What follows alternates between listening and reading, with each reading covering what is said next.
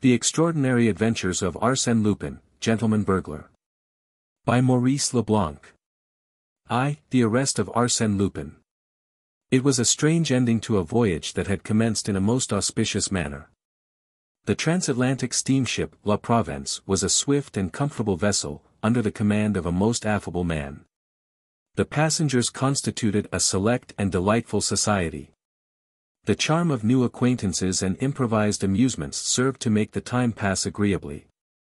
We enjoyed the pleasant sensation of being separated from the world, living, as it were, upon an unknown island, and consequently obliged to be sociable with each other.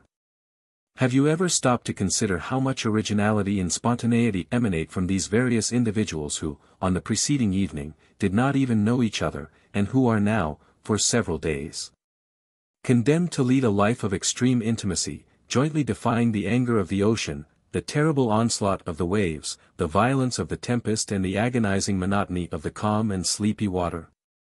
Such a life becomes a sort of tragic existence, with its storms and its grandeurs, its monotony and its diversity, and that is why, perhaps, we embark upon that short voyage with mingled feelings of pleasure and fear. But, during the past few years, a new sensation had been added to the life of the transatlantic traveler. The little floating island is now attached to the world from which it was once quite free. A bond united them, even in the very heart of the watery wastes of the Atlantic. That bond is the wireless telegraph, by means of which we receive news in the most mysterious manner. We know full well that the message is not transported by the medium of a hollow wire. No, the mystery is even more inexplicable, more romantic, and we must have recourse to the wings of the air in order to explain this new miracle. During the first day of the voyage, we felt that we were being followed, escorted, preceded even, by that distant voice, which, from time to time, whispered to one of us a few words from the receding world. 2 friends spoke to me. 10, 20 others sent gay or somber words of parting to other passengers.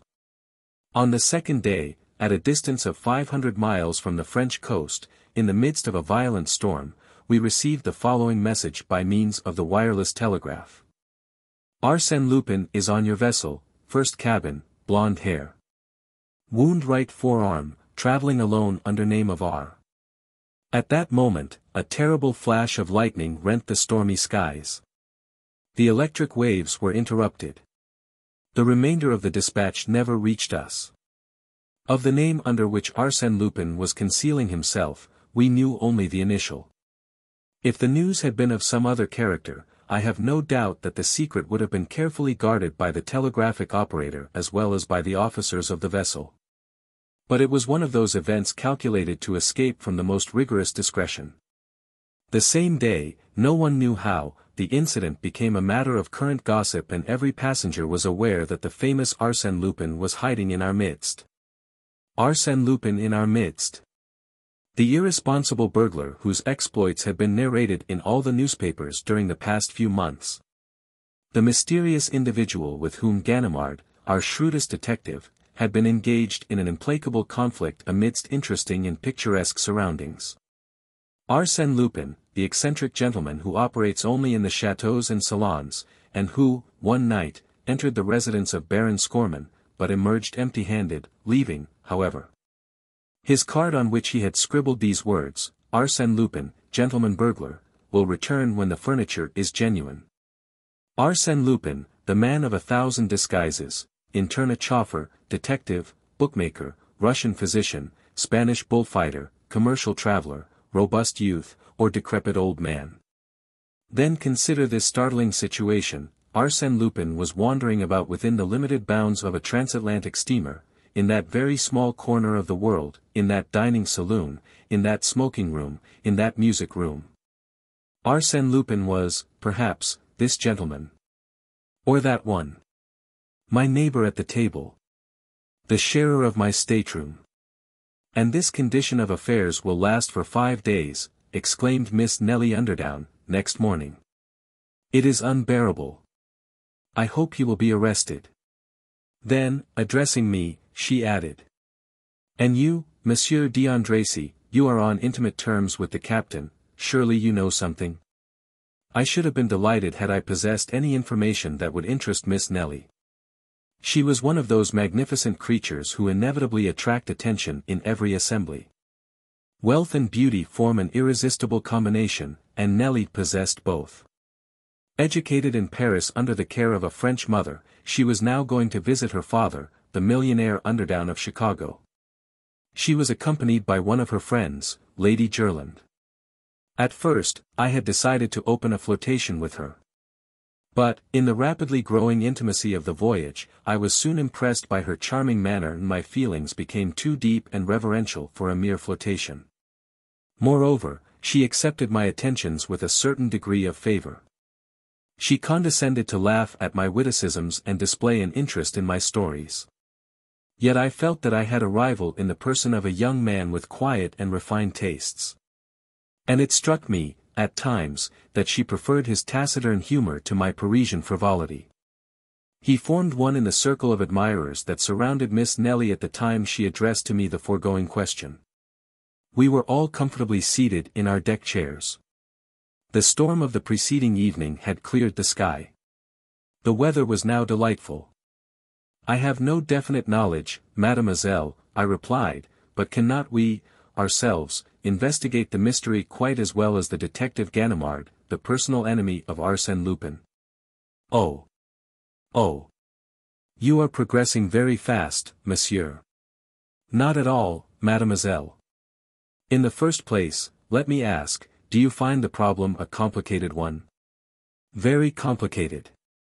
Have you forgotten the key we hold for the solution to the problem? What key? In the first place, Lupin calls himself Monsieur R. Rather vague information, she replied. Secondly, he is traveling alone. Does that help you? She asked. Thirdly, he is blonde. Well. Then we have only to peruse the passenger list, and proceed by process of elimination. I had that list in my pocket. I took it out and glanced through it. Then I remarked. I find that there are only 13 men on the passenger list whose names begin with the letter R. Only 13. Yes, in the first cabin. And of those 13, I find that 9 of them are accompanied by women, children or servants. That leaves only 4 who are traveling alone. First, the Marquis de Raverdan. Secretary to the American ambassador, interrupted Miss Nellie. I know him. Major Rawson, I continued. He is my uncle, someone said. Mon. Rivolta. Here, exclaimed an Italian, whose face was concealed beneath a heavy black beard. Miss Nellie burst into laughter, and exclaimed, that gentleman can scarcely be called a blonde. Very well, then, I said, we are forced to the conclusion that the guilty party is the last one on the list. What is his name? Mon. Rosaine. Does anyone know him? No one answered. But Miss Nellie turned to the taciturn young man, whose attentions to her had annoyed me, and said. Well, Monsieur Rosaine, why do you not answer? All eyes were now turned upon him. He was a blonde. I must confess that I myself felt a shock of surprise, and the profound silence that followed her question indicated that the others present also viewed the situation with a feeling of sudden alarm. However, the idea was an absurd one, because the gentleman in question presented an air of the most perfect innocence. Why do I not answer? He said. Because, considering my name, my position as a solitary traveler and the color of my hair, I have already reached the same conclusion, and now think that I should be arrested. He presented a strange appearance as he uttered these words. His thin lips were drawn closer than usual and his face was ghastly pale, whilst his eyes were streaked with blood. Of course, he was joking, yet his appearance and attitude impressed us strangely. But you have not the wound? Said Miss Nellie, naively. That is true, he replied, I lack the wound. Then he pulled up his sleeve, removing his cuff, and showed us his arm. But that action did not deceive me. He had shown us his left arm, and I was on the point of calling his attention to the fact, when another incident diverted our attention. Lady Jerland, Miss Nellie's friend, came running towards us in a state of great excitement, exclaiming, "My jewels, my pearls! Someone has stolen them all." No, they were not all gone, as we soon found out. The thief had taken only part of them. A very curious thing. Of the diamond sunbursts, jeweled pendants, bracelets and necklaces, the thief had taken, not the largest but the finest and most valuable stones. The mountings were lying upon the table. I saw them there, despoiled of their jewels, like flowers from which the beautiful colored petals had been ruthlessly plucked. And this theft must have been committed at the time Lady Jerland was taking her tea.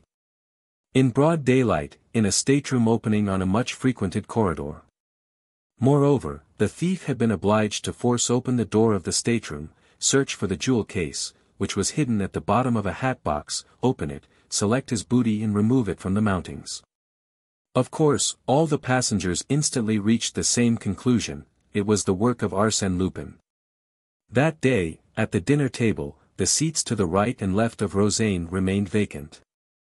And, during the evening, it was rumored that the captain had placed him under arrest, which information produced a feeling of safety and relief. We breathed once more. That evening, we resumed our games and dances.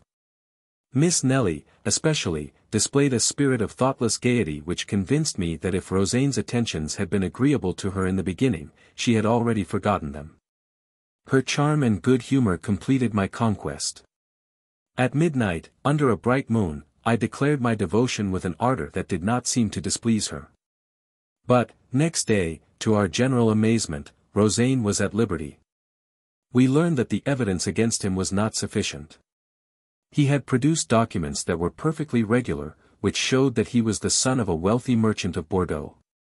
Besides, his arms did not bear the slightest trace of a wound. Documents. Certificates of birth. Exclaimed the enemies of Rozaine, of course, Arsène Lupin will furnish you as many as you desire. And as to the wound, he never had it, or he has removed it. Then it was proven that, at the time of the theft, Rozaine was promenading on the deck. To which fact, his enemies replied that a man like Arsène Lupin could commit a crime without being actually present. And then, apart from all other circumstances, there remained one point which even the most skeptical could not answer: who except Rozaine, was traveling alone, was a blonde, and bore a name beginning with R. To whom did the telegram point, if it were not Rozaine? And when Rozaine, a few minutes before breakfast, came boldly toward our group, Miss Nelly and Lady Jerland arose and walked away. An hour later, a manuscript circular was passed from hand to hand amongst the sailors, the stewards, and the passengers of all classes. It announced that Mon. Louis Rozaine offered a reward of 10,000 francs for the discovery of Arsène Lupin or other person in possession of the stolen jewels. And if no one assists me, I will unmask the scoundrel myself, declared Rozaine. Rozaine against Arsène Lupin, or rather, according to current opinion, Arsène Lupin himself against Arsène Lupin. The contest promised to be interesting. Nothing developed during the next 2 days. We saw Rozaine wandering about, day and night, searching, questioning, investigating. The captain, also, displayed commendable activity. He caused the vessel to be searched from stem to stern. Ransacked every stateroom under the plausible theory that the jewels might be concealed anywhere, except in the thief's own room. "I suppose they will find out something soon," remarked Miss Nelly to me. "He may be a wizard, but he cannot make diamonds and pearls become invisible." "Certainly not," I replied, "but he should examine the lining of our hats and vests and everything we carry with us." Then, exhibiting my kodak, a 9x12 with which I had been photographing her in various poses, I added, "In an apparatus no larger than that, a person could hide all of Lady Jerland's jewels. He could pretend to take pictures and no one would suspect the game. But I have heard it said that every thief leaves some clue behind him." "That may be generally true," I replied, "but there is one exception, Arsène Lupin." "Why?" "Because he concentrates his thoughts not only on the theft, but on all the circumstances connected with it that could serve as a clue to his identity. A few days ago, you were more confident." Yes, but since then I have seen him at work. And what do you think about it now? She asked. Well, in my opinion, we are wasting our time. And, as a matter of fact, the investigation had produced no result. But, in the meantime, the captain's watch had been stolen. He was furious. He quickened his efforts and watched Rosaine more closely than before. But, on the following day, the watch was found in the second officer's collar box. This incident caused considerable astonishment, and displayed the humorous side of Arsène Lupin, burglar though he was, but dilettante as well. He combined business with pleasure. He reminded us of the author who almost died in a fit of laughter provoked by his own play. Certainly, he was an artist in his particular line of work, and whenever I saw Rosaine, gloomy and reserved, and thought of the double role that he was playing, I accorded him a certain measure of admiration. On the following evening, the officer on deck duty heard groans emanating from the darkest corner of the ship. He approached and found a man lying there, his head enveloped in a thick grey scarf and his hands tied together with a heavy cord. It was Rosaine. He had been assaulted, thrown down and robbed.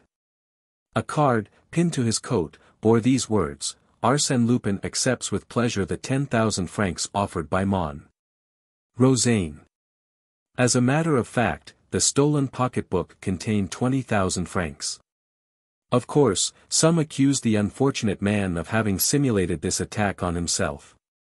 But, apart from the fact that he could not have bound himself in that manner, it was established that the writing on the card was entirely different from that of Rosaine, but, on the contrary, resembled the handwriting of Arsène Lupin as it was reproduced in an old newspaper found on board. Thus it appeared that Rosaine was not Arsène Lupin, but was Rosaine, the son of a Bordeaux merchant. And the presence of Arsène Lupin was once more affirmed, and that in a most alarming manner. Such was the state of terror amongst the passengers that none would remain alone in a stateroom or wander singly in unfrequented parts of the vessel. We clung together as a matter of safety. And yet the most intimate acquaintances were estranged by a mutual feeling of distrust. Arsène Lupin was, now, anybody and everybody. Our excited imaginations attributed to him miraculous and unlimited power. We supposed him capable of assuming the most unexpected disguises. Of being, by turns, the highly respectable Major Rawson or the noble Marquis de Raverdan, or even, for we no longer stopped with the accusing letter of R, or even such or such a person well known to all of us, and having wife, children and servants. The first wireless dispatches from America brought no news. At least, the captain did not communicate any to us. The silence was not reassuring. Our last day on the steamer seemed interminable. We lived in constant fear of some disaster. This time, it would not be a simple theft or a comparatively harmless assault, it would be a crime, a murder. No one imagined that Arsène Lupin would confine himself to those two trifling offenses. Absolute master of the ship, the authorities powerless, he could do whatever he pleased, our property and lives were at his mercy. Yet those were delightful hours for me, since they secured to me the confidence of Miss Nelly. Deeply moved by those startling events and being of a highly nervous nature, she spontaneously sought at my side a protection and security that I was pleased to give her. Inwardly, I blessed Arsène Lupin. Had he not been the means of bringing me and Miss Nelly closer to each other? Thanks to him, I could now indulge in delicious dreams of love and happiness, dreams that, I felt, were not unwelcome to Miss Nelly. Her smiling eyes authorized me to make them, the softness of her voice bade me hope. As we approached the American shore, the active search for the thief was apparently abandoned, and we were anxiously awaiting the supreme moment in which the mysterious enigma would be explained. Who was Arsène Lupin? Under what name, under what disguise was the famous Arsène Lupin concealing himself?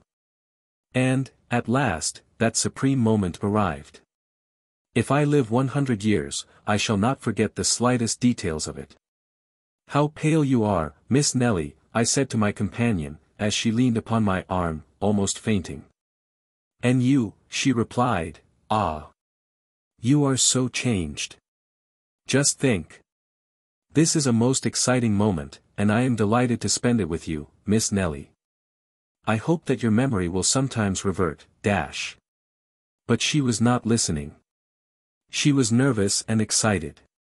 The gangway was placed in position, but, before we could use it, the uniformed customs officers came on board. Miss Nellie murmured. I shouldn't be surprised to hear that Arsène Lupin escaped from the vessel during the voyage. Perhaps he preferred death to dishonor, and plunged into the Atlantic rather than be arrested. Oh, do not laugh, she said. Suddenly I started, and, in answer to her question, I said. Do you see that little old man standing at the bottom of the gangway? With an umbrella and an olive green coat? It is Ganimard. Ganimard? Yes, the celebrated detective who has sworn to capture Arsène Lupin. Ah! I can understand now why we did not receive any news from this side of the Atlantic. Ganimard was here. And he always keeps his business secret. Then you think you will arrest Arsène Lupin? Who can tell? The unexpected always happens when Arsène Lupin is concerned in the affair. Oh, she exclaimed, with that morbid curiosity peculiar to women, I should like to see him arrested. You will have to be patient. No doubt, Arsène Lupin has already seen his enemy and will not be in a hurry to leave the steamer. The passengers were now leaving the steamer. Leaning on his umbrella, with an air of careless indifference, Ganimard appeared to be paying no attention to the crowd that was hurrying down the gangway. The Marquis de Raverdan, Major Rawson, the Italian Revolta, and many others had already left the vessel before Rosaine appeared. Poor Rosaine. Perhaps it is he, after all, said Miss Nellie to me. What do you think? I think it would be very interesting to have Ganimard and Rosaine in the same picture. You take the camera. I am loaded down. I gave her the camera, but too late for her to use it. Rosaine was already passing the detective. An American officer, standing behind Ganimard, leaned forward and whispered in his ear. The French detective shrugged his shoulders and Rosaine passed on. Then, my God, who was Arsène Lupin? Yes, said Miss Nellie, aloud, who can it be? Not more than 20 people now remained on board. She scrutinized them one by one, fearful that Arsène Lupin was not amongst them. We cannot wait much longer, I said to her. She started toward the gangway. I followed. But we had not taken 10 steps when Ganimard barred our passage. Well, what is it? I exclaimed. One moment, monsieur. What's your hurry? I am escorting mademoiselle. One moment, he repeated, in a tone of authority. Then, gazing into my eyes, he said. Arsène Lupin, is it not? I laughed, and replied, no, simply Bernard d'Andrassy.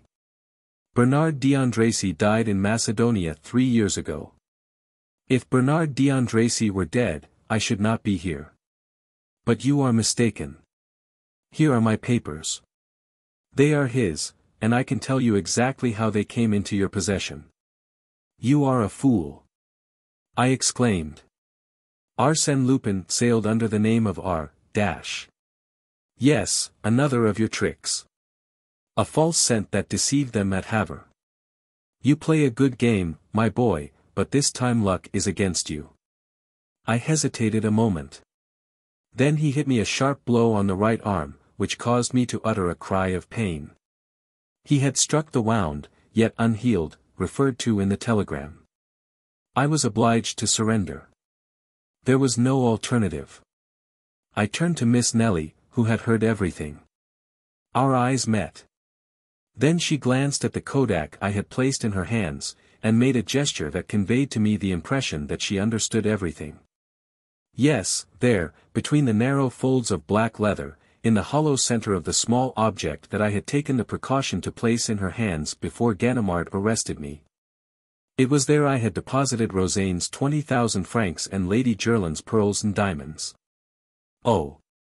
I pledge my oath that, at that solemn moment, when I was in the grasp of Ganimard and his 2 assistants, I was perfectly indifferent to everything, to my arrest, the hostility of the people.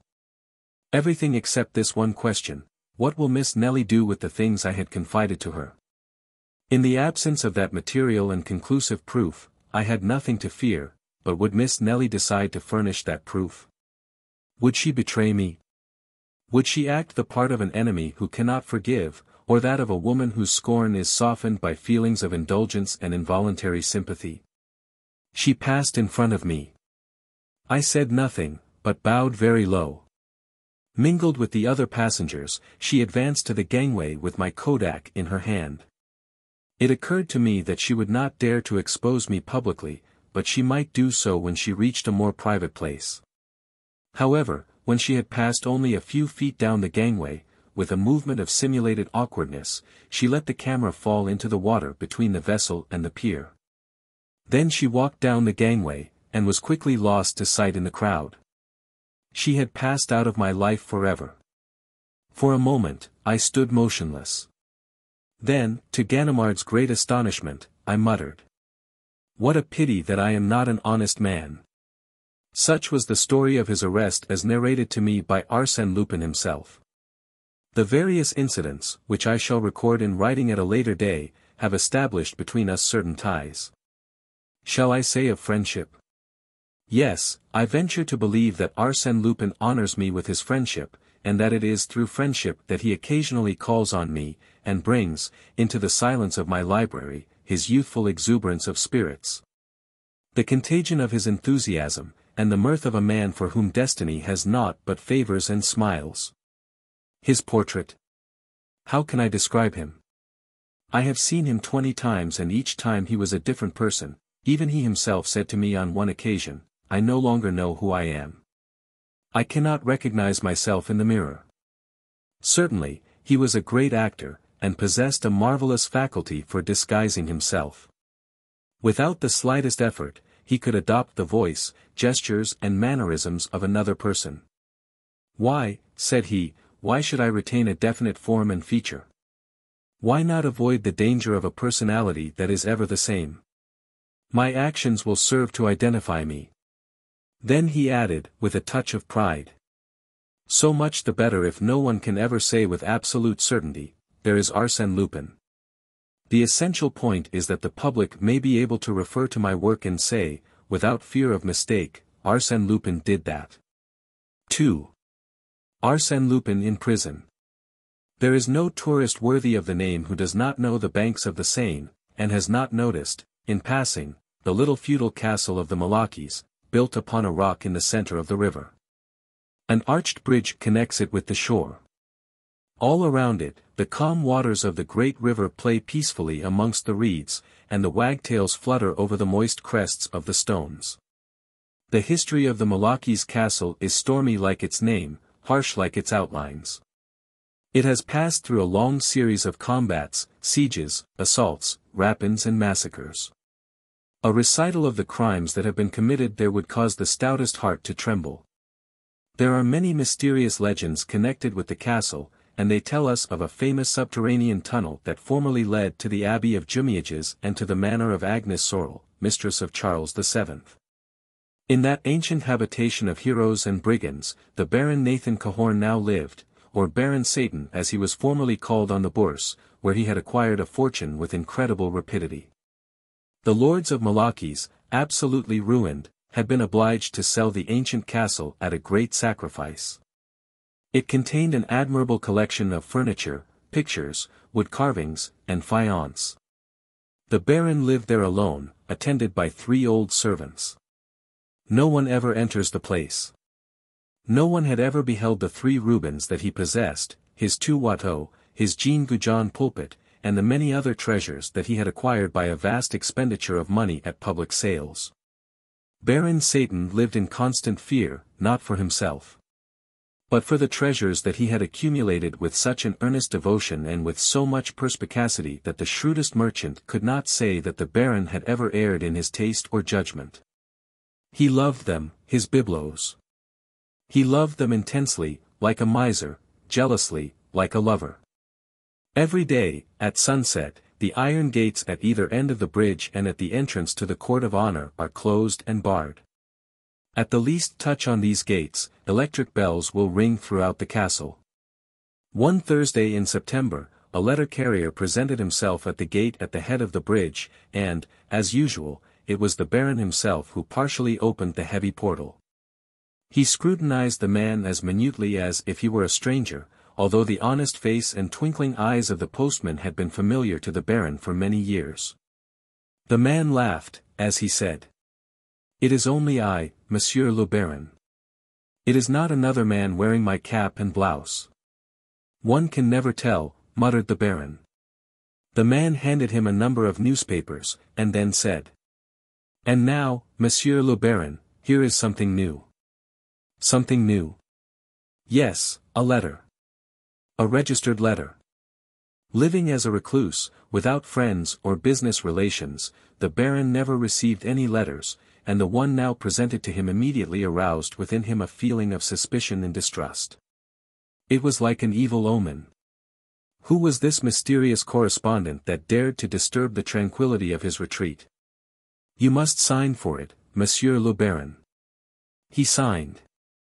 Then took the letter, waited until the postman had disappeared beyond the bend in the road, and, after walking nervously to and fro for a few minutes, he leaned against the parapet of the bridge and opened the envelope. It contained a sheet of paper, bearing this heading, Prison de la Santé, Paris. He looked at the signature, Arsène Lupin. Then he read, "Monsieur le Baron, there is, in the gallery in your castle, a picture of Philippe de Champagne, of exquisite finish, which pleases me beyond measure. Your Rubens are also to my taste, as well as your smallest Watteau. In the salon to the right, I have noticed the Louis XIII cadence table, the tapestries of Beauvais, the Empire Guéridon signed Jacob, and the Renaissance chest. In the salon to the left, all the cabinet full of jewels and miniatures. For the present, I will content myself with those articles that can be conveniently removed. I will therefore ask you to pack them carefully and ship them to me, charges prepaid, to the station at Batignolles, within 8 days, otherwise I shall be obliged to remove them myself during the night of September 27th. But, under those circumstances, I shall not content myself with the articles above mentioned. Accept my apologies for any inconvenience I may cause you, and believe me to be your humble servant. Arsène Lupin. P.S. Please do not send the largest Watteau. Although you paid 30,000 francs for it, it is only a copy, the original having been burned, under the Directoire by Barras, during a night of debauchery. Consult the Memoirs of Garrett. I do not care for the Louis XV chatelaine, as I doubt its authenticity. That letter completely upset the Baron. Had it borne any other signature, he would have been greatly alarmed, but signed by Arsène Lupin. As an habitual reader of the newspapers, he was versed in the history of recent crimes, and was therefore well acquainted with the exploits of the mysterious burglar. Of course, he knew that Lupin had been arrested in America by his enemy Ganimard and was at present incarcerated in the Prison de la Santé. But he knew also that any miracle might be expected from Arsène Lupin. Moreover, that exact knowledge of the castle, the location of the pictures and furniture, gave the affair an alarming aspect. How could he have acquired that information concerning things that no one had ever seen? The Baron raised his eyes and contemplated the stern outlines of the castle, its steep rocky pedestal, the depth of the surrounding water, and shrugged his shoulders. Certainly, there was no danger. No one in the world could force an entrance to the sanctuary that contained his priceless treasures.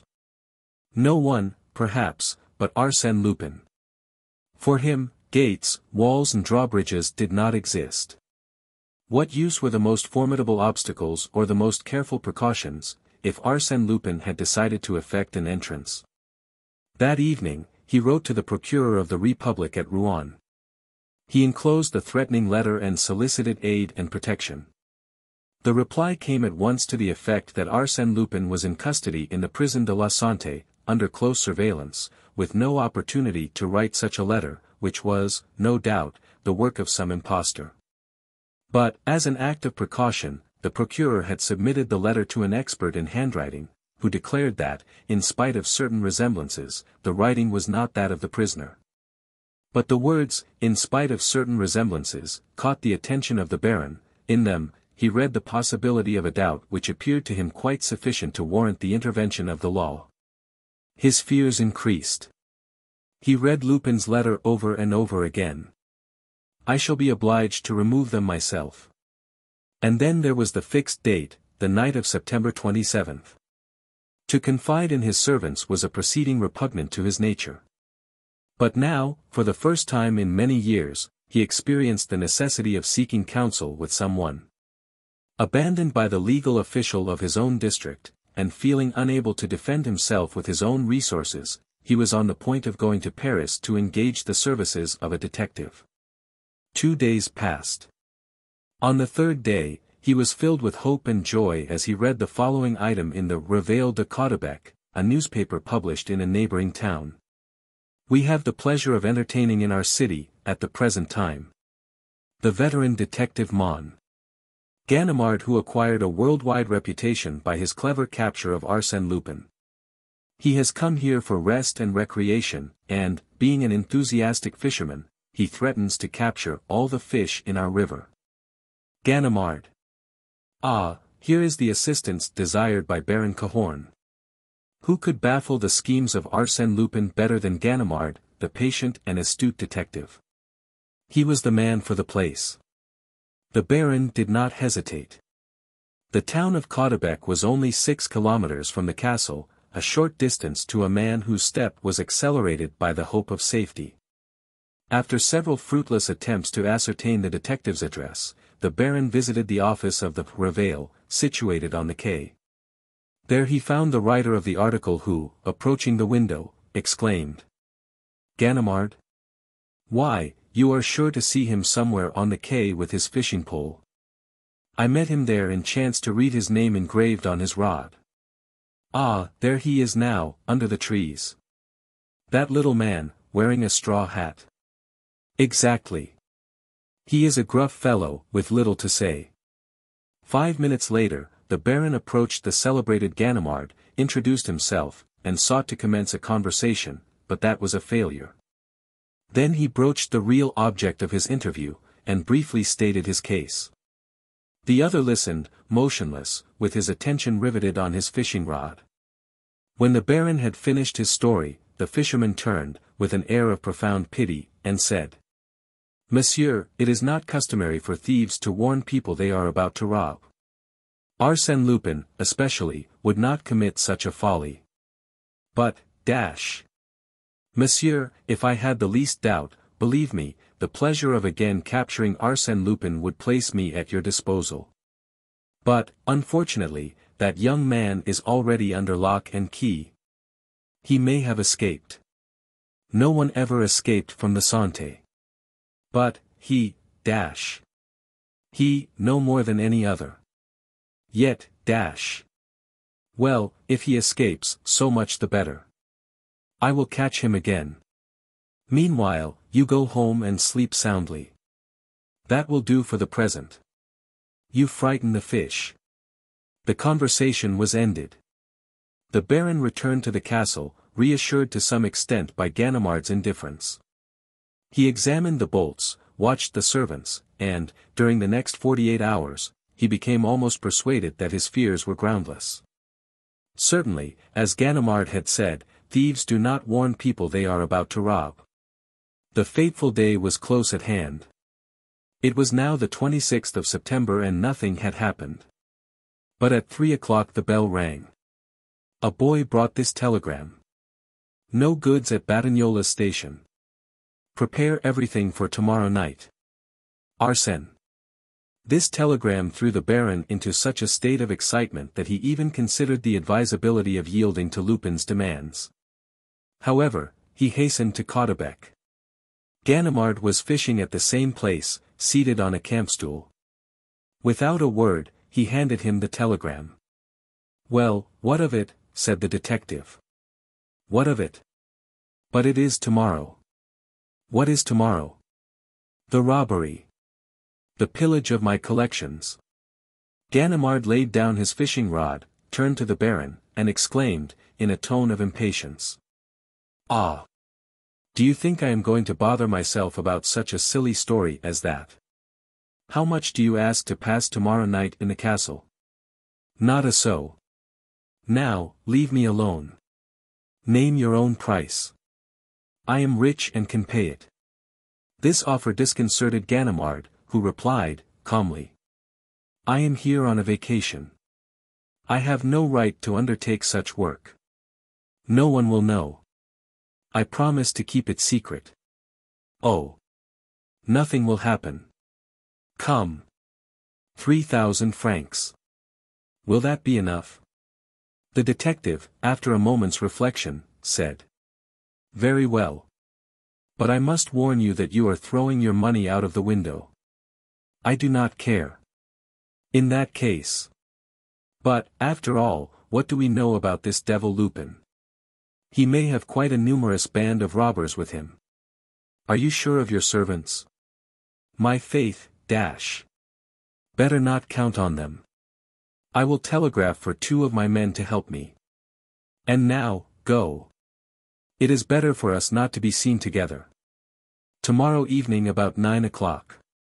The following day, the date fixed by Arsène Lupin, Baron Cahorn arranged all his panoply of war, furbished his weapons, and, like a sentinel, paced to and fro in front of the castle. He saw nothing, heard nothing. At 8:30 o'clock in the evening, he dismissed his servants. They occupied rooms in a wing of the building, in a retired spot, well removed from the main portion of the castle. Shortly thereafter, the Baron heard the sound of approaching footsteps. It was Ganimard and his 2 assistants, great, powerful fellows with immense hands, and necks like bulls. After asking a few questions relating to the location of the various entrances and rooms, Ganimard carefully closed and barricaded all the doors and windows through which one could gain access to the threatened rooms. He inspected the walls, raised the tapestries, and finally installed his assistants in the central gallery which was located between the 2 salons. No nonsense. We are not here to sleep. At the slightest sound, open the windows of the court and call me. Pay attention also to the water side. 10 meters of perpendicular rock is no obstacle to those devils. Ganimard locked his assistants in the gallery, carried away the keys, and said to the Baron. And now, to our post. He had chosen for himself a small room located in the thick outer wall, between the 2 principal doors, and which, in former years, had been the watchman's quarters. A peephole opened upon the bridge, another on the court. In one corner, there was an opening to a tunnel. I believe you told me, Monsieur le Baron, that this tunnel is the only subterranean entrance to the castle and that it has been closed up for time immemorial? Yes. Then, unless there is some other entrance, known only to Arsène Lupin, we are quite safe. He placed 3 chairs together, stretched himself upon them, lighted his pipe and sighed. Really, Monsieur le Baron, I feel ashamed to accept your money for such a sinecure as this. I will tell the story to my friend Lupin.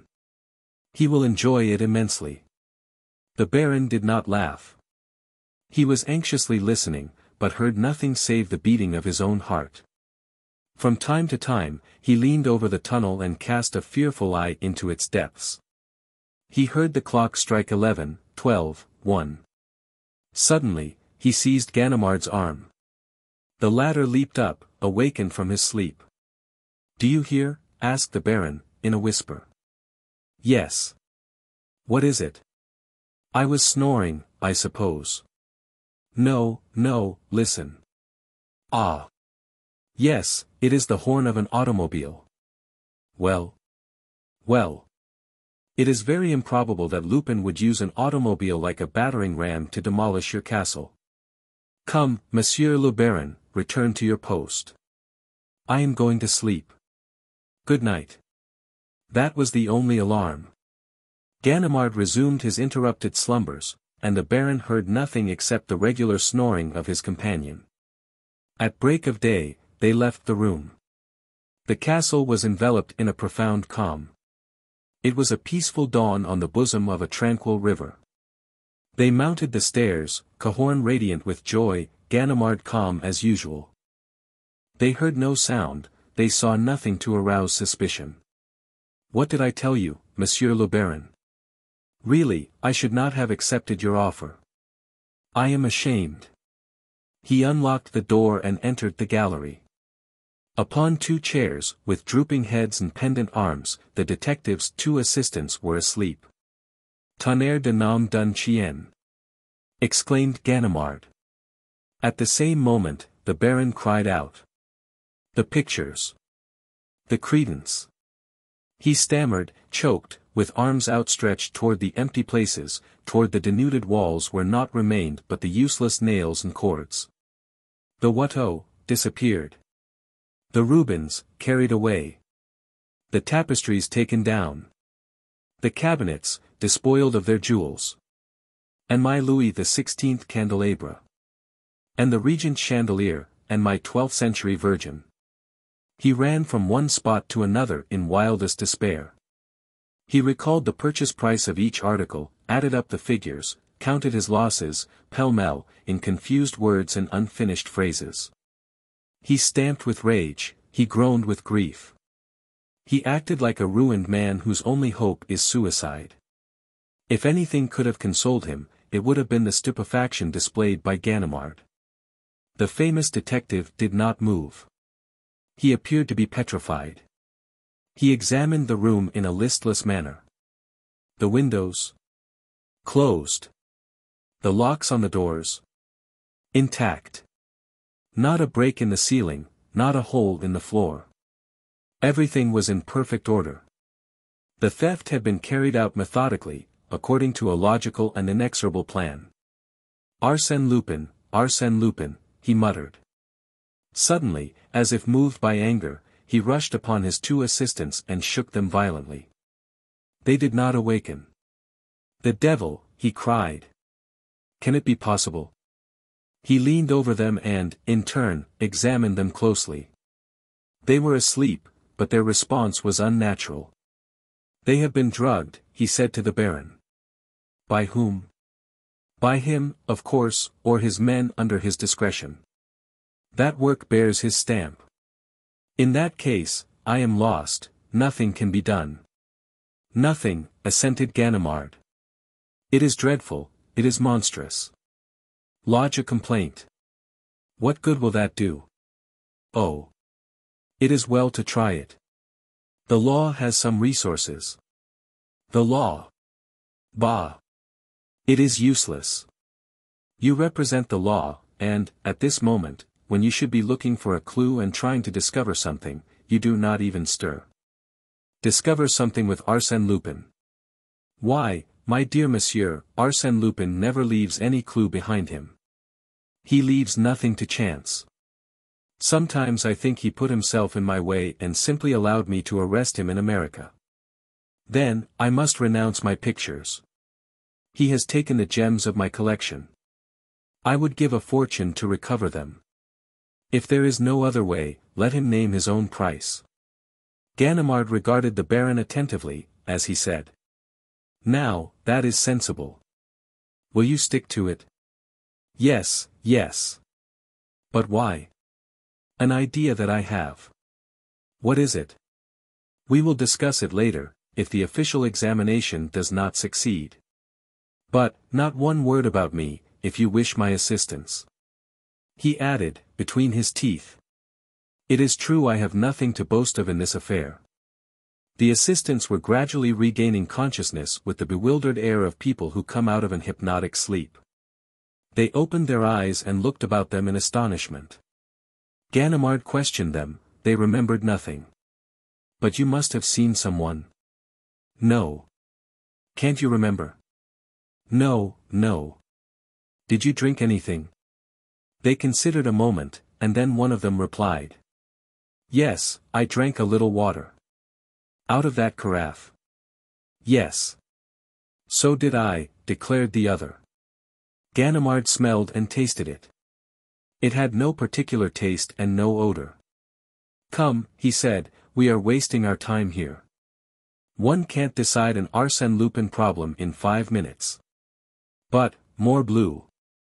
I swear I will catch him again. The same day, a charge of burglary was duly performed by Baron Cahorn against Arsène Lupin, a prisoner in the prison de la Santé. The Baron afterwards regretted making the charge against Lupin when he saw his castle delivered over to the gendarmes, the procureur, the judge d'instruction, the newspaper reporters and photographers, and a throng of idle curiosity seekers. The affair soon became a topic of general discussion. And the name of Arsène Lupin excited the public imagination to such an extent that the newspapers filled their columns with the most fantastic stories of his exploits which found ready credence amongst their readers. But the letter of Arsène Lupin that was published in the Echo de France, no one ever knew how the newspaper obtained it. That letter in which Baron Cahorn was impudently warned of the coming theft, caused considerable excitement. The most fabulous theories were advanced. Some recalled the existence of the famous subterranean tunnels, and that was the line of research pursued by the officers of the law, who searched the house from top to bottom, questioned every stone, studied the wainscoting in the chimneys, the window frames and the girders in the ceilings. By the light of torches, they examined the immense cellars where the lords of Malakis were wont to store their munitions and provisions. They sounded the rocky foundation to its very center. But it was all in vain. They discovered no trace of a subterranean tunnel. No secret passage existed. But the eager public declared that the pictures and furniture could not vanish like so many ghosts. They are substantial, material things and require doors and windows for their exits and their entrances, and so do the people that remove them. Who were those people? How did they gain access to the castle? And how did they leave it? The police officers of Rouen, convinced of their own impotence, solicited the assistance of the Parisian detective force. Mon. Dudouis, chief of the Charite, sent the best sleuths of the Iron Brigade. He himself spent 48 hours at the castle, but met with no success. Then he sent for Ganimard, whose past services had proved so useful when all else failed. Ganimard listened, in silence, to the instructions of his superior. Then, shaking his head, he said, "In my opinion, it is useless to ransack the castle. The solution of the problem lies elsewhere." Where, then? With Arsène Lupin. With Arsène Lupin. To support that theory, we must admit his intervention. I do admit it. In fact, I consider it quite certain. Come, Ganimard, that is absurd. Arsène Lupin is in prison. I grant you that Arsène Lupin is in prison, closely guarded. But he must have fetters on his feet, manacles on his wrists, and gag in his mouth before I change my opinion. Why so obstinate, Ganimard? Because Arsène Lupin is the only man in France of sufficient caliber to invent and carry out a scheme of that magnitude. Mere words, Ganimard. But true ones. Look. What are they doing? Searching for subterranean passages, stones swinging on pivots, and other nonsense of that kind. But Lupin doesn't employ such old-fashioned methods. He is a modern cracksman, right up to date. And how would you proceed? I should ask your permission to spend an hour with him. In his cell? Yes. During the return trip from America we became very friendly, and I venture to say that if he can give me any information without compromising himself he will not hesitate to save me from incurring useless trouble. It was shortly after noon when Ganimard entered the cell of Arsène Lupin. The latter, who was lying on his bed, raised his head and uttered a cry of apparent joy. Ah! This is a real surprise. My dear Ganimard, here. Ganimard himself. In my chosen retreat, I have felt a desire for many things, but my fondest wish was to receive you here. Very kind of you, I am sure. Not at all. You know I hold you in the highest regard. I am proud of it. I have always said, Ganimard is our best detective. He is almost, you see how candid I am, he is almost as clever as Sherlock Holmes. But I am sorry that I cannot offer you anything better than this hard stool. And no refreshments. Not even a glass of beer. Of course, you will excuse me, as I am here only temporarily. Ganimard smiled, and accepted the proffered seat. Then the prisoner continued. Mon Dieu, how pleased I am to see the face of an honest man. I am so tired of those devils of spies who come here 10 times a day to ransack my pockets and my cell to satisfy themselves that I am not preparing to escape. The government is very solicitous on my account. It is quite right. Why so? I should be quite contented if they would allow me to live in my own quiet way. On other people's money. Quite so. That would be so simple. But here, I am joking, and you are, no doubt, in a hurry. So let us come to business, Ganimard. To what do I owe the honor of this visit? The Cahorn affair, declared Ganimard, frankly.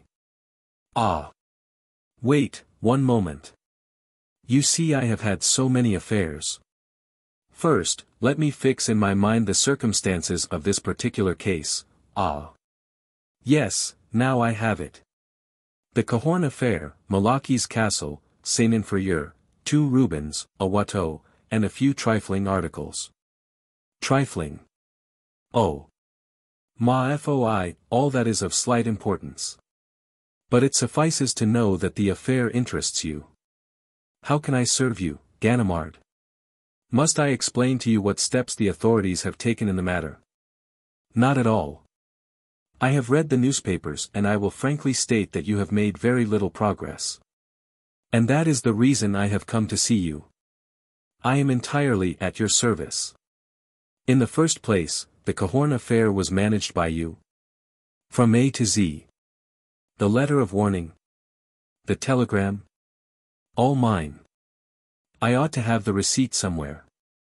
Arsène opened the drawer of a small table of plain white wood which, with the bed and stool, constituted all the furniture in his cell, and took therefrom 2 scraps of paper which he handed to Ganimard. Ah!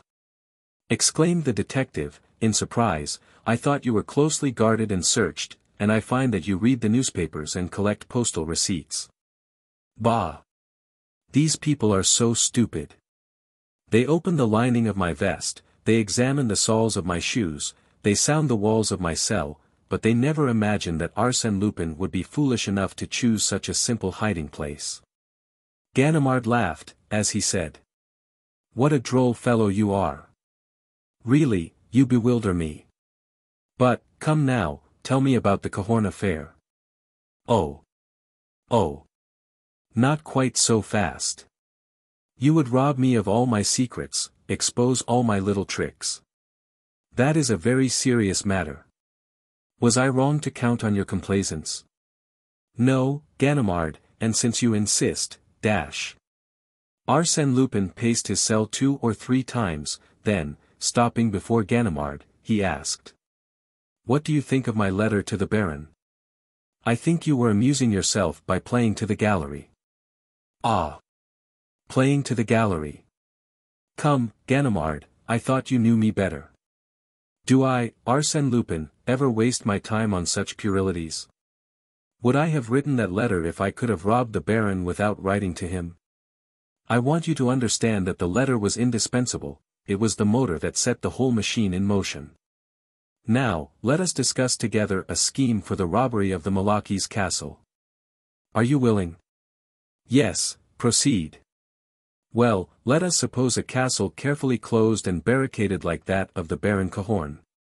Am I to abandon my scheme and renounce the treasures that I covet, upon the pretext that the castle which holds them is inaccessible? Evidently not. Should I make an assault upon the castle at the head of a band of adventurers as they did in ancient times? That would be foolish. Can I gain admittance by stealth or cunning? Impossible. Then there is only one way open to me. I must have the owner of the castle invite me to it. That is surely an original method. And how easy. Let us suppose that one day the owner receives a letter warning him that a notorious burglar known as Arsène Lupin is plotting to rob him. What will he do? Send a letter to the procureur. Who will laugh at him, because the said Arsène Lupin is actually in prison. Then, in his anxiety and fear, the simple man will ask the assistance of the first comer, will he not? Very likely. And if he happens to read in a country newspaper that a celebrated detective is spending his vacation in a neighboring town, he will seek that detective. Of course. But, on the other hand, let us presume that, having foreseen that state of affairs, the said Arsène Lupin has requested one of his friends to visit Caudebec, make the acquaintance of the editor of the Revolve, a newspaper to which the Baron is a subscriber, and let said editor understand that such person is the celebrated detective. Then, what will happen? The editor will announce in the Revolve the presence in Caudebec of said detective. Exactly, and one of two things will happen: either the fish, Cahorn, will not bite, and nothing will happen. Or, what is more likely, he will run and greedily swallow the bait. Thus, behold my Baron Cahorn imploring the assistance of one of my friends against me. Original, indeed. Of course, the pseudo-detective at first refuses to give any assistance. On top of that comes the telegram from Arsène Lupin. The frightened Baron rushes once more to my friend and offers him a definite sum of money for his services. My friend accepts and summons 2 members of our band, who, during the night, whilst Cahorn is under the watchful eye of his protector, removes certain articles by way of the window and lowers them with ropes into a nice little launch chartered for the occasion. Simple, isn't it? Marvelous! Marvelous, exclaimed Ganimard. The boldness of the scheme and the ingenuity of all its details are beyond criticism. But who is the detective whose name and fame served as a magnet to attract the Baron and draw him into your net? There is only one name could do it, only one. And that is Arsène Lupin's personal enemy, the most illustrious Ganimard. Yourself, Ganimard. And, really, it is very funny. If you go there, and the Baron decides to talk, you will find that it will be your duty to arrest yourself, just as you arrested me in America. Hein. The revenge is really amusing, cause Ganimard to arrest Ganimard. Arsène Lupin laughed heartily. The detective, greatly vexed, bit his lips. To him the joke was quite devoid of humor. The arrival of a prison guard gave Ganimard an opportunity to recover himself. The man brought Arsène Lupin's luncheon, furnished by a neighboring restaurant. After depositing the tray upon the table, the guard retired. Lupin broke his bread, ate a few morsels, and continued. But, rest easy, my dear Ganimard, you will not go to Malaki's. I can tell you something that will astonish you: the Cahorn affair is on the point of being settled. Excuse me. I have just seen the chief of the Charite. What of that? Does Mon Dudouis know my business better than I do myself? You will learn that Ganimard, excuse me, that the pseudo-Ganimard still remains on very good terms with the Baron. The latter has authorized him to negotiate a very delicate transaction with me, and, at the present moment, in consideration of a certain sum, it is probable that the Baron has recovered possession of his pictures and other treasures. And on their return, he will withdraw his complaint. Thus, there is no longer any theft, and the law must abandon the case. Ganimard regarded the prisoner with a bewildered air. And how do you know all that? I have just received the telegram I was expecting. You have just received a telegram? This very moment, my dear friend. Out of politeness, I did not wish to read it in your presence. But if you will permit me, You are joking, Lupin. My dear friend, if you will be so kind as to break that egg, you will learn for yourself that I am not joking. Mechanically, Ganimard obeyed, and cracked the eggshell with the blade of a knife. He uttered a cry of surprise. The shell contained nothing but a small piece of blue paper. At the request of Arsène he unfolded it. It was a telegram, or rather a portion of a telegram from which the postmarks had been removed. It read as follows. Contract closed. 100,000 balls delivered. All well. 100,000 balls, said Ganimard. Yes, 100,000 francs. Very little, but then, you know, these are hard times, and I have some heavy bills to meet. If you only knew my budget. Living in the city comes very high. Ganimard arose. His ill humor had disappeared. He reflected for a moment, glancing over the whole affair in an effort to discover a weak point. Then, in a tone and manner that betrayed his admiration of the prisoner, he said. Fortunately, we do not have a dozen such as you to deal with. If we did, we would have to close up shop. Arsène Lupin assumed a modest air, as he replied. Bah! A person must have some diversion to occupy his leisure hours, especially when he is in prison. What, exclaimed Ganimard, your trial, your defense, the examination, isn't that sufficient to occupy your mind?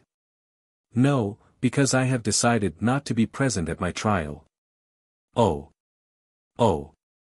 Arsène Lupin repeated, positively. I shall not be present at my trial. Really? Ah!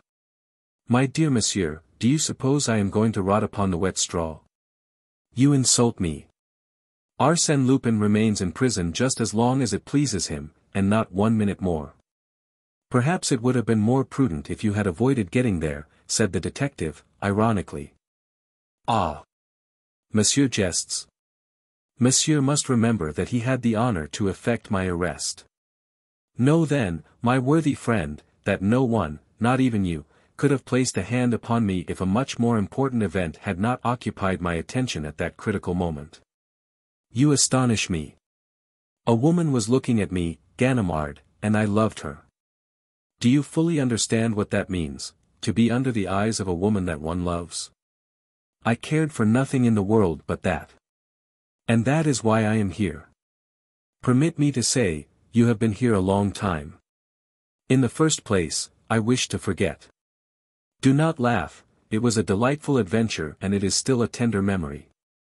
Besides, I have been suffering from neurasthenia. Life is so feverish these days that it is necessary to take the rest cure occasionally, and I find this spot a sovereign remedy for my tired nerves. Arsène Lupin, you are not a bad fellow, after all. Thank you, said Lupin. Ganimard, this is Friday. On Wednesday next, at 4 o'clock in the afternoon, I will smoke my cigar at your house in the Rue Pergolese. Arsène Lupin, I will expect you. They shook hands like two old friends who valued each other at their true worth, then the detective stepped to the door. Ganimard. What is it? Asked Ganimard, as he turned back. You have forgotten your watch. My watch? Yes, it strayed into my pocket. He returned the watch, excusing himself. Pardon me. A bad habit. Because they have taken mine is no reason why I should take yours. Besides, I have a chronometer here that satisfies me fairly well. He took from the drawer a large gold watch and heavy chain. From whose pocket did that come? Asked Ganimard. Arsène Lupin gave a hasty glance at the initials engraved on the watch. J.B., who the devil can that be? Ah. Yes, I remember. Jules Bouvier, the judge who conducted my examination. A charming fellow. 3. The escape of Arsène Lupin. Arsène Lupin had just finished his repast and taken from his pocket an excellent cigar, with a gold band, which he was examining with unusual care, when the door of his cell was opened. He had barely time to throw the cigar into the drawer and move away from the table. The guard entered. It was the hour for exercise. I was waiting for you, my dear boy, exclaimed Lupin, in his accustomed good humor. They went out together.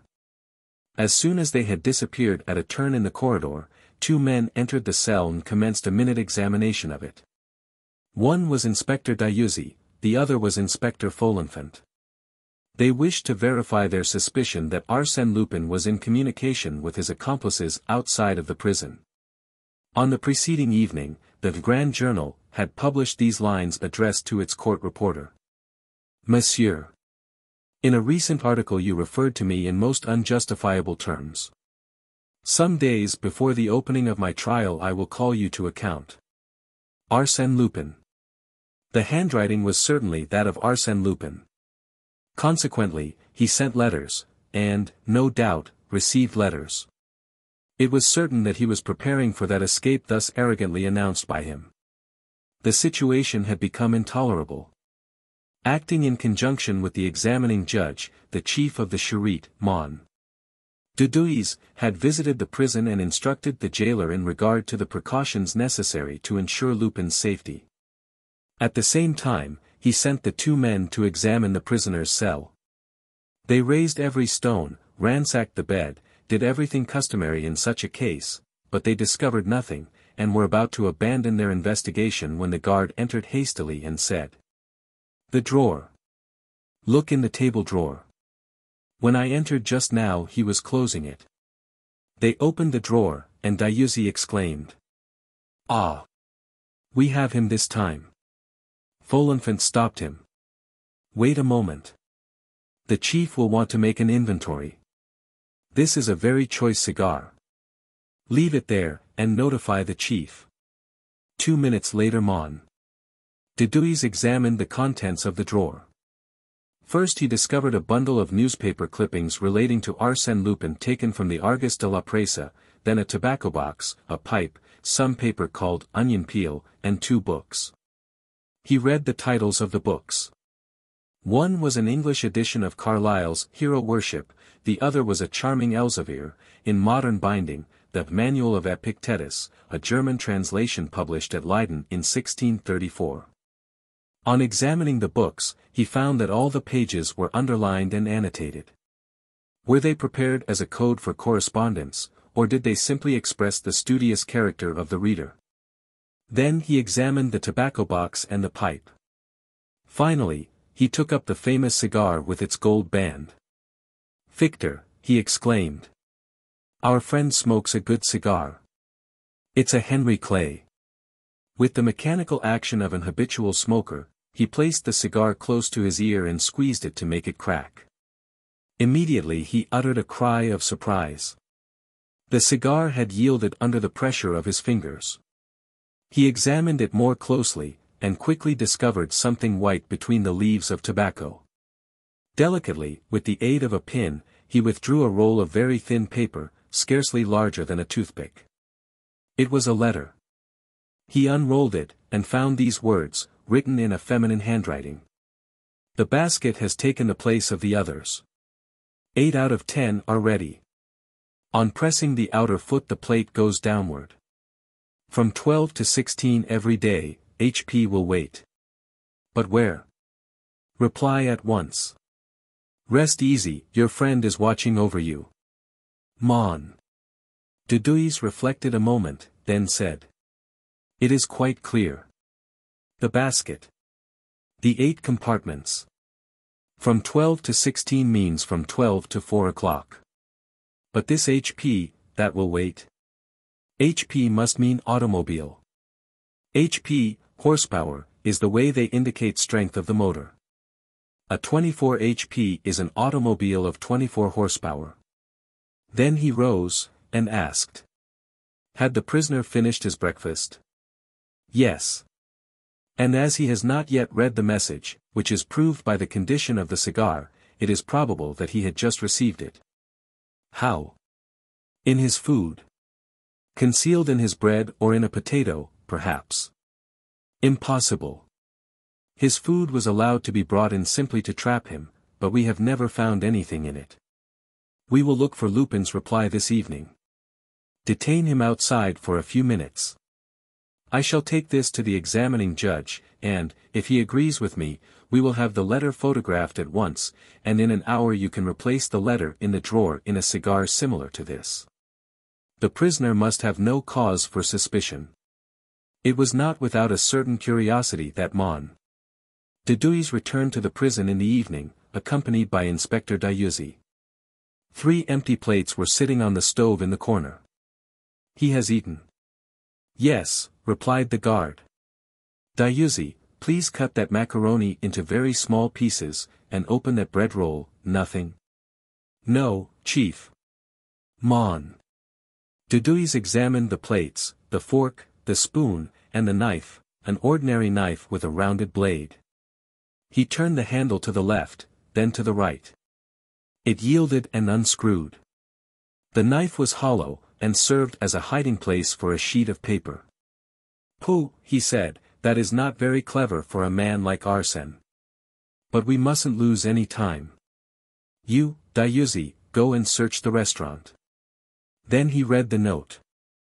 "I trust to you, HP will follow at a distance every day. I will go ahead. Au revoir, dear friend." "At last," cried Mon. Dudouis, rubbing his hands gleefully, "I think we have the affair in our own hands.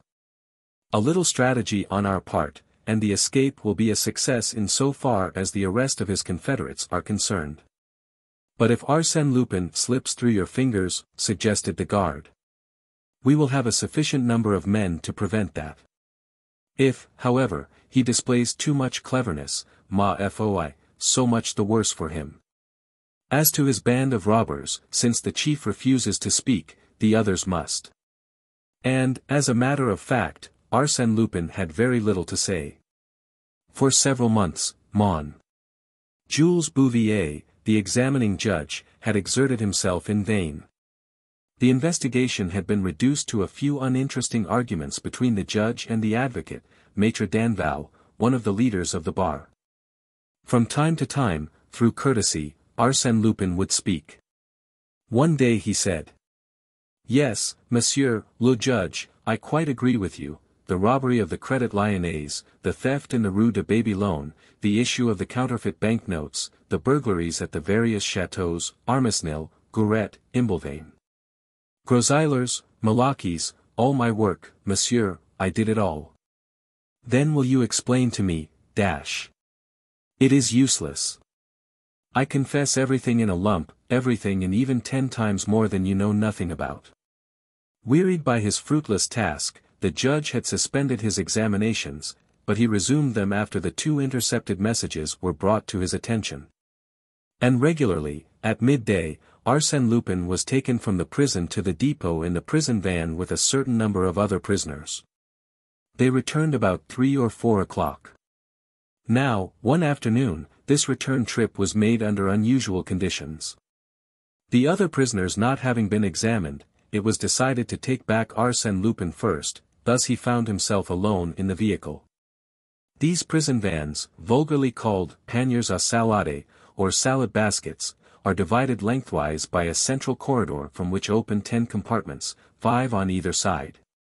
Each compartment is so arranged that the occupant must assume and retain a sitting posture, and, consequently, the 5 prisoners are seated one upon the other, and yet separated one from the other by partitions.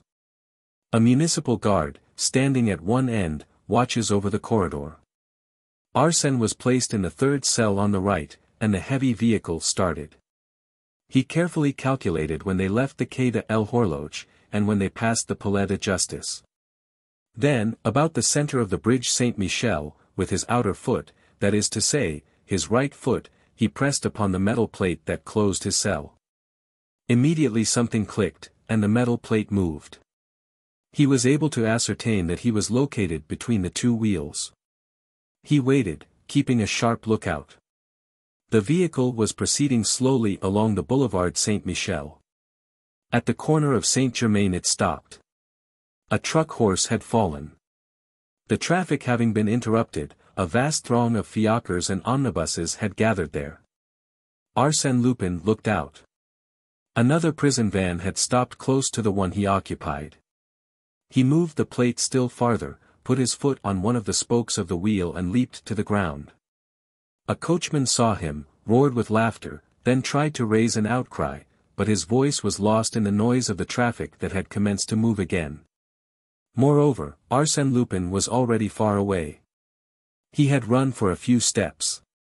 But, once upon the sidewalk, he turned and looked around. He seemed to scent the wind like a person who is uncertain which direction to take. Then, having decided, he put his hands in his pockets, and, with the careless air of an idle stroller, he proceeded up the boulevard. It was a warm, bright autumn day, and the cafés were full. He took a seat on the terrace of one of them. He ordered a bock and a package of cigarettes. He emptied his glass slowly, smoked one cigarette and lighted a second. Then he asked the waiter to send the proprietor to him. When the proprietor came, Arsène spoke to him in a voice loud enough to be heard by everyone. "I regret to say, monsieur, I have forgotten my pocketbook. Perhaps, on the strength of my name, you will be pleased to give me credit for a few days. I am Arsène Lupin." The proprietor looked at him, thinking he was joking. But Arsène repeated. "Lupin, prisoner at the Santé, but now a fugitive. I venture to assume that the name inspires you with perfect confidence in me." And he walked away, amidst shouts of laughter, whilst the proprietor stood amazed. Lupin strolled along the Rue Soufflot, and turned into the Rue Saint-Jacques. He pursued his way slowly, smoking his cigarettes and looking into the shop windows. At the Boulevard de Port Royal he took his bearings, discovered where he was, and then walked in the direction of the Rue de la Santé. The high forbidding walls of the prison were now before him. He pulled his hat forward to shade his face. Then, approaching the sentinel, he asked. "Is this the prison de la Santé?" "Yes. I wish to regain my cell. The van left me on the way, and I would not abuse." "Now, young man, move along, quick," growled the sentinel. "Pardon me, but I must pass through that gate. And if you prevent Arsène Lupin from entering the prison it will cost you dear, my friend." "Arsène Lupin? What are you talking about?" "I am sorry I haven't a card with me," said Arsène, fumbling in his pockets. The sentinel eyed him from head to foot, in astonishment. Then, without a word, he rang a bell. The iron gate was partly opened, and Arsène stepped inside. Almost immediately he encountered the keeper of the prison, gesticulating and feigning a violent anger. Arsène smiled and said. "Come, monsieur, don't play that game with me." "What? They take the precaution to carry me alone in the van, prepare a nice little obstruction, and imagine I am going to take to my heels and rejoin my friends. Well, and what about the 20 agents of the Charité who accompanied us on foot, in fiacres, and on bicycles? No, the arrangement did not please me. I should not have got away alive. Tell me, monsieur, did they count on that?" He shrugged his shoulders, and added. "I beg of you, monsieur, not to worry about me. When I wish to escape I shall not require any assistance." On the second day thereafter, the Echo de France, which had apparently become the official reporter of the exploits of Arsène Lupin. It was said that he was one of its principal shareholders, published a most complete account of this attempted escape. The exact wording of the messages exchanged between the prisoner and his mysterious friend, the means by which correspondence was constructed, the complicity of the police, the promenade on the Boulevard Saint-Michel, the incident at the Café Soufflot, everything was disclosed. It was known that the search of the restaurant and its waiters by Inspector Dieuzy had been fruitless. And the public also learned an extraordinary thing which demonstrated the infinite variety of resources that Lupin possessed. The prison van, in which he was being carried, was prepared for the occasion and substituted by his accomplices for one of the 6 vans which did service at the prison. The next escape of Arsène Lupin was not doubted by anyone. He announced it himself, in categorical terms, in a reply to Mon. Bouvier on the day following his attempted escape. The judge having made a jest about the affair, Arsène was annoyed, and, firmly eyeing the judge, he said, emphatically. "Listen to me, monsieur. I give you my word of honor that this attempted flight was simply preliminary to my general plan of escape." "I do not understand," said the judge. "It is not necessary that you should understand." And when the judge, in the course of that examination which was reported at length in the columns of the Echo de France, when the judge sought to resume his investigation, Arsène Lupin exclaimed, with an assumed air of lassitude. Mon Dieu! Mon Dieu, what's the use? All these questions are of no importance." "What? No importance?" cried the judge. "No, because I shall not be present at the trial." "You will not be present?" "No, I have fully decided on that, and nothing will change my mind." Such assurance combined with the inexplicable indiscretions that Arsène committed every day served to annoy and mystify the officers of the law. There were secrets known only to Arsène Lupin, secrets that he alone could divulge. But for what purpose did he reveal them? And how? Arsène Lupin was changed to another cell. The judge closed his preliminary investigation. No further proceedings were taken in his case for a period of 2 months, during which time Arsène was seen almost constantly lying on his bed with his face turned toward the wall. The changing of his cell seemed to discourage him. He refused to see his advocate. He exchanged only a few necessary words with his keepers. During the fortnight preceding his trial, he resumed his vigorous life. He complained of want of air.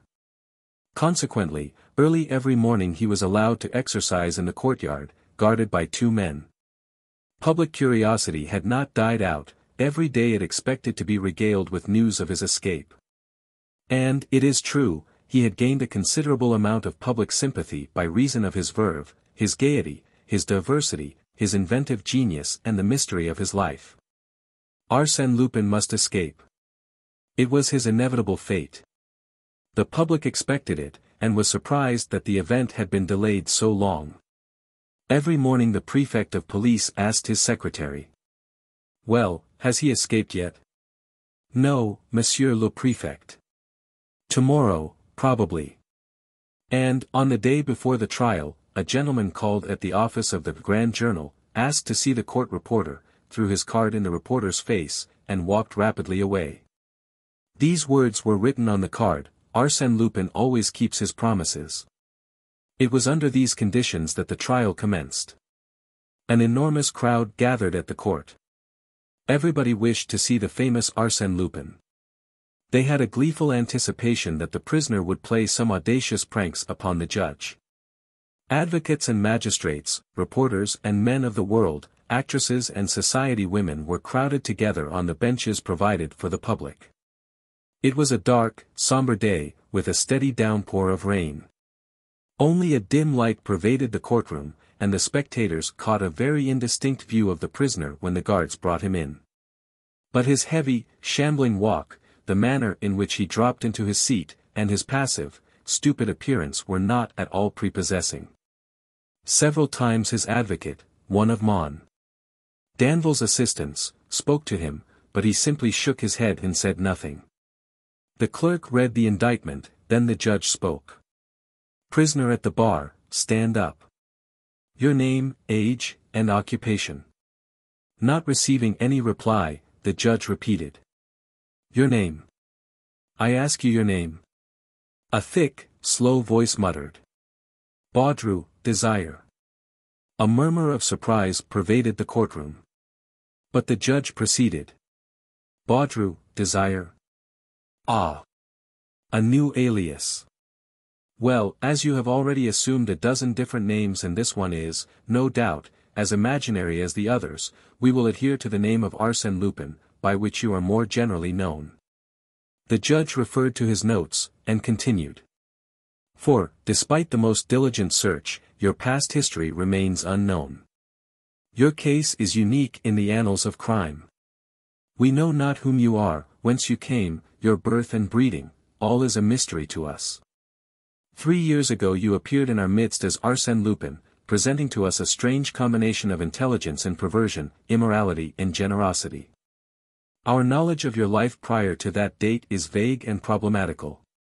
It may be that the man called Rostat who, 8 years ago, worked with Dixon, the prestidigitator, was none other than Arsène Lupin. It is probable that the Russian student who, 6 years ago, attended the laboratory of Dr. Alter at the St. Louis Hospital, and who often astonished the doctor by the ingenuity of his hypotheses on subjects of bacteriology and the boldness of his experiments in diseases of the skin, was none other than Arsène Lupin. It is probable, also, that Arsène Lupin was the professor who introduced the Japanese art of jiu-jitsu to the Parisian public. We have some reason to believe that Arsène Lupin was the bicyclist who won the Grand Prix de l'Exposition, received his 10,000 francs, and was never heard of again. Arsène Lupin may have been, also, the person who saved so many lives through the little dormer window at the Charity Bazaar, and, at the same time, picked their pockets. The judge paused for a moment, then continued. Such is that epoch which seems to have been utilized by you in a thorough preparation for the warfare you have since waged against society. A methodical apprenticeship in which you developed your strength, energy and skill to the highest point possible. Do you acknowledge the accuracy of these facts? During this discourse the prisoner had stood balancing himself, first on one foot, then on the other, with shoulders stooped and arms inert. Under the strongest light one could observe his extreme thinness, his hollow cheeks, his projecting cheekbones, his earthen-colored face dotted with small red spots and framed in a rough, straggling beard. Prison life had caused him to age and wither. He had lost the youthful face and elegant figure we had seen portrayed so often in the newspapers. It appeared as if he had not heard the question propounded by the judge. Twice it was repeated to him. Then he raised his eyes, seemed to reflect, then, making a desperate effort, he murmured, "Baudru, desire." The judge smiled, as he said, "I do not understand the theory of your defense, Arsène Lupin. If you are seeking to avoid responsibility for your crimes on the ground of imbecility, such a line of defense is open to you. But I shall proceed with the trial and pay no heed to your vagaries." He then narrated at length the various thefts, swindles and forgeries charged against Lupin. Sometimes he questioned the prisoner, but the latter simply grunted or remained silent. The examination of witnesses commenced. Some of the evidence given was immaterial, other portions of it seemed more important, but through all of it there ran a vein of contradictions and inconsistencies. A wearisome obscurity enveloped the proceedings, until Detective Ganimard was called as a witness, then interest was revived. From the beginning the actions of the veteran detective appeared strange and unaccountable. He was nervous and ill at ease. Several times he looked at the prisoner, with obvious doubt and anxiety. Then, with his hands resting on the rail in front of him, he recounted the events in which he had participated, including his pursuit of the prisoner across Europe and his arrival in America. He was listened to with great avidity, as his capture of Arsène Lupin was well known to everyone through the medium of the press. Toward the close of his testimony, after referring to his conversations with Arsène Lupin, he stopped, twice, embarrassed and undecided. It was apparent that he was possessed of some thought which he feared to utter. The judge said to him, sympathetically, "If you are ill, you may retire for the present." "No, but, dash." He stopped, looked sharply at the prisoner, and said, "I ask permission to scrutinize the prisoner at closer range. There is some mystery about him that I must solve."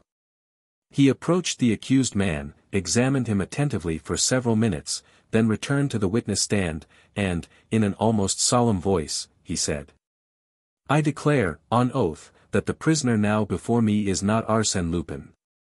A profound silence followed the statement. The judge, nonplussed for a moment, exclaimed, "Ah! What do you mean? That is absurd." The detective continued. "At first sight there is a certain resemblance, but if you carefully consider the nose, the mouth, the hair, the color of skin, you will see that it is not Arsène Lupin. And the eyes. Did he ever have those alcoholic eyes? Come, witness. What do you mean? Do you pretend to say that we are trying the wrong man? In my opinion, yes. Arsène Lupin has, in some manner, contrived to put this poor devil in his place, unless this man is a willing accomplice." This dramatic denouement caused much laughter and excitement amongst the spectators. The judge adjourned the trial, and sent for Mon Bouvier, the jailer, and guards employed in the prison. When the trial was resumed, Mon Bouvier and the jailer examined the accused and declared that there was only a very slight resemblance between the prisoner and Arsène Lupin. "Well, then," exclaimed the judge, "who is this man?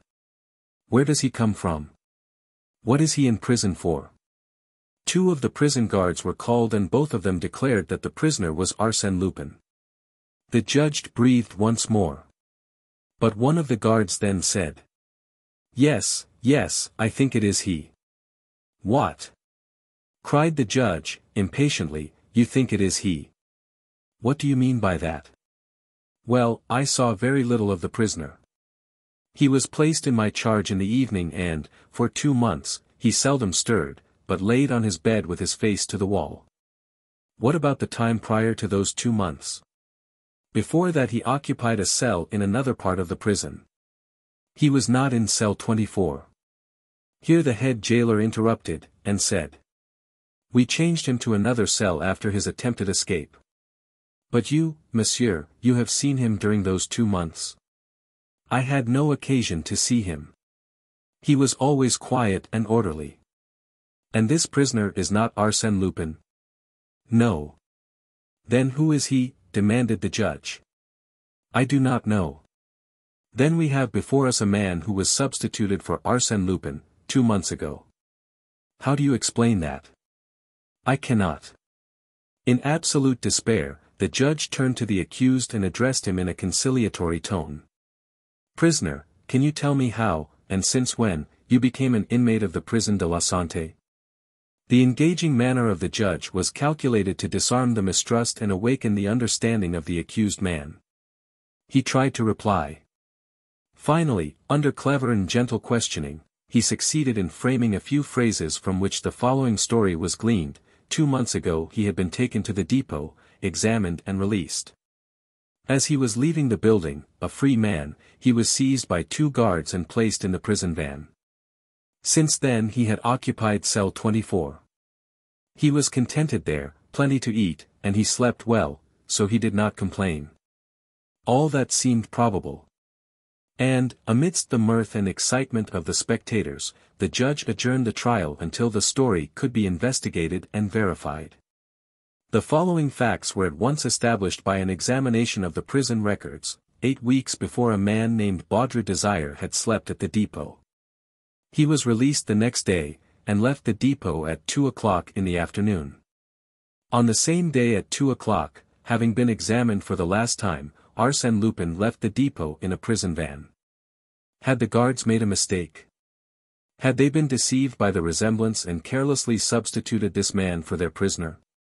Another question suggested itself, had the substitution been arranged in advance? In that event Baudry must have been an accomplice and must have caused his own arrest for the express purpose of taking Lupin's place. But then, by what miracle had such a plan, based on a series of improbable chances, been carried to success? Baudry Desire was turned over to the anthropological service. They had never seen anything like him. However, they easily traced his past history. He was known at Courbevoie, at Asnières, and at Levallois. He lived on alms and slept in one of those ragpickers' huts near the Barrière de Tournes. He had disappeared from there a year ago. Had he been enticed away by Arsène Lupin? There was no evidence to that effect. And even if that was so, it did not explain the flight of the prisoner. That still remained a mystery. Amongst 20 theories which sought to explain it, not one was satisfactory. Of the escape itself, there was no doubt. An escape that was incomprehensible, sensational, in which the public, as well as the officers of the law, could detect a carefully prepared plan, a combination of circumstances marvelously dovetailed.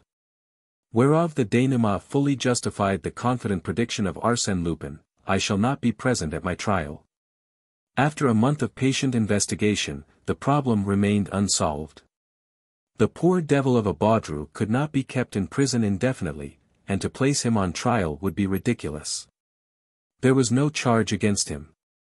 Consequently, he was released, but the chief of the Charité resolved to keep him under surveillance. This idea originated with Ganimard. From his point of view there was neither complicity nor chance. Baudru was an instrument upon which Arsène Lupin had played with his extraordinary skill. Baudru, when set at liberty, would lead them to Arsène Lupin or, at least, to some of his accomplices. The 2 inspectors, Folenfant and Dieuzy, were assigned to assist Ganimard. One foggy morning in January the prison gates opened and Baudry Desire stepped forth, a free man. At first he appeared to be quite embarrassed, and walked like a person who has no precise idea whither he is going. He followed the Rue de la Santé and the Rue Saint-Jacques. He stopped in front of an old clothes shop, removed his jacket and his vest, sold his vest on which he realized a few sous, then, replacing his jacket, he proceeded on his way. He crossed the Seine. At the Châtelet an omnibus passed him. He wished to enter it, but there was no place. The controller advised him to secure a number, so he entered the waiting room. Ganimard called to his 2 assistants, and, without removing his eyes from the waiting room, he said to them, "Stop a carriage." "No, 2. That will be better. I will go with one of you, and we will follow him." The men obeyed. Yet Baudru did not appear. Ganimard entered the waiting room. It was empty. "Idiot that I am," he muttered, "I forgot there was another exit." There was an interior corridor extending from the waiting room to the Rue Saint-Martin. Ganimard rushed through it and arrived just in time to observe Baudru upon the top of the Batignolles Jardin des Plates omnibus as it was turning the corner of the Rue de Rivoli. He ran and caught the omnibus. But he had lost his 2 assistants. He must continue the pursuit alone. In his anger he was inclined to seize the man by the collar without ceremony. Was it not with premeditation and by means of an ingenious ruse that his pretended imbecile had separated him from his assistants? He looked at Baudru. The latter was asleep on the bench, his head rolling from side to side, his mouth half opened, and an incredible expression of stupidity on his blotched face. No, such an adversary was incapable of deceiving old Ganimard. It was a stroke of luck, nothing more. At the Galeries Lafayette, the man leaped from the omnibus and took the La Muette tramway, following the Boulevard Haussmann and the Avenue Victor Hugo. Baudru alighted at La Muette station. And, with a nonchalant air, strolled into the Bois de Boulogne. He wandered through one path after another, and sometimes retraced his steps. What was he seeking? Had he any definite object? At the end of an hour, he appeared to be faint from fatigue, and, noticing a bench, he sat down. The spot, not far from Auteuil, on the edge of a pond hidden amongst the trees, was absolutely deserted. After the lapse of another half-hour, Ganimard became impatient and resolved to speak to the man. He approached and took a seat beside Baudru, lighted a cigarette, traced some figures in the sand with the end of his cane, and said, "It's a pleasant day." No response. But, suddenly the man burst into laughter, a happy, mirthful laugh, spontaneous and irresistible. Ganimard felt his hair stand on end in horror and surprise. It was that laugh, that infernal laugh he knew so well. With a sudden movement, he seized the man by the collar and looked at him with a keen, penetrating gaze, and found that he no longer saw the man Baudru. To be sure, he saw Baudru, but, at the same time, he saw the other, the real man, Lupin. He discovered the intense life in the eyes, he filled up the shrunken features, he perceived the real flesh beneath the flabby skin, the real mouth through the grimaces that deformed it. Those were the eyes and mouth of the other, and especially his keen, alert, mocking expression, so clear and youthful. "Arsène Lupin," he stammered. Then, in a sudden fit of rage, he seized Lupin by the throat and tried to hold him down. In spite of his 50 years, he still possessed unusual strength, whilst his adversary was apparently in a weak condition. But the struggle was a brief one. Arsène Lupin made only a slight movement, and, as suddenly as he had made the attack, Ganimard released his hold. His right arm fell inert, useless. "If you had taken lessons in jiu-jitsu at the Quai d'Orfèvres," said Lupin, "you would know that that blow is called udishirgi in Japanese. A second more, and I would have broken your arm, and that would have been just what you deserve. I am surprised that you, an old friend whom I respect and before whom I voluntarily expose my incognito, should abuse my confidence in that violent manner. It is unworthy. Ah! What's the matter?" Ganimard did not reply. That escape for which he deemed himself responsible, was it not he, Ganimard, who, by his sensational evidence, had led the court into serious error? That escape appeared to him like a dark cloud on his professional career. A tear rolled down his cheek to his grey moustache. "Oh! Mon Dieu, Ganimard, don't take it to heart. If you had not spoken, I would have arranged for someone else to do it. I couldn't allow poor Baudru Desire to be convicted. Then, murmured Ganimard, it was you that was there. And now you are here. It is I, always I, only I. Can it be possible? Oh, it is not the work of a sorcerer. Simply, as the judge remarked at the trial, the apprenticeship of a dozen years that equips a man to cope successfully with all the obstacles in life. But your face. Your eyes. You can understand that if I worked 18 months with Dr. Alter at the St. Louis hospital, it was not out of love for the work. I considered that he, who would one day have the honor of calling himself Arsène Lupin, ought to be exempt from the ordinary laws governing appearance and identity. Appearance? That can be modified at will. For instance, a hypodermic injection of paraffin will puff up the skin at the desired spot. Pyrogallic acid will change your skin to that of an Indian.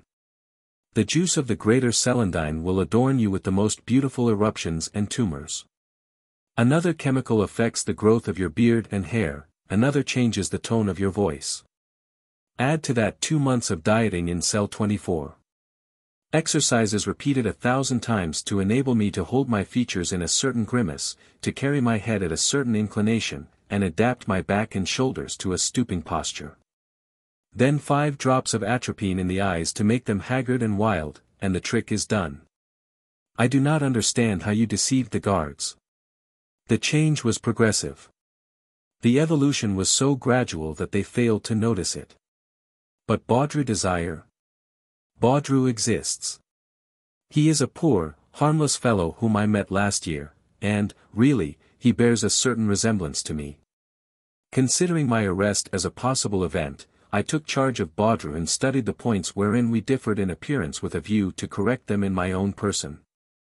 My friends caused him to remain at the depot overnight, and to leave there next day about the same hour as I did, a coincidence easily arranged. Of course, it was necessary to have a record of his detention at the depot in order to establish the fact that such a person was a reality, otherwise, the police would have sought elsewhere to find out my identity. But, in offering to them this excellent Baudru, it was inevitable, you understand, inevitable that they would seize upon him, and, despite the insurmountable difficulties of a substitution, they would prefer to believe in a substitution than confess their ignorance. Yes, yes, of course, said Ganimard. And then, exclaimed Arsène Lupin, I held in my hands a trump card, an anxious public watching and waiting for my escape. And that is the fatal error into which you fell, you and the others, in the course of that fascinating game pending between me and the officers of the law wherein the stake was my liberty. And you supposed that I was playing to the gallery. That I was intoxicated with my success. I, Arsène Lupin, guilty of such weakness. Oh, no. And, no longer ago than the Cahorn affair, you said, when Arsène Lupin cries from the housetops that he will escape, he has some object in view.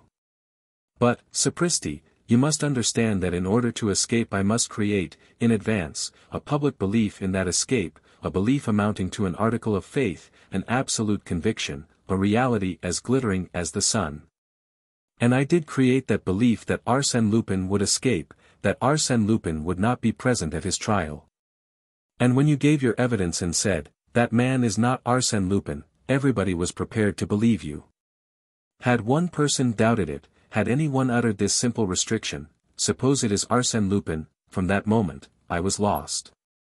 If anyone had scrutinized my face, not imbued with the idea that I was not Arsène Lupin, as you and the others did at my trial, but with the idea that I might be Arsène Lupin, then, despite all my precautions, I should have been recognized.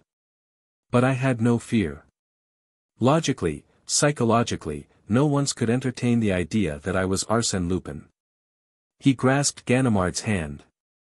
Come, Ganimard, confess that on the Wednesday after our conversation in the Prison de la Santé, you expected me at your house at 4 o'clock, exactly as I said I would go. And your prison van? Said Ganimard, evading the question.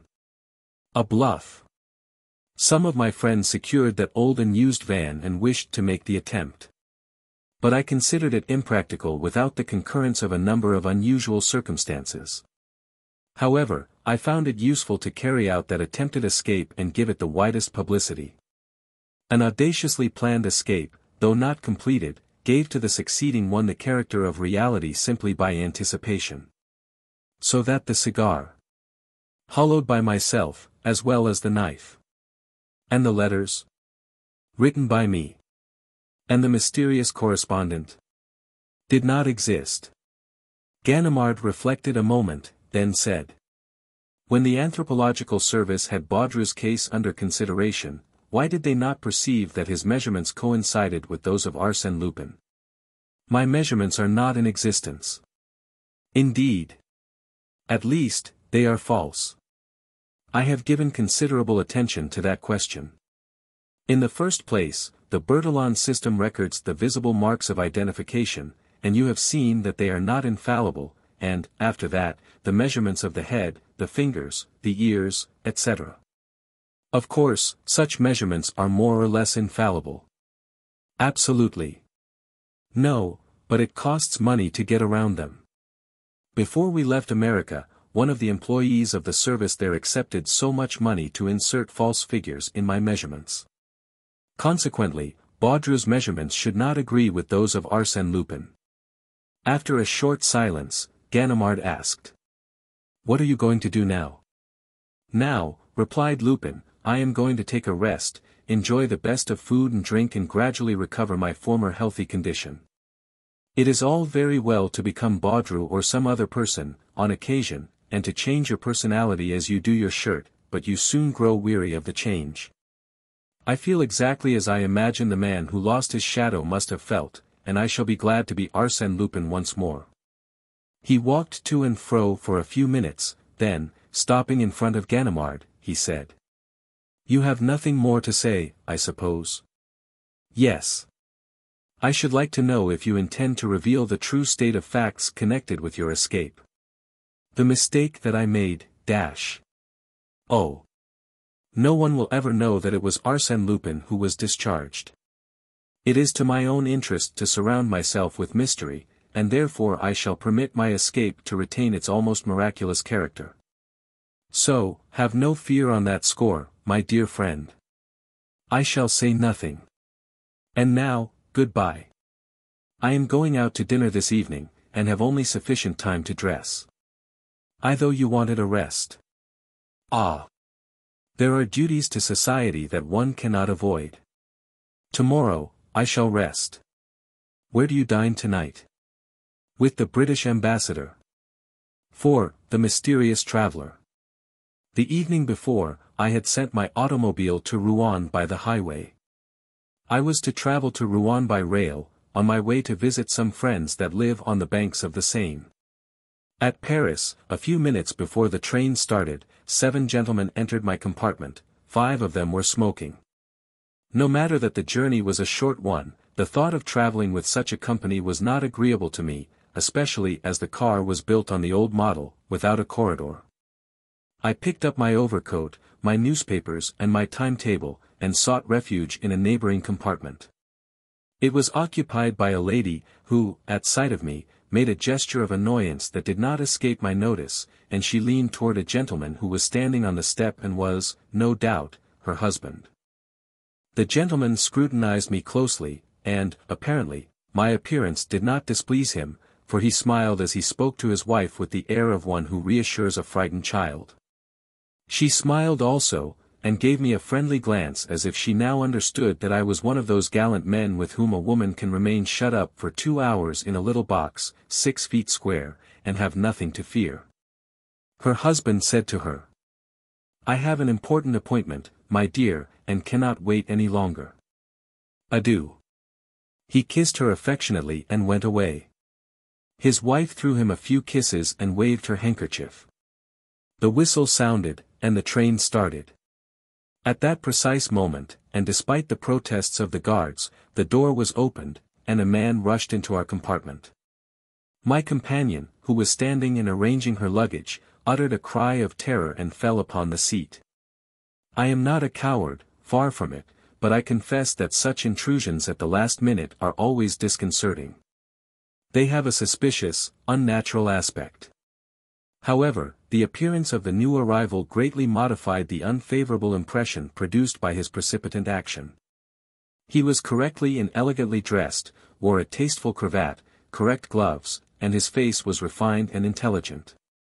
But, where the devil had I seen that face before? Because, beyond all possible doubt, I had seen it. And yet the memory of it was so vague and indistinct that I felt it would be useless to try to recall it at that time. Then, directing my attention to the lady, I was amazed at the pallor and anxiety I saw in her face. She was looking at her neighbor. They occupied seats on the same side of the compartment, with an expression of intense alarm.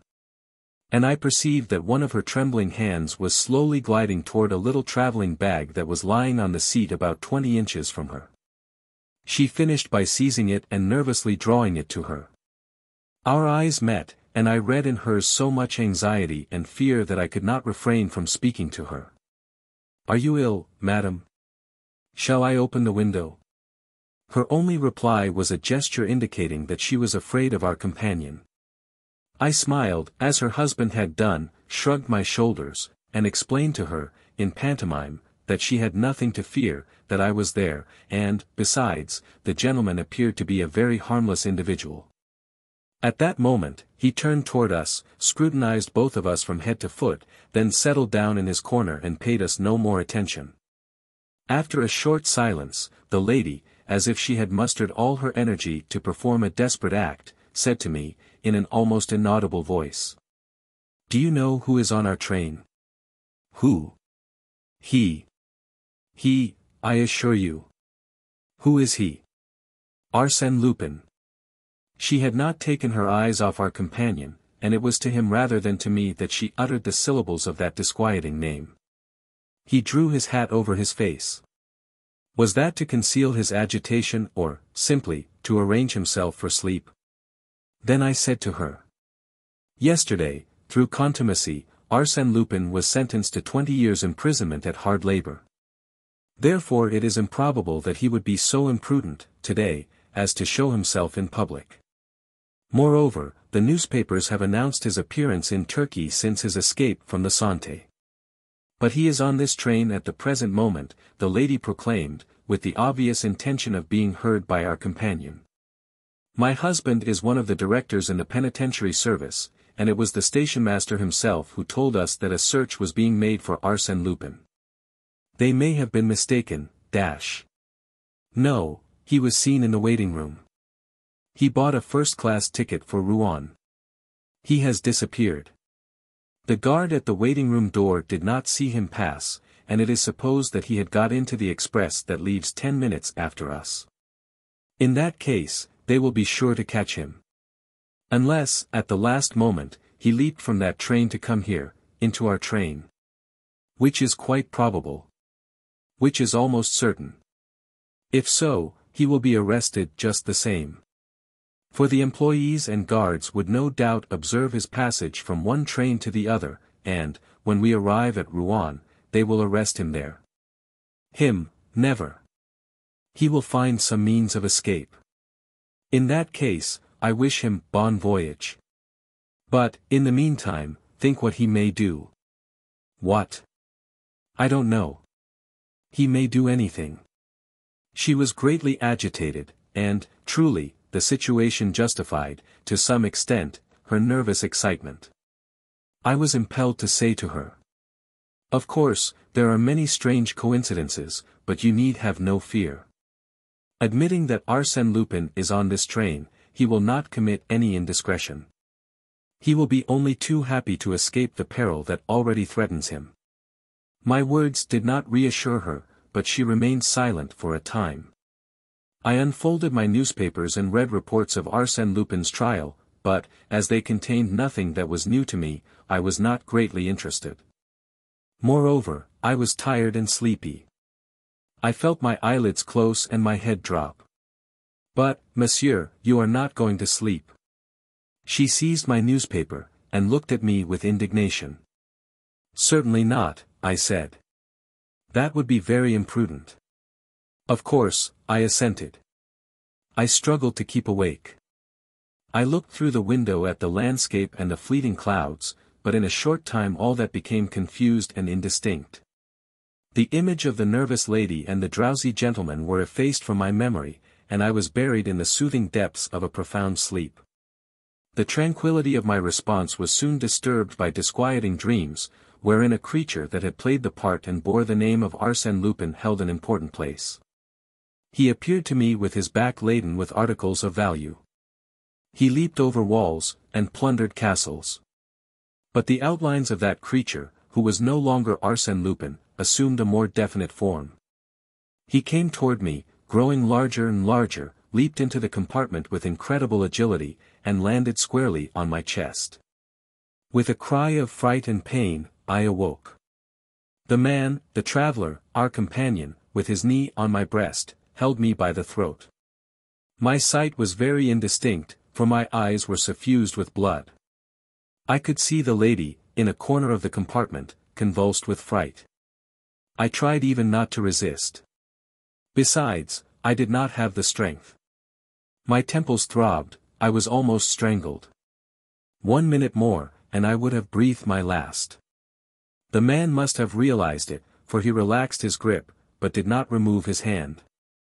Then he took a cord, in which he had prepared a slip knot, and tied my wrists together.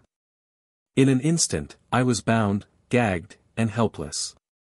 Certainly, he accomplished the trick with an ease and skill that revealed the hand of a master. He was, no doubt, a professional thief.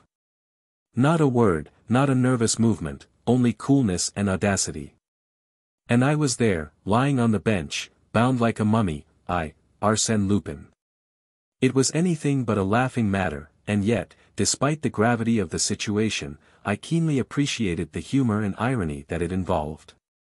Arsène Lupin seized and bound like a novice.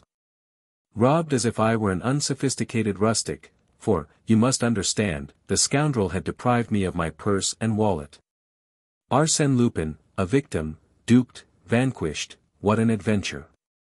The lady did not move. He did not even notice her.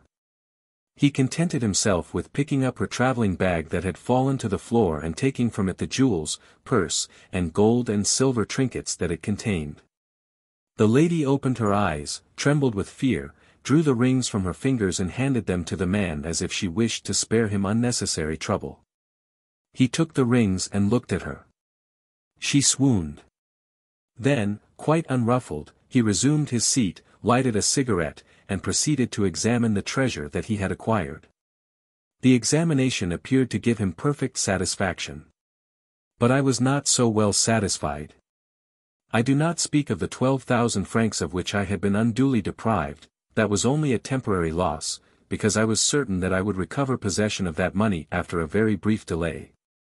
Together with the important papers contained in my wallet, plans, specifications, addresses, lists of correspondence, and compromising letters. But, for the moment, a more immediate and more serious question troubled me: how would this affair end? What would be the outcome of this adventure? As you can imagine, the disturbance created by my passage through the Saint-Lazare station has not escaped my notice. Going to visit friends who knew me under the name of Guillaume Berlat, and amongst whom my resemblance to Arsène Lupin was a subject of many innocent jests, I could not assume a disguise, and my presence had been remarked. So, beyond question, the commissary of police at Rouen, notified by telegraph, and assisted by numerous agents, would be awaiting the train, would question all suspicious passengers, and proceed to search the cars. Of course, I had foreseen all that, but it had not disturbed me, as I was certain that the police of Rouen would not be any shrewder than the police of Paris and that I could escape recognition.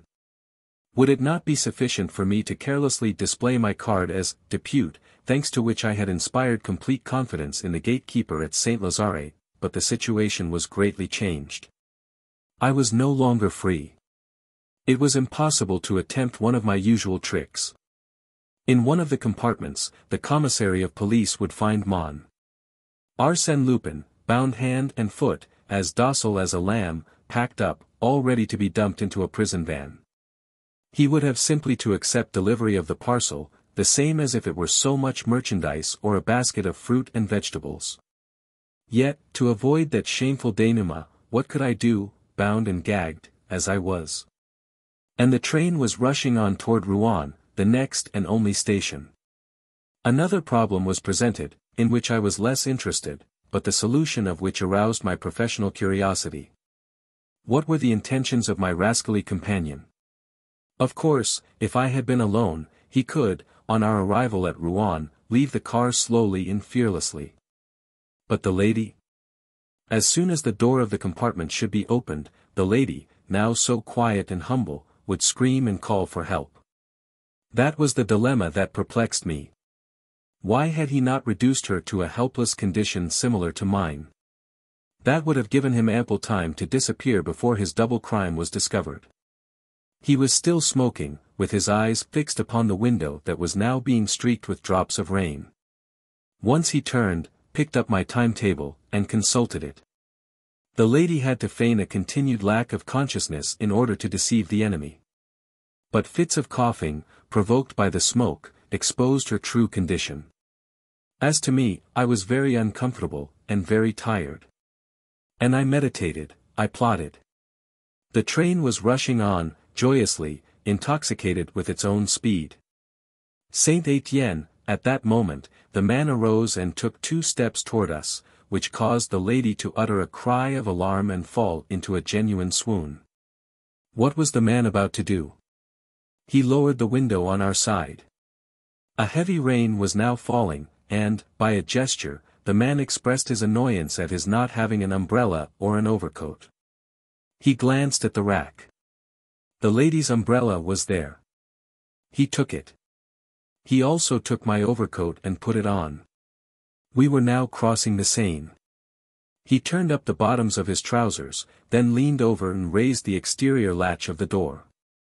Was he going to throw himself upon the track? At that speed, it would have been instant death. We now entered a tunnel. The man opened the door halfway and stood on the upper step. What folly! The darkness, the smoke, the noise, all gave a fantastic appearance to his actions. But suddenly, the train diminished its speed. A moment later it increased its speed, then slowed up again. Probably, some repairs were being made in that part of the tunnel which obliged the trains to diminish their speed, and the man was aware of the fact. He immediately stepped down to the lower step, closed the door behind him, and leaped to the ground. He was gone. The lady immediately recovered her wits, and her first act was to lament the loss of her jewels. I gave her an imploring look. She understood, and quickly removed the gag that stifled me. She wished to untie the cords that bound me, but I prevented her. No, no, the police must see everything exactly as it stands. I want them to see what the rascal did to us. Suppose I pull the alarm bell? Too late. You should have done that when he made the attack on me. But he would have killed me. Ah! Monsieur, didn't I tell you that he was on this train? I recognized him from his portrait. And now he has gone off with my jewels. Don't worry. The police will catch him. Catch Arsène Lupin. Never. That depends on you, madam. Listen. When we arrive at Rouen, be at the door and call. Make a noise. The police and the railway employees will come. Tell what you have seen, the assault made on me and the flight of Arsène Lupin. Give a description of him, soft hat, umbrella, yours, grey overcoat. Yours, said she. What? Mine. Not at all. It was his. I didn't have any. It seems to me he didn't have one when he came in. Yes, yes. Unless the coat was one that someone had forgotten and left in the rack. At all events, he had it when he went away, and that is the essential point. A grey overcoat, remember, ah. I forgot. You must tell your name, first thing you do. Your husband's official position will stimulate the zeal of the police. We arrived at the station. I gave her some further instructions in a rather imperious tone. Tell them my name, Guillaume Berlat. If necessary, say that you know me. That will save time. We must expedite the preliminary investigation. The important thing is the pursuit of Arsène Lupin. Your jewels, remember. Let there be no mistake. Guillaume Berlat, a friend of your husband. I understand, Guillaume Berlat. She was already calling and gesticulating.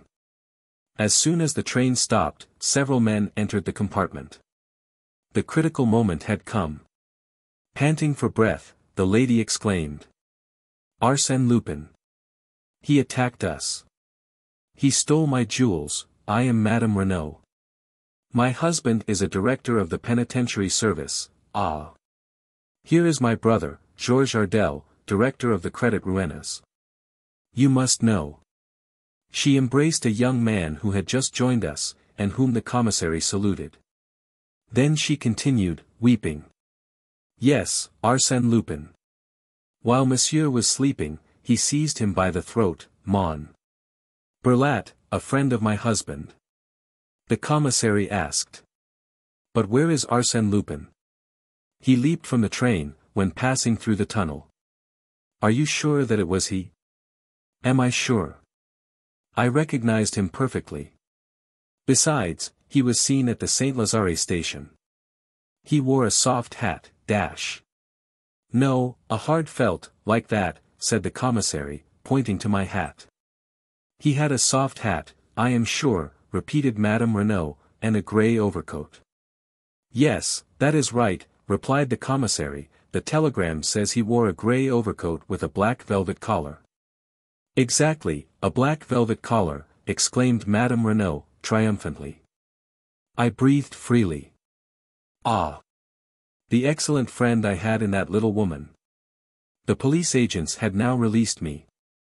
I bit my lips until they ran blood. Stooping over, with my handkerchief over my mouth, an attitude quite natural in a person who has remained for a long time in an uncomfortable position, and whose mouth shows the bloody marks of the gag, I addressed the commissary. In a weak voice. Monsieur, it was Arsène Lupin. There is no doubt about that. If we make haste, he can be caught yet. I think I may be of some service to you. The railway car, in which the crime occurred, was detached from the train to serve as a mute witness at the official investigation. The train continued on its way to Havre. We were then conducted to the station-master's office through a crowd of curious spectators. Then, I had a sudden access of doubt and discretion. Under some pretext or other, I must gain my automobile, and escape. To remain there was dangerous. Something might happen, for instance, a telegram from Paris, and I would be lost. Yes, but what about my thief? Abandoned to my own resources, in an unfamiliar country, I could not hope to catch him. Bah! I must make the attempt, I said to myself. It may be a difficult game, but an amusing one, and the stake is well worth the trouble. And when the commissary asked us to repeat the story of the robbery, I exclaimed. Monsieur, really, Arsène Lupin is getting the start of us. My automobile is waiting in the courtyard. If you will be so kind as to use it, we can try.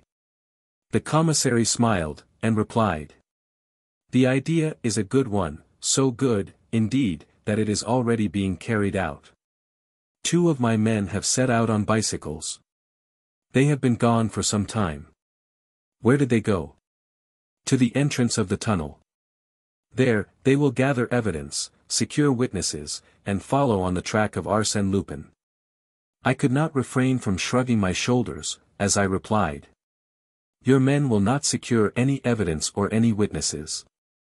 Really. Arsène Lupin will not allow anyone to see him emerge from the tunnel.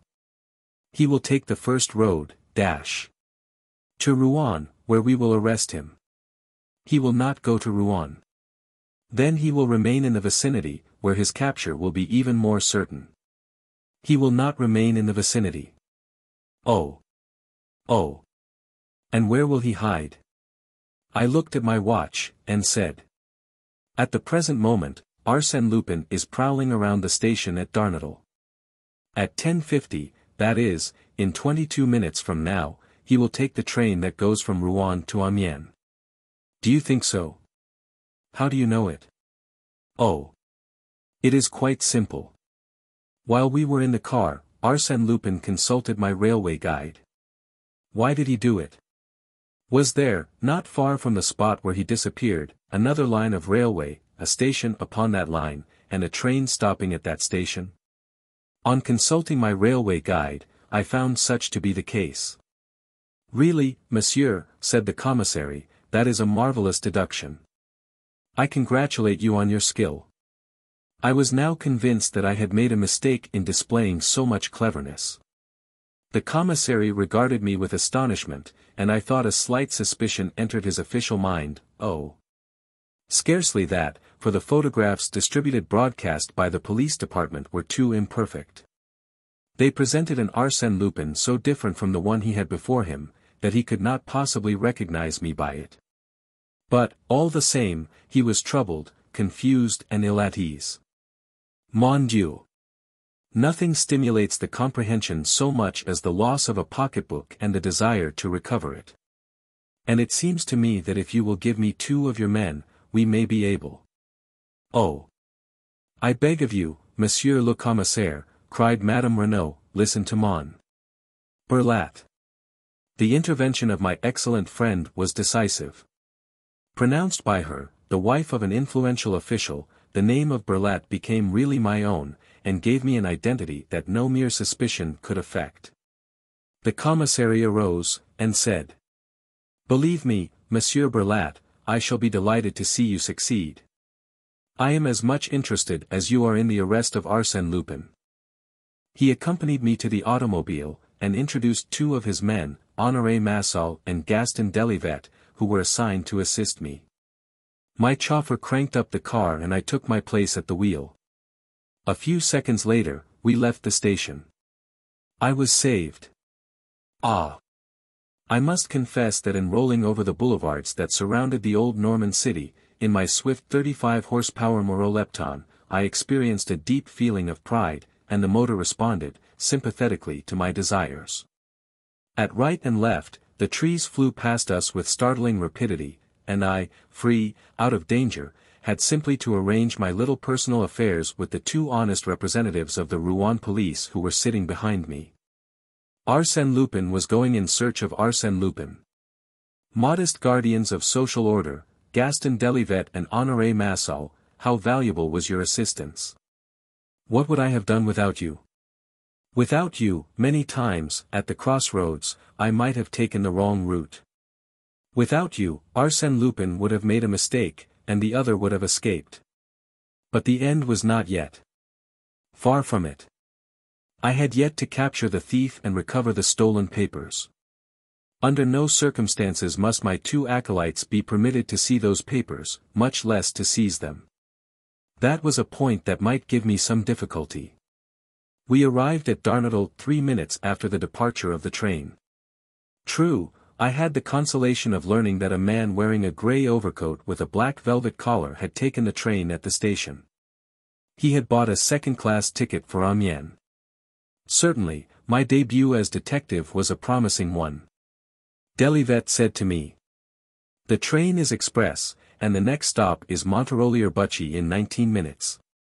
If we do not reach there before Arsène Lupin, he can proceed to Amiens, or change for the train going to Clears, and, from that point, reach Dieppe or Paris."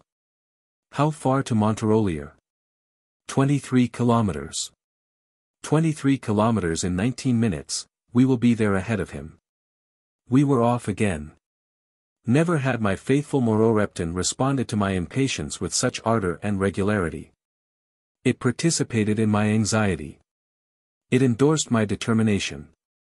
It comprehended my animosity against that rascally Arsène Lupin. The knave. The traitor. Turn to the right, cried Delivet, then to the left. We fairly flew, scarcely touching the ground. The milestones looked like little timid beasts that vanished at our approach. Suddenly, at a turn of the road, we saw a vortex of smoke. It was the Northern Express. For a kilometer, it was a struggle, side by side, but an unequal struggle in which the issue was certain. We won the race by 20 lengths. In 3 seconds we were on the platform standing before the second-class carriages. The doors were opened, and some passengers alighted, but not my thief. We made a search through the compartments. No sign of Arsène Lupin. Sapristi! I cried. He must have recognized me in the automobile as we were racing, side by side, and he leaped from the train. Ah! There he is now. Crossing the track. I started in pursuit of the man, followed by my 2 acolytes, or rather followed by one of them, for the other, Massol, proved himself to be a runner of exceptional speed and endurance. In a few moments, he had made an appreciable gain upon the fugitive. The man noticed it, leaped over a hedge, scampered across a meadow, and entered a thick grove. When we reached this grove, Massol was waiting for us. He went no farther, for fear of losing us. "Quite right, my dear friend," I said. "After such a run, our victim must be out of wind. We will catch him now." I examined the surroundings with the idea of proceeding alone in the arrest of the fugitive, in order to recover my papers, concerning which the authorities would doubtless ask many disagreeable questions. Then I returned to my companions, and said, "It is all quite easy. You, Massol, take your place at the left, you, Delivet, at the right. From there, you can observe the entire posterior line of the bush, and he cannot escape without you seeing him, except by that ravine, and I shall watch it. If he does not come out voluntarily, I will enter and drive him out toward one or the other of you. You have simply to wait. Ah!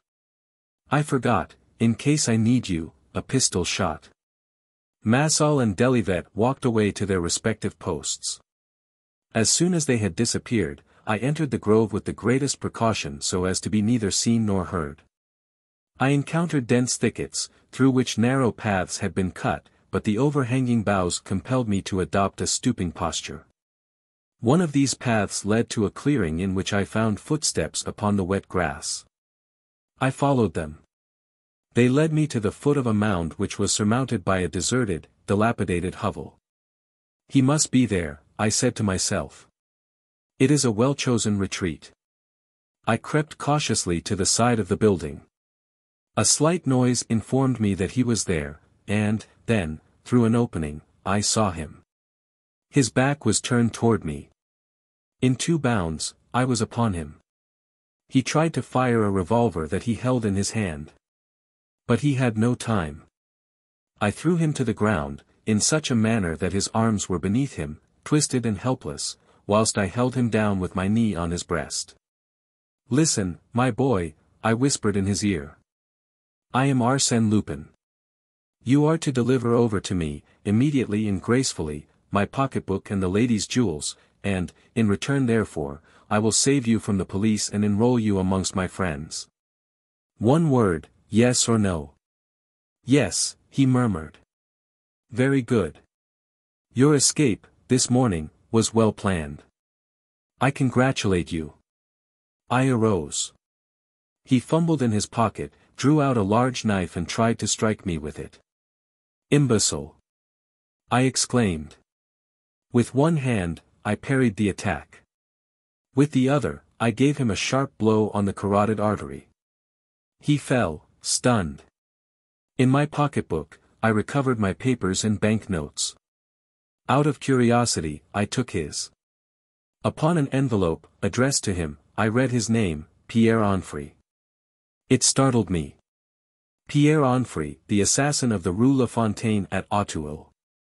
Pierre Onfray, he who had cut the throats of Madame Delbois and her 2 daughters.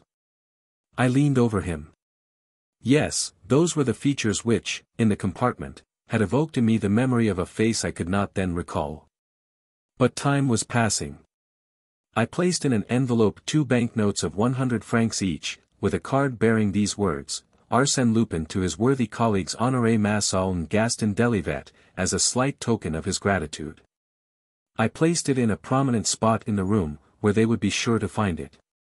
Beside it, I placed Madame Renaud's handbag. Why could I not return it to the lady who had befriended me?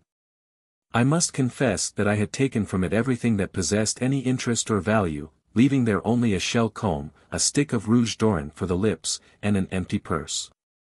But, you know, business is business. And then, really, her husband is engaged in such a dishonorable vocation. The man was becoming conscious.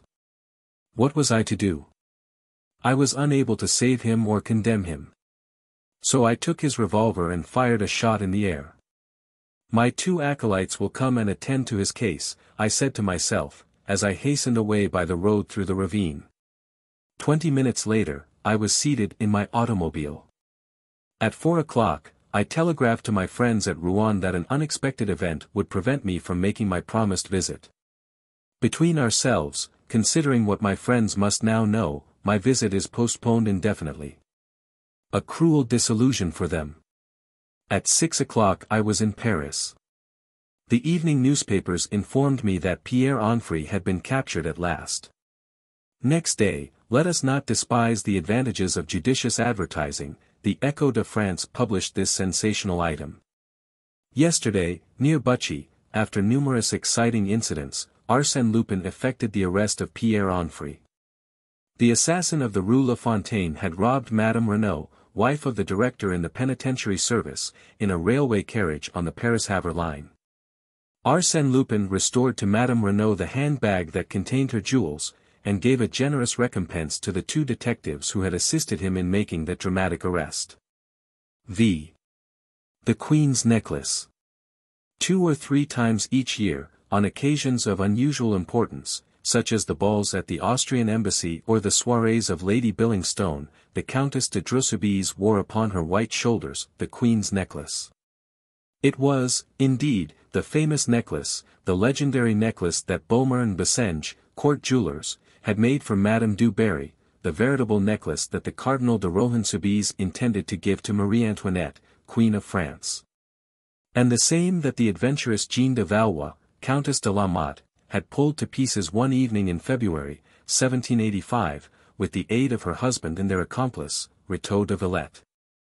To tell the truth, the mounting alone was genuine. Rétaux de Villette had kept it, whilst the Count de la Motte and his wife scattered to the 4 winds of heaven the beautiful stones so carefully chosen by Beaumer. Later, he sold the mounting to Gaston de Dreux, nephew and heir of the cardinal, who repurchased the few diamonds that remained in the possession of the English jeweller, Jeffreys. Supplemented them with other stones of the same size but of much inferior quality, and thus restored the marvellous necklace to the form in which it had come from the hands of Beaumer and Bassenge. For nearly a century, the house of Dreux had prided itself upon the possession of this historic jewel. Although adverse circumstances had greatly reduced their fortune, they preferred to curtail their household expenses rather than part with this relic of royalty. More particularly, the present count clung to it as a man clings to the home of his ancestors. As a matter of prudence, he had rented a safety deposit box at the Crédit Lyonnais in which to keep it. He went for it himself on the afternoon of the day on which his wife wished to wear it, and he, himself, carried it back next morning.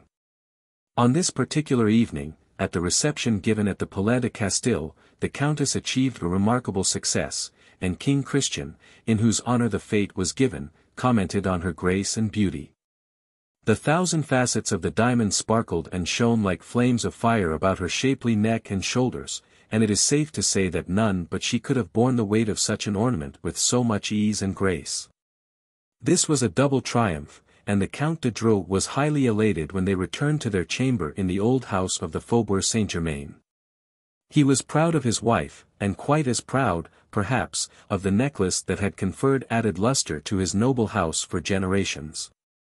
His wife, also, regarded the necklace with an almost childish vanity, and it was not without regret that she removed it from her shoulders and handed it to her husband, who admired it as passionately as if he had never seen it before.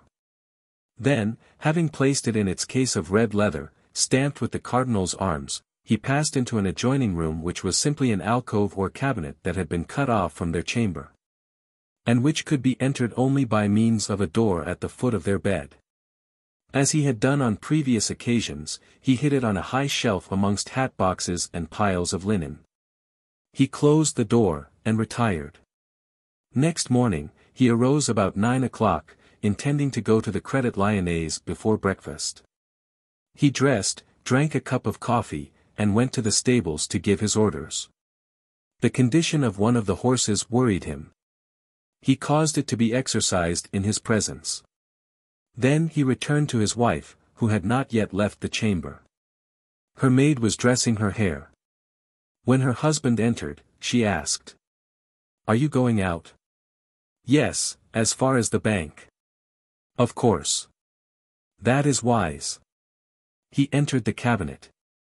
But, after a few seconds, and without any sign of astonishment, he asked, "Did you take it, my dear?" "What? No, I have not taken anything." "You must have moved it." "Not at all. I have not even opened that door." He appeared at the door, disconcerted, and stammered, in a scarcely intelligible voice. "You haven't, it wasn't you, then." She hastened to his assistance, and, together, they made a thorough search, throwing the boxes to the floor and overturning the piles of linen. Then the Count said, quite discouraged, "It is useless to look any more.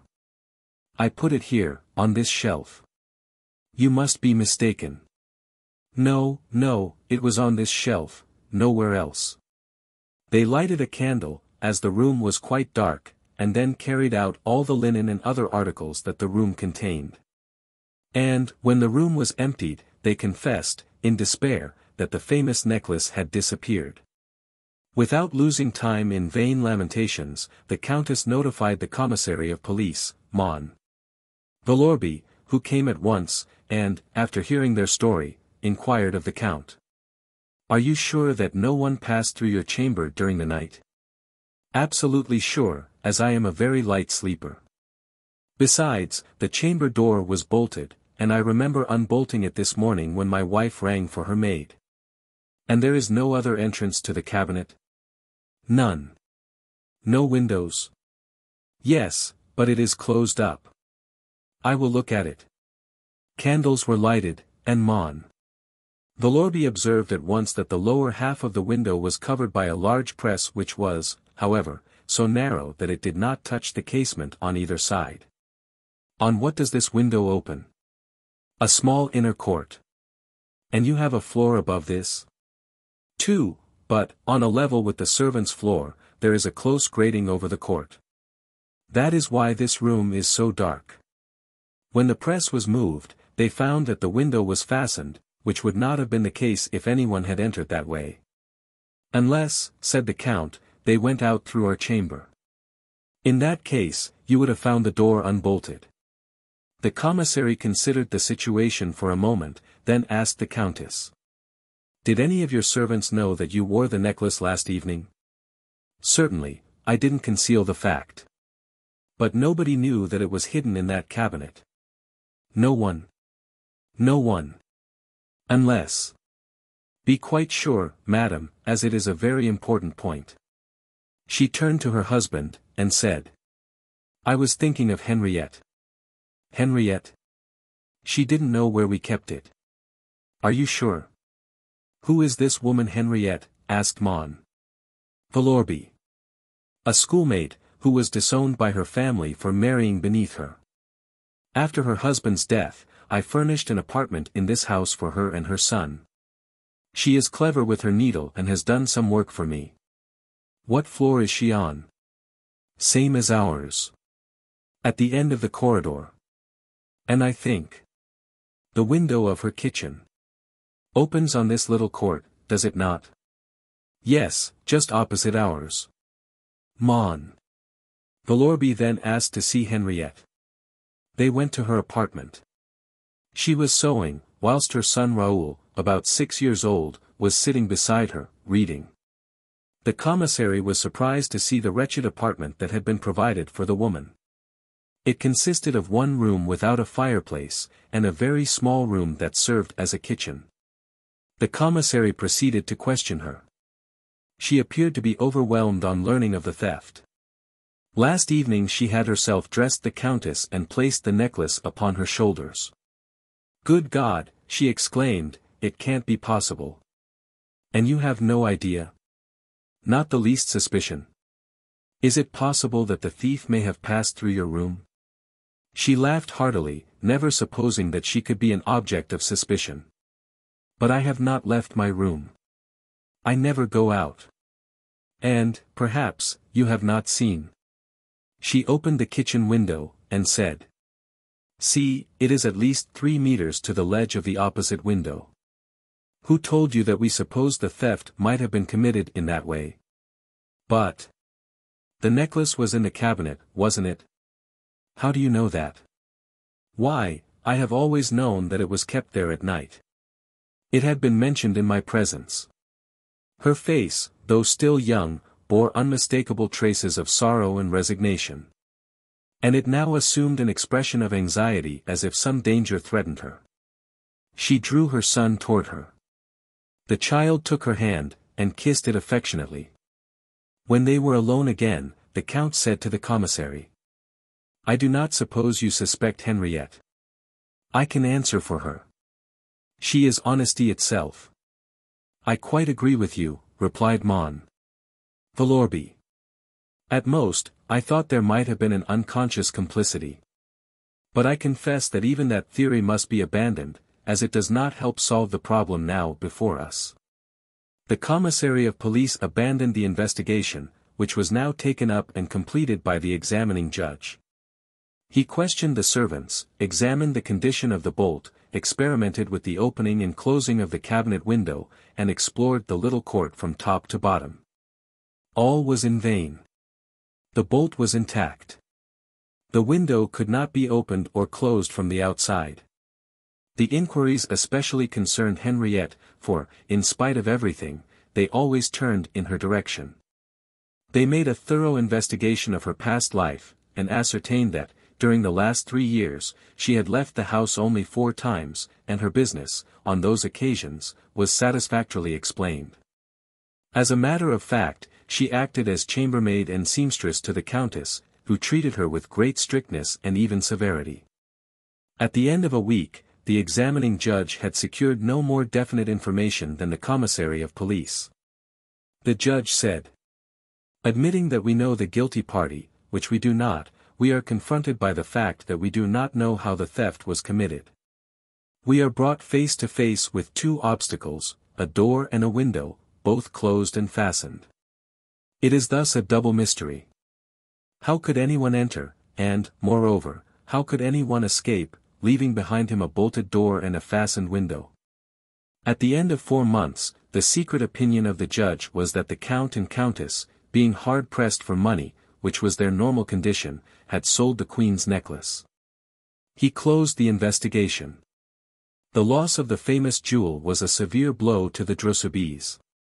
Their credit being no longer propped up by the reserve fund that such a treasure constituted, they found themselves confronted by more exacting creditors and money-lenders. They were obliged to cut down to the quick, to sell or mortgage every article that possessed any commercial value. In brief, it would have been their ruin, if 2 large legacies from some distant relatives had not saved them. Their pride also suffered a downfall, as if they had lost a quartering from their escutcheon.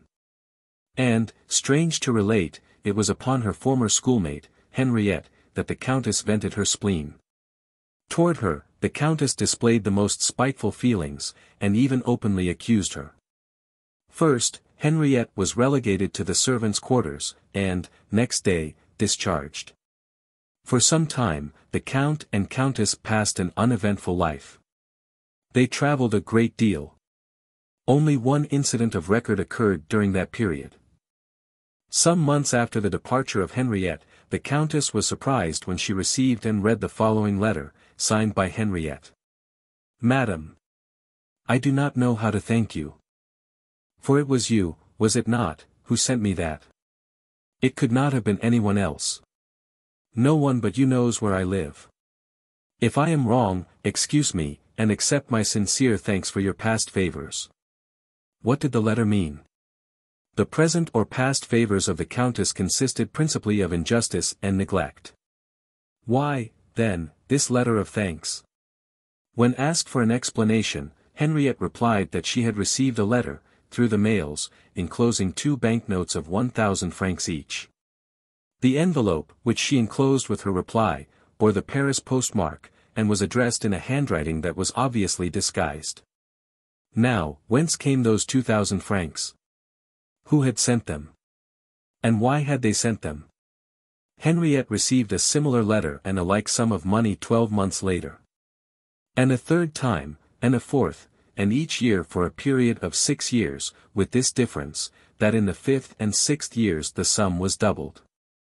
There was another difference, the post office authorities having seized one of the letters under the pretext that it was not registered. The last 2 letters were duly sent according to the postal regulations, the first dated from Saint-Germain, the other from Chourisons. The writer signed the first one, Enquity, and the other, Pechard. The addresses that he gave were false. At the end of 6 years, Henriette died, and the mystery remained unsolved. All these events are known to the public. The case was one of those which excite public interest, and it was a strange coincidence that this necklace, which had caused such a great commotion in France at the close of the 18th century, should create a similar commotion a century later. But what I am about to relate is known only to the parties directly interested and a few others from whom the Count exacted a promise of secrecy.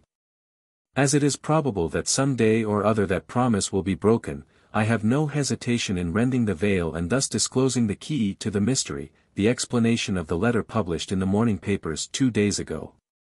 An extraordinary letter which increased, if possible, the mists and shadows that envelope this inscrutable drama. 5 days ago, a number of guests were dining with the Count de Drossobis. There were several ladies present, including his 2 nieces and his cousin, and the following gentlemen: the president of Esseville, the deputy Bocas, the Chevalier Floriani, whom the Count had known in Sicily, and General Marquis de Rozières, an old club friend. After the repast, coffee was served by the ladies, who gave the gentlemen permission to smoke their cigarettes, provided they would not desert the salon. The conversation was general, and finally one of the guests chanced to speak of celebrated crimes. And that gave the Marquis de Rozières, who delighted to tease the Count, an opportunity to mention the affair of the Queen's necklace, a subject that the Count detested. Each one expressed his own opinion of the affair. And, of course, their various theories were not only contradictory but impossible. "And you, monsieur," said the Countess to the Chevalier Floriani, "what is your opinion?" "Oh, I have no opinion, madam." All the guests protested. For the Chevalier had just related in an entertaining manner various adventures in which he had participated with his father, a magistrate at Palermo, and which established his judgment and taste in such matters. "I confess," said he, "I have sometimes succeeded in unraveling mysteries that the cleverest detectives have renounced, yet I do not claim to be Sherlock Holmes. Moreover, I know very little about the affair of the Queen's necklace." Everybody now turned to the Count, who was thus obliged, quite unwillingly, to narrate all the circumstances connected with the theft. The Chevalier listened, reflected, asked a few questions, and said, "It is very strange. At first sight, the problem appears to be a very simple one." The Count shrugged his shoulders. The others drew closer to the Chevalier, who continued, in a dogmatic tone. "As a general rule, in order to find the author of a crime or a theft, it is necessary to determine how that crime or theft was committed, or, at least, how it could have been committed. In the present case, nothing is more simple, because we are face to face, not with several theories, but with one positive fact, that is to say, the thief could only enter by the chamber door or the window of the cabinet. Now, a person cannot open a bolted door from the outside. Therefore, he must have entered through the window. But it was closed and fastened, and we found it fastened afterward, declared the Count. In order to do that, continued Floriani, without heeding the interruption, he had simply to construct a bridge, a plank or a ladder, between the balcony of the kitchen and the ledge of the window. And as the jewel case, But I repeat that the window was fastened, exclaimed the Count, impatiently. This time, Floriani was obliged to reply. He did so with the greatest tranquillity, as if the objection was the most insignificant affair in the world. I will admit that it was, but is there not a transom in the upper part of the window? How do you know that? In the first place, that was customary in houses of that date, and, in the second place, without such a transom, the theft cannot be explained. Yes, there is one, but it was closed, the same as the window. Consequently, we did not pay attention to it.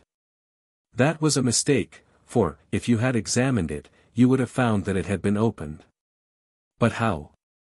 I presume that, like all others, it opens by means of a wire with a ring on the lower end. Yes, but I do not see, Now, through a hole in the window, a person could, by the aid of some instrument, let us say a poker with a hook at the end, grip the ring, pull down, and open the transom.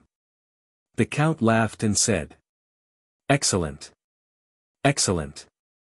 Your scheme is very cleverly constructed, but you overlook one thing, monsieur, there is no hole in the window." There was a hole. Nonsense, we would have seen it. In order to see it, you must look for it, and no one has looked. The hole is there, it must be there, at the side of the window, in the putty. In a vertical direction, of course. The Count arose. He was greatly excited. He paced up and down the room, 2 or 3 times, in a nervous manner. Then, approaching Floriani, said, "Nobody has been in that room since, nothing has been changed." "Very well, monsieur, you can easily satisfy yourself that my explanation is correct. It does not agree with the facts established by the examining judge. You have seen nothing, and yet you contradict all that we have seen and all that we know." Floriani paid no attention to the Count's petulance. He simply smiled and said, "Mon Dieu, monsieur, I submit my theory, that is all. If I am mistaken, you can easily prove it. I will do so at once, I confess that your assurance, The Count muttered a few more words. Then suddenly rushed to the door and passed out. Not a word was uttered in his absence, and this profound silence gave the situation an air of almost tragic importance. Finally, the Count returned. He was pale and nervous. He said to his friends, in a trembling voice, "I beg your pardon. The revelations of the Chevalier were so unexpected, I should never have thought." His wife questioned him, eagerly. "Speak. What is it?" He stammered, "The hole is there, at the very spot, at the side of the window, He seized the Chevalier's arm, and said to him in an imperious tone, "Now, monsieur, proceed. I admit that you are right so far, but now. That is not all. Go on. Tell us the rest of it." Floriani disengaged his arm gently, and, after a moment, continued. "Well, in my opinion, this is what happened. The thief, knowing that the Countess was going to wear the necklace that evening, had prepared his gangway or bridge during your absence. He watched you through the window and saw you hide the necklace. Afterward, he cut the glass and pulled the ring. Ah! But the distance was so great that it would be impossible for him to reach the window fastening through the transom. Well, then, if he could not open the window by reaching through the transom, he must have crawled through the transom. Impossible, it is too small. No man could crawl through it. Then it was not a man, declared Floriani. What? If the transom is too small to admit a man, it must have been a child. A child? Did you not say that your friend Henriette had a son? Yes, a son named Raoul. Then, in all probability, it was Raoul who committed the theft. What proof have you of that? What proof? Plenty of it, for instance, He stopped, and reflected for a moment, then continued. For instance, that gangway, or bridge. It is improbable that the child could have brought it in from outside the house and carried it away again without being observed. He must have used something close at hand. In the little room used by Henriette as a kitchen, were there not some shelves against the wall on which she placed her pans and dishes? 2 shelves, to the best of my memory. Are you sure that those shelves are really fastened to the wooden brackets that support them? For, if they are not, we could be justified in presuming that the child removed them, fastened them together, and thus formed his bridge. Perhaps, also, since there was a stove, we might find the bent poker that he used to open the transom. Without saying a word, the Count left the room. And, this time, those present did not feel the nervous anxiety they had experienced the first time. They were confident that Floriani was right, and no one was surprised when the Count returned and declared. It was the child. Everything proves it. You have seen the shelves and the poker? Yes. The shelves have been unnailed, and the poker is there yet. But the Countess exclaimed. You had better say it was his mother. Henriette is the guilty party.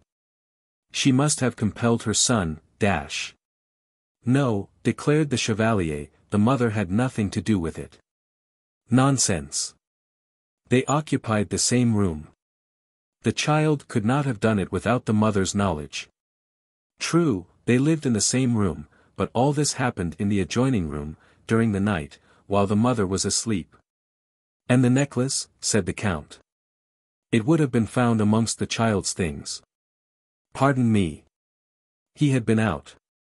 That morning, on which you found him reading, he had just come from school, and perhaps the commissary of police, instead of wasting his time on the innocent mother, would have been better employed in searching the child's desk amongst his schoolbooks. But how do you explain those 2,000 francs that Henriette received each year? Are they not evidence of her complicity? If she had been an accomplice, would she have thanked you for that money? And then, was she not closely watched? But the child, being free, could easily go to a neighboring city, negotiate with some dealer and sell him 1 diamond or 2 diamonds, as he might wish, upon condition that the money should be sent from Paris. And that proceeding could be repeated from year to year. An indescribable anxiety oppressed the Drosubis and their guests. There was something in the tone and attitude of Floriani, something more than the Chevalier's assurance which, from the beginning, had so annoyed the Count. There was a touch of irony, that seemed rather hostile than sympathetic. But the Count affected to laugh, as he said. All that is very ingenious and interesting, and I congratulate you upon your vivid imagination. No, not at all, replied Floriani, with the utmost gravity, I imagine nothing. I simply describe the events as they must have occurred. But what do you know about them? What you yourself have told me. I picture to myself the life of the mother and child down there in the country. The illness of the mother, the schemes of and inventions of the child to sell the precious stones in order to save his mother's life, or, at least, soothe her dying moments. Her illness overcomes her. She dies. Years roll on. The child becomes a man. And then, and now I will give my imagination a free rein, let us suppose that the man feels a desire to return to the home of his childhood, that he does so, and that he meets there certain people who suspect and accuse his mother. Do you realize the sorrow and anguish of such an interview in the very house wherein the original drama was played? His words seemed to echo for a few seconds in the ensuing silence, and one could read upon the faces of the Count and Countess de Dreux a bewildered effort to comprehend his meaning and, at the same time, the fear and anguish of such a comprehension. The Count spoke at last, and said, Who are you, monsieur? I. The Chevalier Floriani, whom you met at Palermo, and whom you have been gracious enough to invite to your house on several occasions. Then what does this story mean? Oh. Nothing at all. It is simply a pastime, so far as I am concerned. I endeavor to depict the pleasure that Henriette's son, if he still lives, would have in telling you that he was the guilty party, and that he did it because his mother was unhappy, as she was on the point of losing the place of a servant, by which she lived, and because the child suffered at sight of his mother's sorrow. He spoke with suppressed emotion, rose partially and inclined toward the Countess. There could be no doubt that the Chevalier Floriani was Henriette's son. His attitude and words proclaimed it. Besides, was it not his obvious intention and desire to be recognized as such? The Count hesitated. What action would he take against the audacious guest? Ring? Provoke a scandal? Unmask the man who had once robbed him? But that was a long time ago. And who would believe that absurd story about the guilty child? No, better far to accept the situation, and pretend not to comprehend the true meaning of it. So the Count, turning to Floriani, exclaimed. Your story is very curious, very entertaining, I enjoyed it much. But what do you think has become of this young man, this model son? I hope he has not abandoned the career in which he made such a brilliant debut. Oh. Certainly not. After such a debut. To steal the Queen's necklace at 6 years of age, the celebrated necklace that was coveted by Marie Antoinette. And to steal it, remarked Floriani, falling in with the Count's mood, without costing him the slightest trouble, without anyone thinking to examine the condition of the window. Or to observe that the windowsill was too clean, that windowsill which he had wiped in order to efface the marks he had made in the thick dust. We must admit that it was sufficient to turn the head of a boy at that age. It was all so easy. He had simply to desire the thing, and reach out his hand to get it. And he reached out his hand. Both hands, replied the Chevalier, laughing. His companions received a shock. What mystery surrounded the life of the so-called Floriani? How wonderful must have been the life of that adventurer, a thief at 6 years of age, and who, today, in search of excitement or, at most, to gratify a feeling of resentment, had come to brave his victim in her own house, audaciously, foolishly. And yet with all the grace and delicacy of a courteous guest. He arose and approached the Countess to bid her adieu. She recoiled, unconsciously. He smiled. Oh. Madam, you are afraid of me. Did I pursue my role of parlor magician a step too far? She controlled herself, and replied, with her accustomed ease. Not at all, monsieur. The legend of that dutiful son interested me very much, and I am pleased to know that my necklace had such a brilliant destiny. But do you not think that the son of that woman, that Henriette, was the victim of hereditary influence in the choice of his vocation? He shuddered, feeling the point, and replied. I am sure of it. And, moreover, his natural tendency to crime must have been very strong or he would have been discouraged. Why so? Because, as you must know, the majority of the diamonds were false. The only genuine stones were the few purchased from the English jeweler, the others having been sold, one by one, to meet the cruel necessities of life. It was still the Queen's necklace, monsieur, replied the Countess, haughtily, and that is something that he, Henriette's son, could not appreciate. He was able to appreciate, madam, that, whether true or false, the necklace was nothing more than an object of parade, an emblem of senseless pride. The Count made a threatening gesture, but his wife stopped him. Monsieur, she said, if the man to whom you allude has the slightest sense of honor, dash. She stopped, intimidated by Floriani's cool manner. If that man has the slightest sense of honor, he repeated. She felt that she would not gain anything by speaking to him in that manner, and in spite of her anger and indignation, trembling as she was from humiliated pride, she said to him, almost politely. Monsieur, the legend says that Rétaux de Villette, when in possession of the Queen's necklace, did not disfigure the mounting. He understood that the diamonds were simply the ornament, the accessory, and that the mounting was the essential work, the creation of the artist, and he respected it accordingly. Do you think that this man had the same feeling? I have no doubt that the mounting still exists. The child respected it. Well, monsieur, if you should happen to meet him, will you tell him that he unjustly keeps possession of a relic that is the property and pride of a certain family, and that, although the stones have been removed, the Queen's necklace still belongs to the house of Dreux-Soubise. It belongs to us as much as our name or our honor. The Chevalier replied, simply. I shall tell him, madam. He bowed to her, saluted the Count and the other guests, and departed. 4 days later, the Countess de Dreux found upon the table in her chamber a red leather case bearing the cardinal's arms. She opened it, and found the Queen's necklace. But as all things must, in the life of a man who strives for unity and logic, converge toward the same goal, and as a little advertising never does any harm, on the following day, the Echo de France published these sensational lines. The Queen's necklace, the famous historical jewelry stolen from the family of Dreux-Soubise, has been recovered by Arsène Lupin, who hastened to restore it to its rightful owner. We cannot too highly commend such a delicate and chivalrous act. 6. The Seven of Hearts. I am frequently asked this question: how did you make the acquaintance of Arsène Lupin? My connection with Arsène Lupin was well known.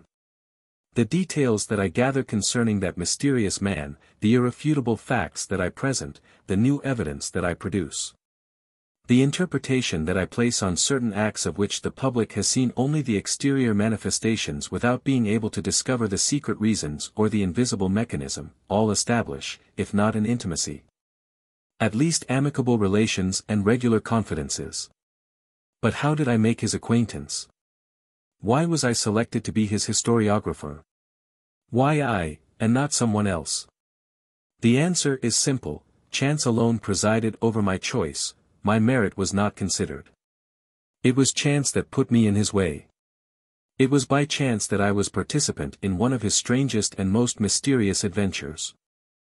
And by chance that I was an actor in a drama of which he was the marvelous stage director. An obscure and intricate drama, bristling with such thrilling events that I feel a certain embarrassment in undertaking to describe it. The first act takes place during that memorable night of June 22nd, of which so much has already been said.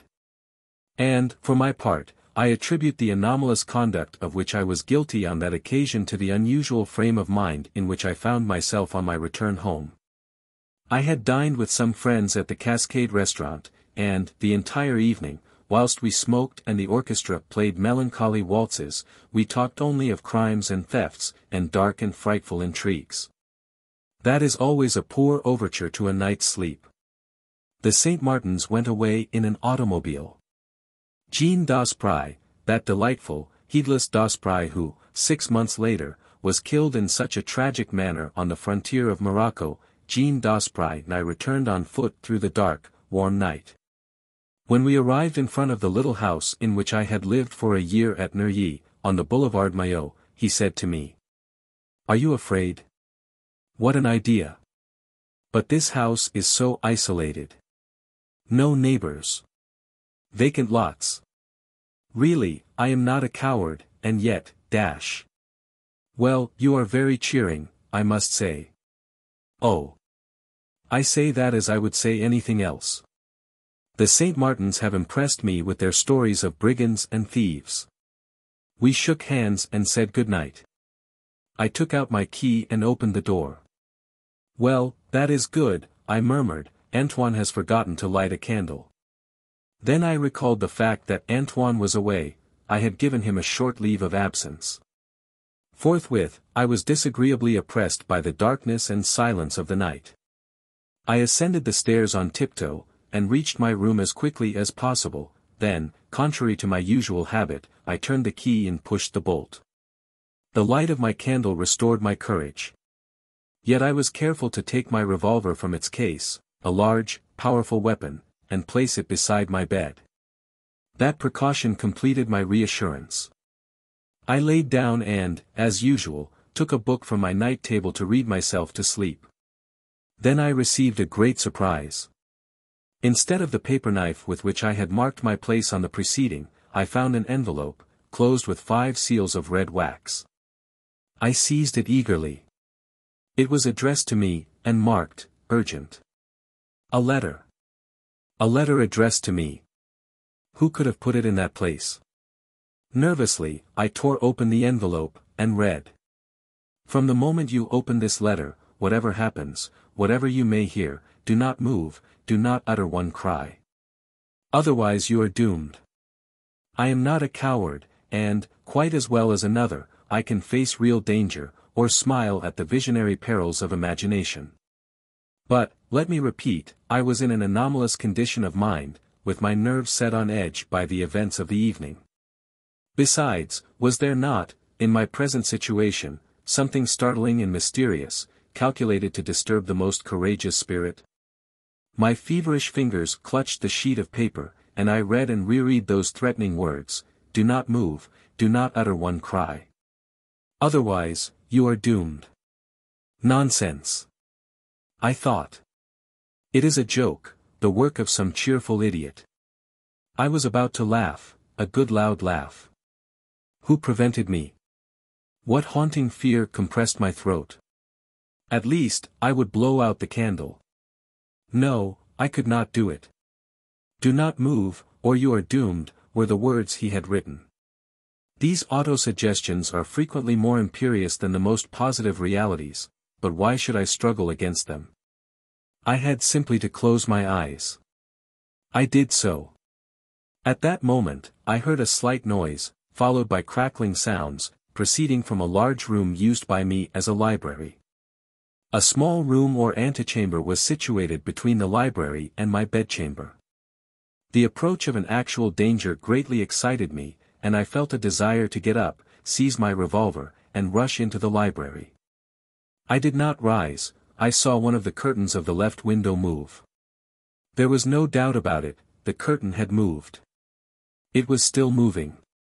And I saw, I saw quite distinctly, in the narrow space between the curtains and the window, a human form, a bulky mass that prevented the curtains from hanging straight.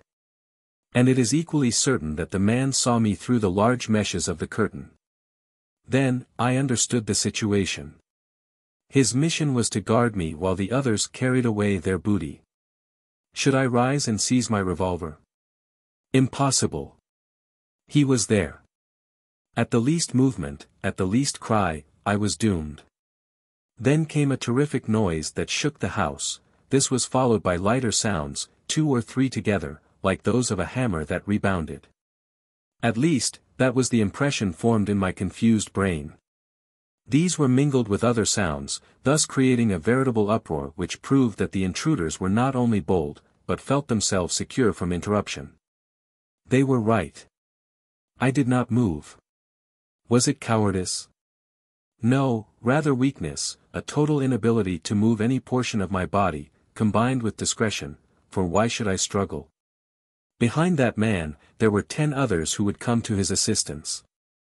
Should I risk my life to save a few tapestries and bibelots? Throughout the night, my torture endured. Insufferable torture, terrible anguish. The noises had stopped, but I was in constant fear of their renewal. And the man. The man who was guarding me, weapon in hand. My fearful eyes remained cast in his direction. And my heart beat. And a profuse perspiration oozed from every pore of my body. Suddenly, I experienced an immense relief. A milk wagon, whose sound was familiar to me, passed along the boulevard, and, at the same time, I had an impression that the light of a new day was trying to steal through the closed window blinds. At last, daylight penetrated the room. Other vehicles passed along the boulevard, and all the phantoms of the night vanished. Then I put one arm out of the bed, slowly and cautiously. My eyes were fixed upon the curtain, locating the exact spot at which I must fire. I made an exact calculation of the movements I must make, then, quickly, I seized my revolver and fired. I leaped from my bed with a cry of deliverance, and rushed to the window. The bullet had passed through the curtain and the window glass, but it had not touched the man, for the very good reason that there was none there. Nobody. Thus, during the entire night, I had been hypnotized by a fold of the curtain. And, during that time, the malefactors, furiously, with an enthusiasm that nothing could have stopped, I turned the key, opened the door, crossed the antechamber, opened another door, and rushed into the library. But amazement stopped me on the threshold, panting, astounded, more astonished than I had been by the absence of the man. All the things that I supposed had been stolen, furniture, books, pictures, old tapestries, everything was in its proper place. It was incredible. I could not believe my eyes. Notwithstanding that uproar, those noises of removal, I made a tour, I inspected the walls, I made a mental inventory of all the familiar objects. Nothing was missing. And, what was more disconcerting, there was no clue to the intruders, not a sign, not a chair disturbed, not the trace of a footstep. Well. Well. I said to myself, pressing my hands on my bewildered head, surely I am not crazy. I heard something. Inch by inch, I made a careful examination of the room. It was in vain.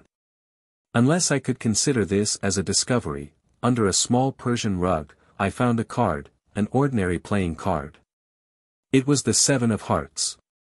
It was like any other 7 of hearts in French playing cards, with this slight but curious exception: the extreme point of each of the 7 red spots or hearts was pierced by a hole, round and regular as if made with the point of an awl. Nothing more. A card and a letter found in a book. But was not that sufficient to affirm that I had not been the plaything of a dream? Throughout the day, I continued my searches in the library. It was a large room, much too large for the requirements of such a house, and the decoration of which attested the bizarre taste of its founder. The floor was a mosaic of multicolored stones, formed into large symmetrical designs. The walls were covered with a similar mosaic, arranged in panels, Pompeian allegories, Byzantine compositions, frescoes of the Middle Ages. A Bacchus bestriding a cask. An emperor wearing a gold crown, a flowing beard, and holding a sword in his right hand. Quite high, after the style of an artist's studio, there was a large window, the only one in the room.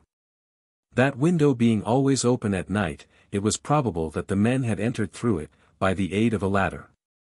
But, again, there was no evidence. The bottom of the ladder would have left some marks in the soft earth beneath the window. But there were none. Nor were there any traces of footsteps in any part of the yard. I had no idea of informing the police, because the facts I had before me were so absurd and inconsistent. They would laugh at me. However, as I was then a reporter on the staff of the Gil Blas, I wrote a lengthy account of my adventure and it was published in the paper on the second day thereafter. The article attracted some attention, but no one took it seriously. They regarded it as a work of fiction rather than a story of real life. The St. Martins rallied me. But Daspry, who took an interest in such matters, came to see me, made a study of the affair, but reached no conclusion. A few mornings later, the doorbell rang, and Antoine came to inform me that a gentleman desired to see me. He would not give his name. I directed Antoine to show him up. He was a man of about 40 years of age with a very dark complexion, lively features, and whose correct dress, slightly frayed, proclaimed a taste that contrasted strangely with his rather vulgar manners. Without any preamble, he said to me, in a rough voice that confirmed my suspicion as to his social position: "Monsieur, whilst in a café, I picked up a copy of the Gil Blas, and read your article. It interested me very much. Thank you. And here I am. Ah. Yes, to talk to you. Are all the facts related by you quite correct?" "Absolutely so." "Well, in that case, I can, perhaps, give you some information." "Very well, proceed." "No, not yet. First, I must be sure that the facts are exactly as you have related them." "I have given you my word. What further proof do you want?" "I must remain alone in this room." "I do not understand," I said, with surprise. "It's an idea that occurred to me when reading your article. Certain details established an extraordinary coincidence with another case that came under my notice. If I am mistaken, I shall say nothing more. And the only means of ascertaining the truth is by my remaining in the room alone." What was at the bottom of this proposition? Later, I recalled that the man was exceedingly nervous. But, at the same time, although somewhat astonished, I found nothing particularly abnormal about the man or the request he had made. Moreover, my curiosity was aroused, so I replied: "Very well. How much time do you require?" "Oh. 3 minutes, not longer. 3 minutes from now, I will rejoin you." I left the room, and went downstairs. I took out my watch. 1 minute passed. 2 minutes. Why did I feel so depressed? Why did those moments seem so solemn and weird? 2 minutes and a half, 2 minutes and 3/4. Then I heard a pistol shot. I bounded up the stairs and entered the room. A cry of horror escaped me.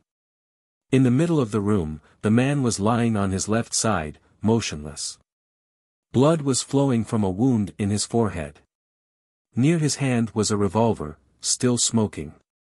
But, in addition to this frightful spectacle, my attention was attracted by another object.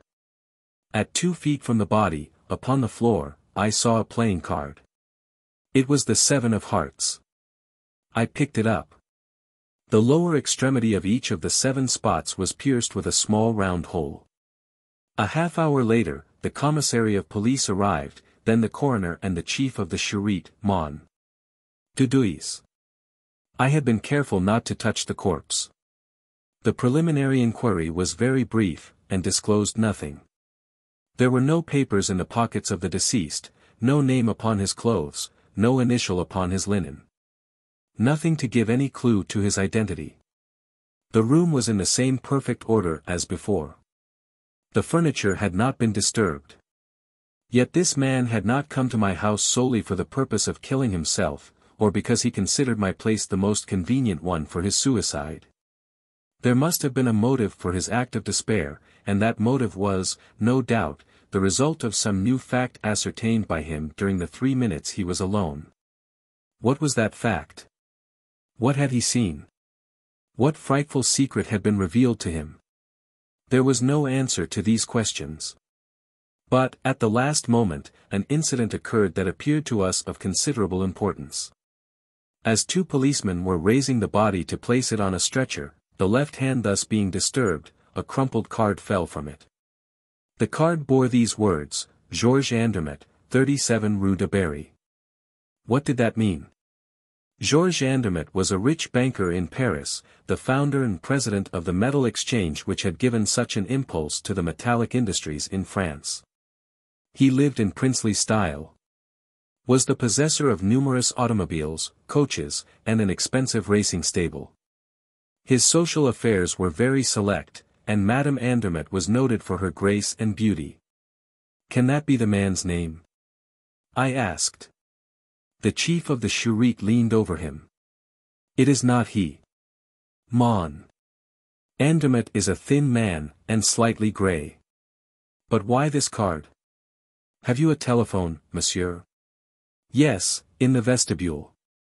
Come with me. He looked in the directory, and then asked for number 415.21. Is Mon Andermatt at home? Please tell him that Mon Dudouis wished him to come at once to 102 Boulevard Maillot. Very important. 20 minutes later, Mon Andermatt arrived in his automobile. After the circumstances had been explained to him, he was taken in to see the corpse. He displayed considerable emotion, and spoke, in a low tone, and apparently unwillingly. Etienne Vérin, he said. You know him? No, or, at least, yes. By sight only. His brother. Ah. He has a brother. Yes, Alfred Vérin. He came to see me once on some matter of business, I forget what it was. Where does he live? The 2 brothers live together, Rue de Provence, I think. Do you know any reason why he should commit suicide? None. He held a card in his hand. It was your card with your address. I do not understand that. It must have been there by some chance that will be disclosed by the investigation. A very strange chance, I thought, and I felt that the others entertained the same impression. I discovered the same impression in the papers next day, and amongst all my friends with whom I discussed the affair. Amid the mysteries that enveloped it, after the double discovery of the 7 of hearts pierced with 7 holes, after the 2 inscrutable events that had happened in my house, that visiting card promised to throw some light on the affair. Through it, the truth may be revealed. But, contrary to our expectations, Mon Andermatt furnished no explanation. He said, I have told you all I know. What more can I do?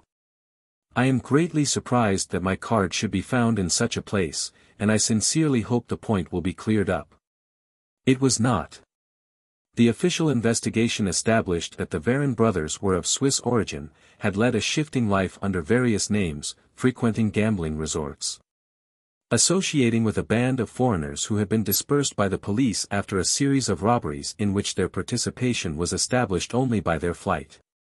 At number 24 Rue de Provence, where the Varin brothers had lived 6 years before, no one knew what had become of them. I confess that, for my part, the case seemed to me so complicated and so mysterious that I did not think the problem would ever be solved, so I concluded to waste no more time upon it. But Jean Daspry, whom I frequently met at that period, became more and more interested in it each day.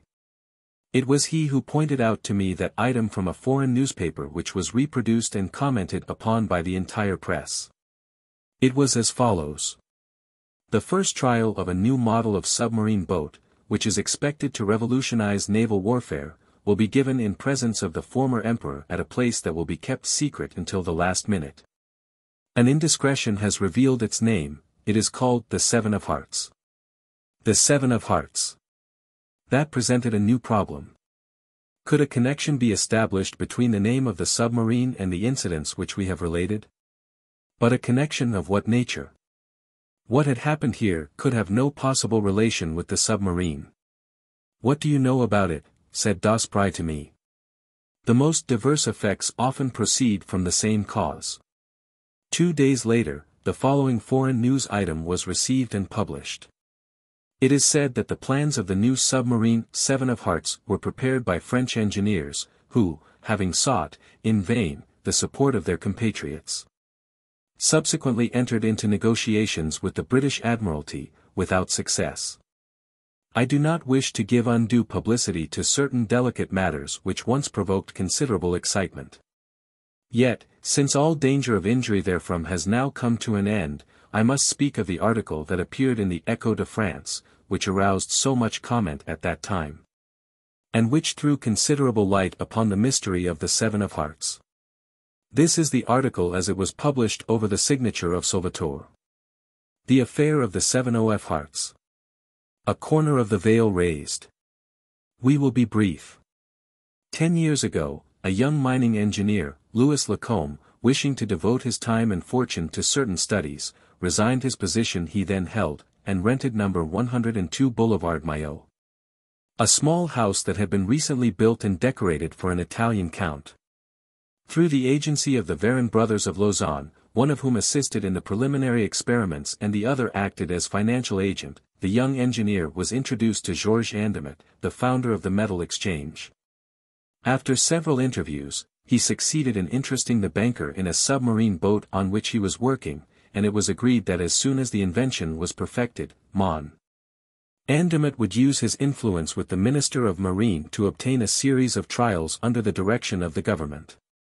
For 2 years, Louis Lacombe was a frequent visitor at Andermatt's house, and he submitted to the banker the various improvements he made upon his original plans, until one day, being satisfied with the perfection of his work, he asked Mon.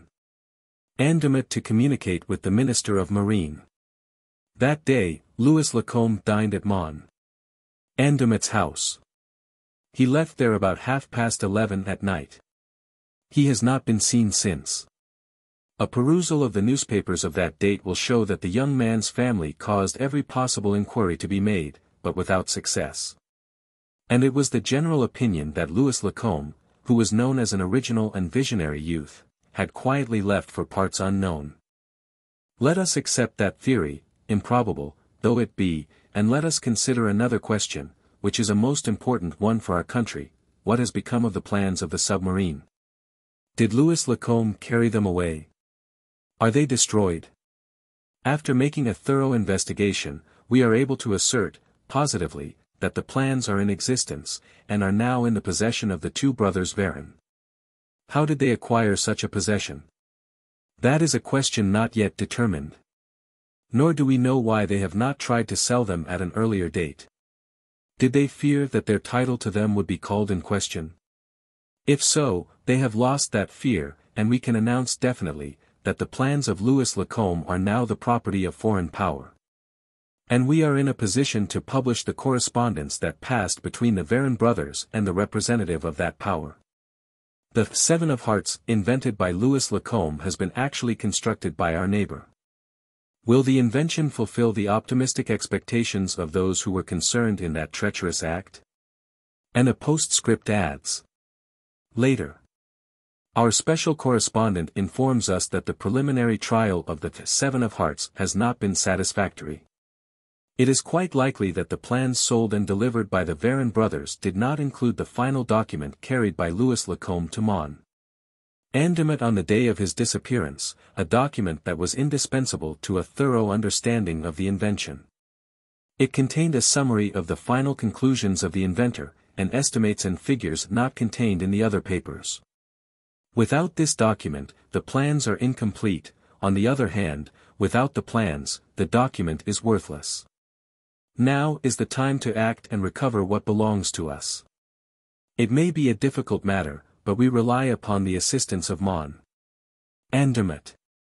It will be to his interest to explain his conduct, which has hitherto been so strange and inscrutable.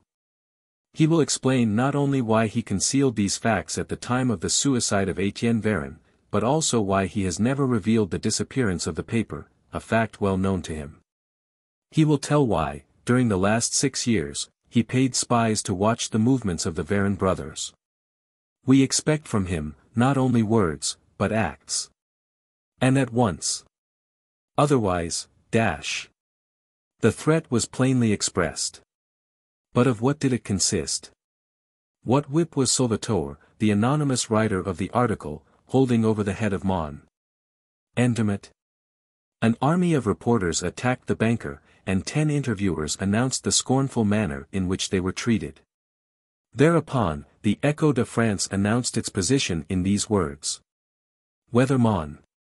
Andermatt is willing or not, he will be, henceforth, our collaborator in the work we have undertaken.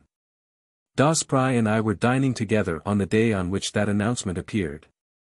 That evening, with the newspapers spread over my table, we discussed the affair and examined it from every point of view with that exasperation that a person feels when walking in the dark and finding himself constantly falling over the same obstacles. Suddenly, without any warning whatsoever, the door opened and a lady entered. Her face was hidden behind a thick veil. I rose at once and approached her. "Is it you, monsieur, who lives here?" she asked. "Yes, madam, but I do not understand, The gate was not locked," she explained.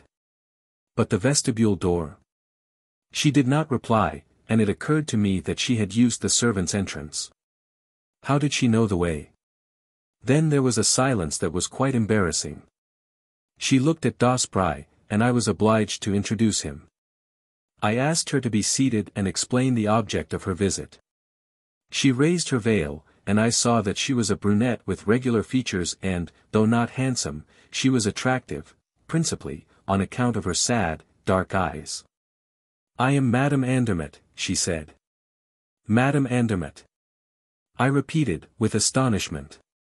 After a brief pause, she continued with a voice and manner that were quite easy and natural. "I have come to see you about that affair, you know. I thought I might be able to obtain some information, Mon Dieu, madame, I know nothing but what has already appeared in the papers. But if you will point out in what way I can help you." I do not know. Not until then did I suspect that her calm demeanor was assumed, and that some poignant grief was concealed beneath that air of tranquility. For a moment, we were silent and embarrassed.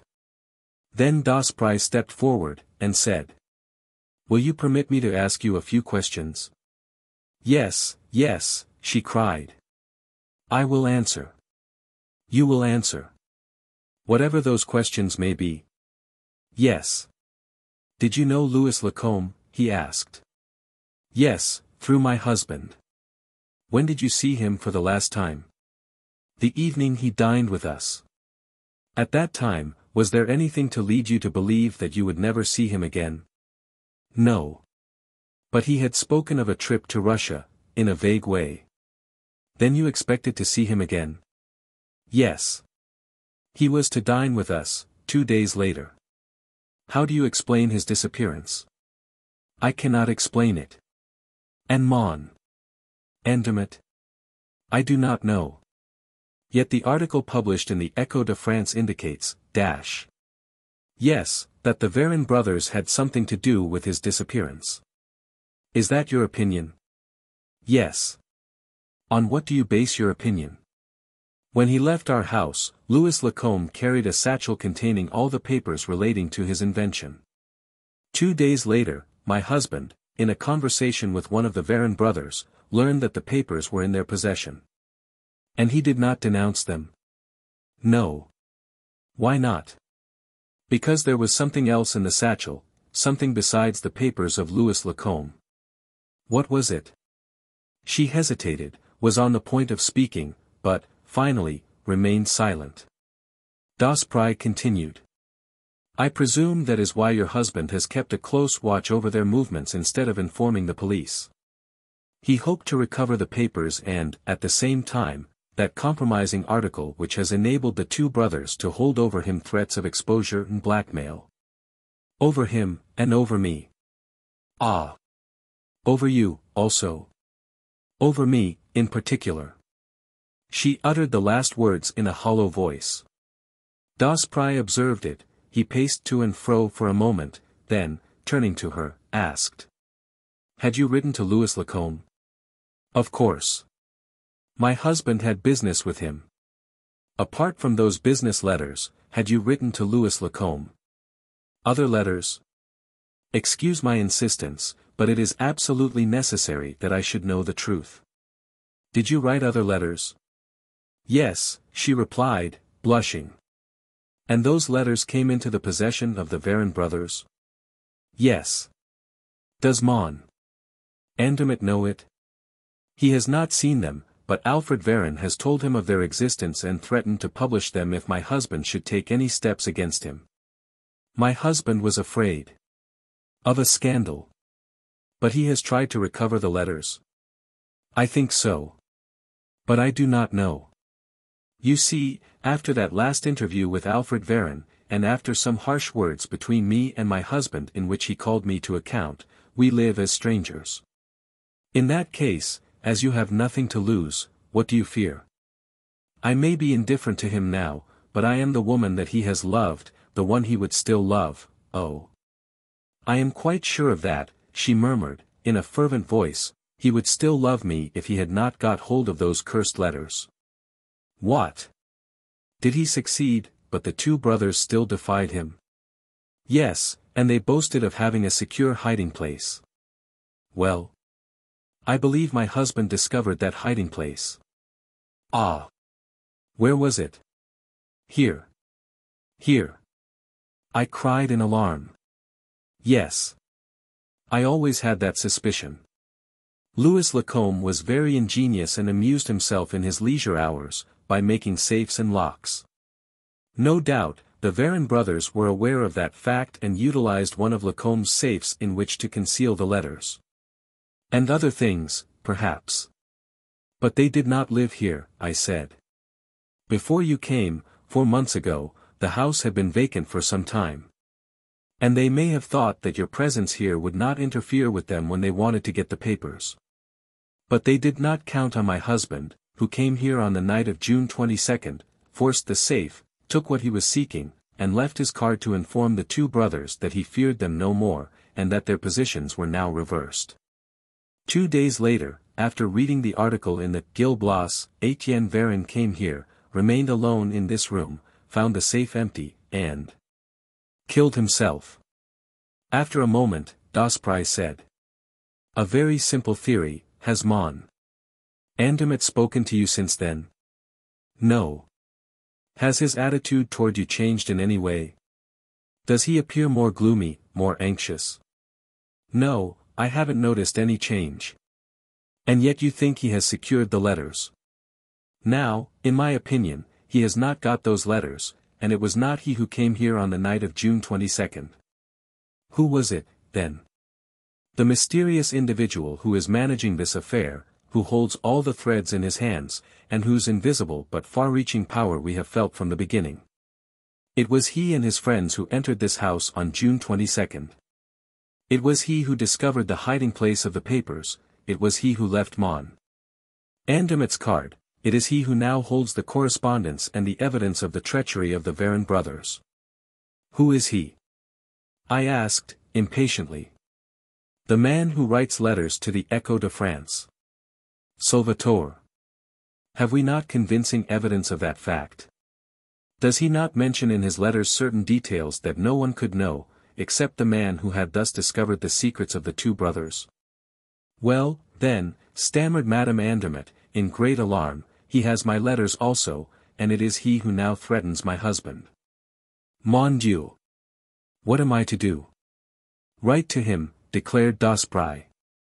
Confide in him without reserve. Tell him all you know and all you may hereafter learn. Your interest and his interest are the same. He is not working against Mon Andermatt, but against Alfred Varin. Help him. How? Has your husband the document that completes the plans of Louis Lacombe? Yes. Tell that to Salvator, and, if possible, procure the document for him. Write to him at once. You risk nothing. The advice was bold, dangerous even at first sight, but Madame Andermatt had no choice. Besides, as Daspry had said, she ran no risk. If the unknown writer were an enemy, that step would not aggravate the situation. If he were a stranger seeking to accomplish a particular purpose, he would attach to those letters only a secondary importance. Whatever might happen, it was the only solution offered to her, and she, in her anxiety, was only too glad to act on it. She thanked us effusively, and promised to keep us informed. In fact, 2 days later, she sent us the following letter that she had received from Salvator. Have not found the letters, but I will get them. Rest easy. I am watching everything. S. I looked at the letter. It was in the same handwriting as the note I found in my book on the night of June 22nd. Daspry was right. Salvator was, indeed, the originator of that affair. We were beginning to see a little light coming out of the darkness that surrounded us, and an unexpected light was thrown on certain points, but other points yet remained obscure, for instance, the finding of the two seven of hearts. Perhaps I was unnecessarily concerned about those two cards whose 7 punctured spots had appeared to me under such startling circumstances. Yet I could not refrain from asking myself, what role will they play in the drama? What importance do they bear? What conclusion must be drawn from the fact that the submarine constructed from the plans of Louis Lacombe bore the name of Seven of Hearts? Daspry gave little thought to the other 2 cards. He devoted all his attention to another problem which he considered more urgent. He was seeking the famous hiding place. And who knows, said he, I may find the letters that Salvator did not find, by inadvertence, perhaps. It is improbable that the Varin brothers would have removed from a spot, which they deemed inaccessible, the weapon which was so valuable to them. And he continued to search. In a short time, the large room held no more secrets for him, so he extended his investigations to the other rooms. He examined the interior and the exterior, the stones of the foundation, the bricks in the walls, he raised the slates of the roof.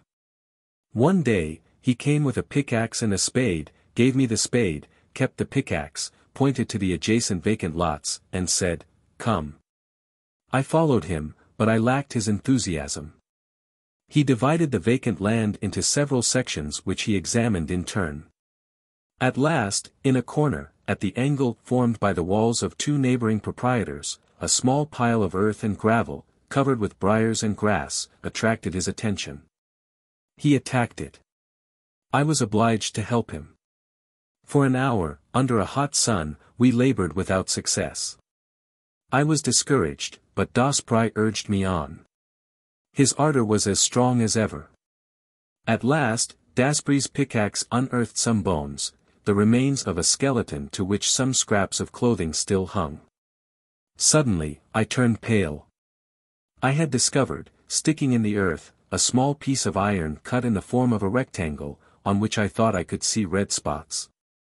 I stooped and picked it up. That little iron plate was the exact size of a playing card, and the red spots, made with red lead, were arranged upon it in a manner similar to the 7 of hearts. And each spot was pierced with a round hole similar to the perforations in the 2 playing cards. Listen, Das Pry, I have had enough of this. You can stay if it interests you. But I am going. Was that simply the expression of my excited nerves? Or was it the result of a laborious task executed under a burning sun?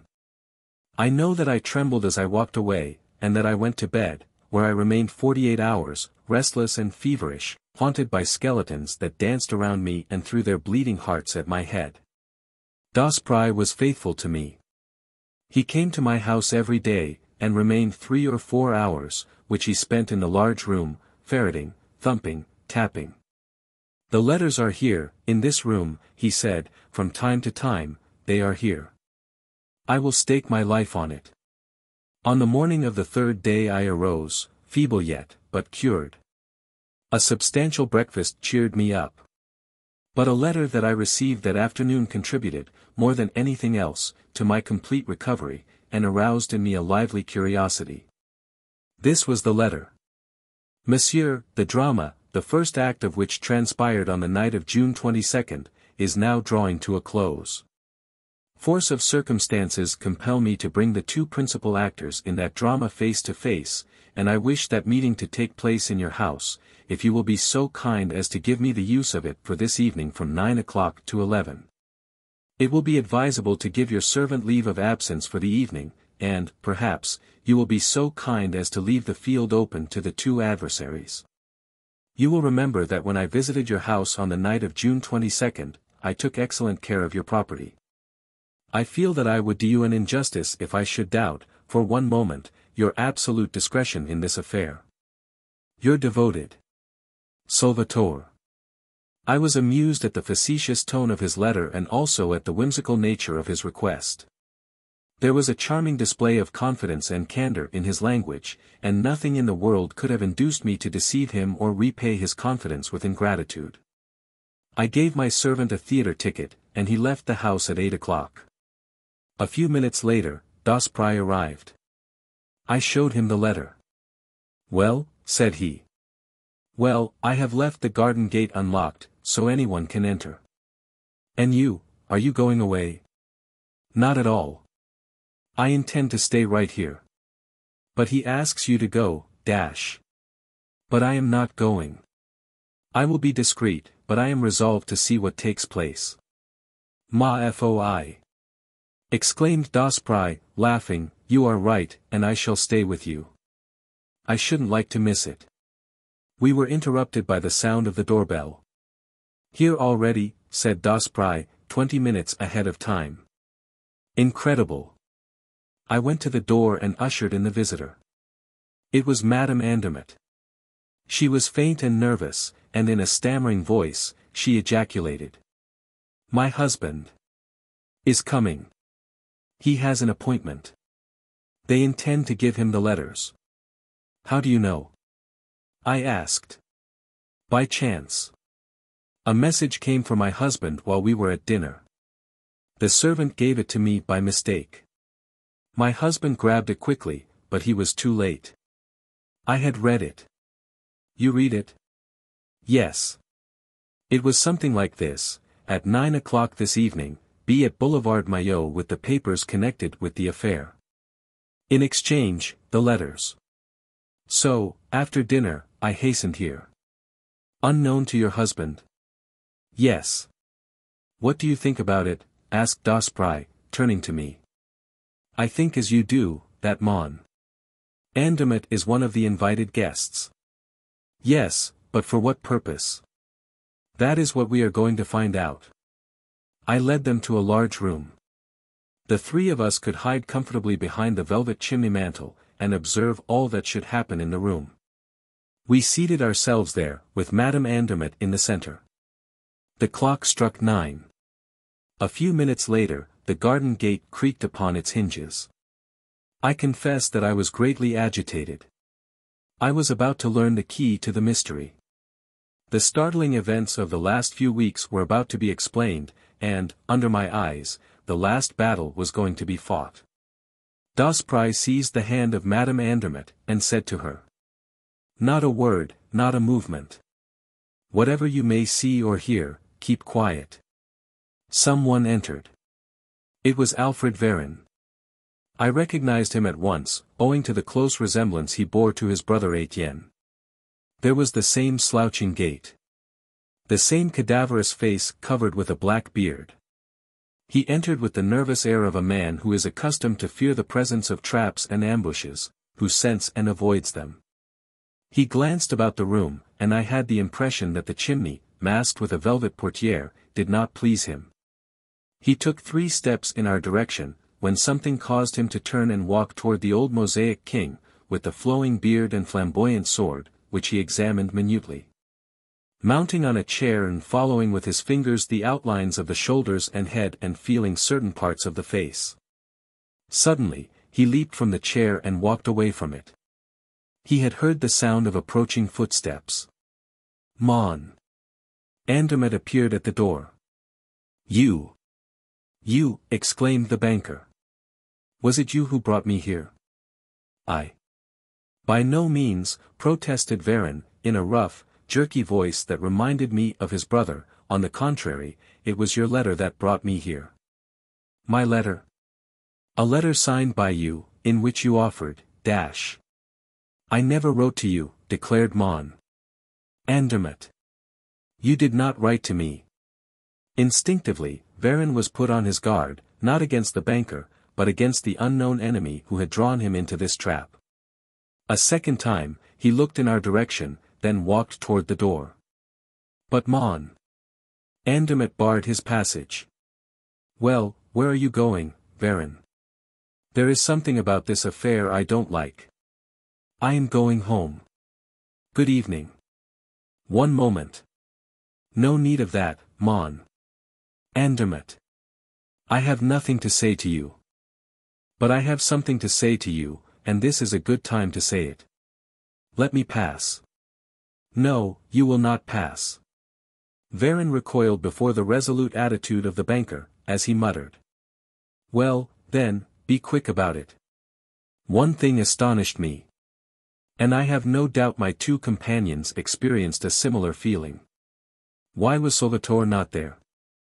Was he not a necessary party at this conference? Or was he satisfied to let these 2 adversaries fight it out between themselves? At all events, his absence was a great disappointment, although it did not detract from the dramatic strength of the situation.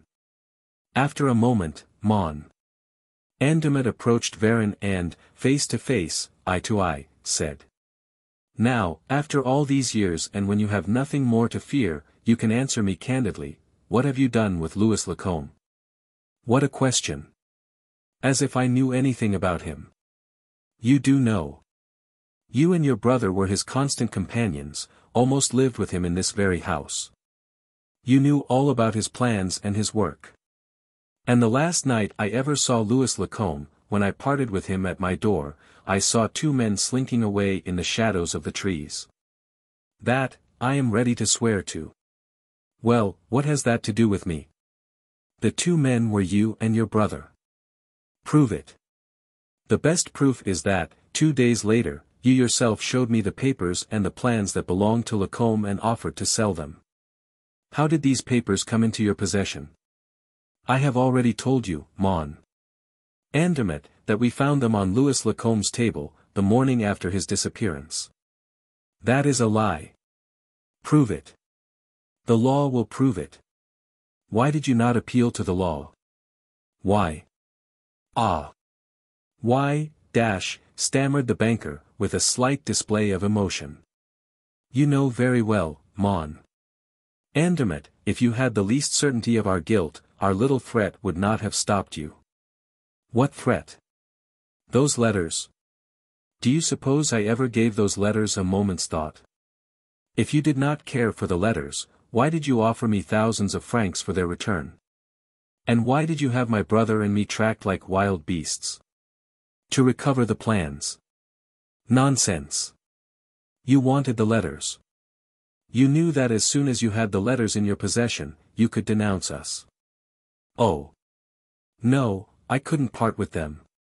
He laughed heartily, but stopped suddenly, and said. But, enough of this. We are merely going over old ground. We make no headway. We had better let things stand as they are. We will not let them stand as they are, said the banker, and since you have referred to the letters, let me tell you that you will not leave this house until you deliver up those letters. I shall go when I please. You will not. Be careful, mon. Andermatt. I warn you, dash. I say, you shall not go. We will see about that, cried Varin, in such a rage that Madame Andermatt could not suppress a cry of fear. Varin must have heard it, for he now tried to force his way out. Mon. Andermatt pushed him back. Then I saw him put his hand into his coat pocket. For the last time, let me pass, he cried. The letters, first. Varin drew a revolver and, pointing it at Mon. Andermatt, said. Yes or no. The banker stooped quickly. There was the sound of a pistol shot. The weapon fell from Varin's hand. I was amazed. The shot was fired close to me. It was Daspry who had fired it at Varin, causing him to drop the revolver. In a moment, Daspry was standing between the two men, facing Varin. He said to him, with a sneer. You were lucky, my friend, very lucky. I fired at your hand and struck only the revolver. Both of them looked at him, surprised. Then he turned to the banker, and said. I beg your pardon, monsieur, for meddling in your business, but, really, you play a very poor game. Let me hold the cards. Turning again to Varin, Daspry said. It's between us two, comrade, and play fair, if you please. Hearts are trumps, and I play the 7. Then Daspry held up, before Varin's bewildered eyes, the little iron plate, marked with the 7 red spots. It was a terrible shock to Varin. With livid features, staring eyes, and an air of intense agony, the man seemed to be hypnotized at the sight of it. Who are you? He gasped. One who meddles in other people's business, down to the very bottom. What do you want? What you brought here tonight? I brought nothing. Yes, you did, or you wouldn't have come. This morning, you received an invitation to come here at 9 o'clock, and bring with you all the papers held by you. You are here. Where are the papers? There was in Daspry's voice and manner a tone of authority that I did not understand. His manner was usually quite mild and conciliatory. Absolutely conquered, Varin placed his hand on one of his pockets, and said. The papers are here. All of them? Yes. All that you took from Louis Lacombe and afterwards sold to Major von Lieben? Yes. Are these the copies or the originals? I have the originals. How much do you want for them? 100,000 francs. You are crazy, said Daspry. Why, the Major gave you only 20,000, and that was like money thrown into the sea, as the boat was a failure at the preliminary trials. They didn't understand the plans. The plans are not complete. Then, why do you ask me for them? Because I want them. I offer you 5,000 francs, not a sou more. 10,000. Not a sou less. Agreed, said Daspry, who now turned to Mon. Andermatt, and said. Monsieur will kindly sign a check for the amount. But. I haven't got, dash. Your checkbook. Here it is. Astounded, Mon. Andermatt examined the checkbook that Daspry handed to him. It is mine, he gasped. How does that happen? No idle words, monsieur, if you please. You have merely to sign. The banker took out his fountain pen, filled out the check and signed it. Varin held out his hand for it. Put down your hand, said Daspry, there is something more. Then, to the banker, he said, you asked for some letters, did you not? Yes, a package of letters. Where are they? Varin. I haven't got them. Where are they, Varin? I don't know. My brother had charge of them. They are hidden in this room. In that case, you know where they are. How should I know? Was it not you who found the hiding place? You appear to be as well informed as Salvator. The letters are not in the hiding place. They are. Open it. Varin looked at him, defiantly. Were not Daspry and Salvator the same person? Everything pointed to that conclusion. If so, Varin risked nothing in disclosing a hiding place already known. Open it, repeated Daspry. I have not got the 7 of hearts. Yes, here it is, said Daspry, handing him the iron plate. Varin recoiled in terror, and cried. No, no, I will not. Never mind, replied Daspry, as he walked toward the bearded king. Climbed on a chair and applied the 7 of hearts to the lower part of the sword in such a manner that the edges of the iron plate coincided exactly with the 2 edges of the sword. Then, with the assistance of an awl which he introduced alternately into each of the 7 holes, he pressed upon 7 of the little mosaic stones. As he pressed upon the 7th one, a clicking sound was heard, and the entire bust of the king turned upon a pivot, disclosing a large opening lined with steel. It was really a fireproof safe. You can see, Varin, the safe is empty. So I see. Then, my brother has taken out the letters. Daspry stepped down from the chair, approached Varin, and said. Now, no more nonsense with me. There is another hiding place. Where is it? There is none. Is it money you want? How much? 10,000. Monsieur Andermatt, are those letters worth 10,000 francs to you? Yes, said the banker, firmly. Varin closed the safe, took the 7 of hearts and placed it again on the sword at the same spot. He thrust the awl into each of the 7 holes. There was the same clicking sound, but this time, strange to relate, it was only a portion of the safe that revolved on the pivot, disclosing quite a small safe that was built within the door of the larger one. The packet of letters was here, tied with a tape, and sealed. Varin handed the packet to Daspry. The latter turned to the banker, and asked. Is the check ready, Monsieur Andermatt?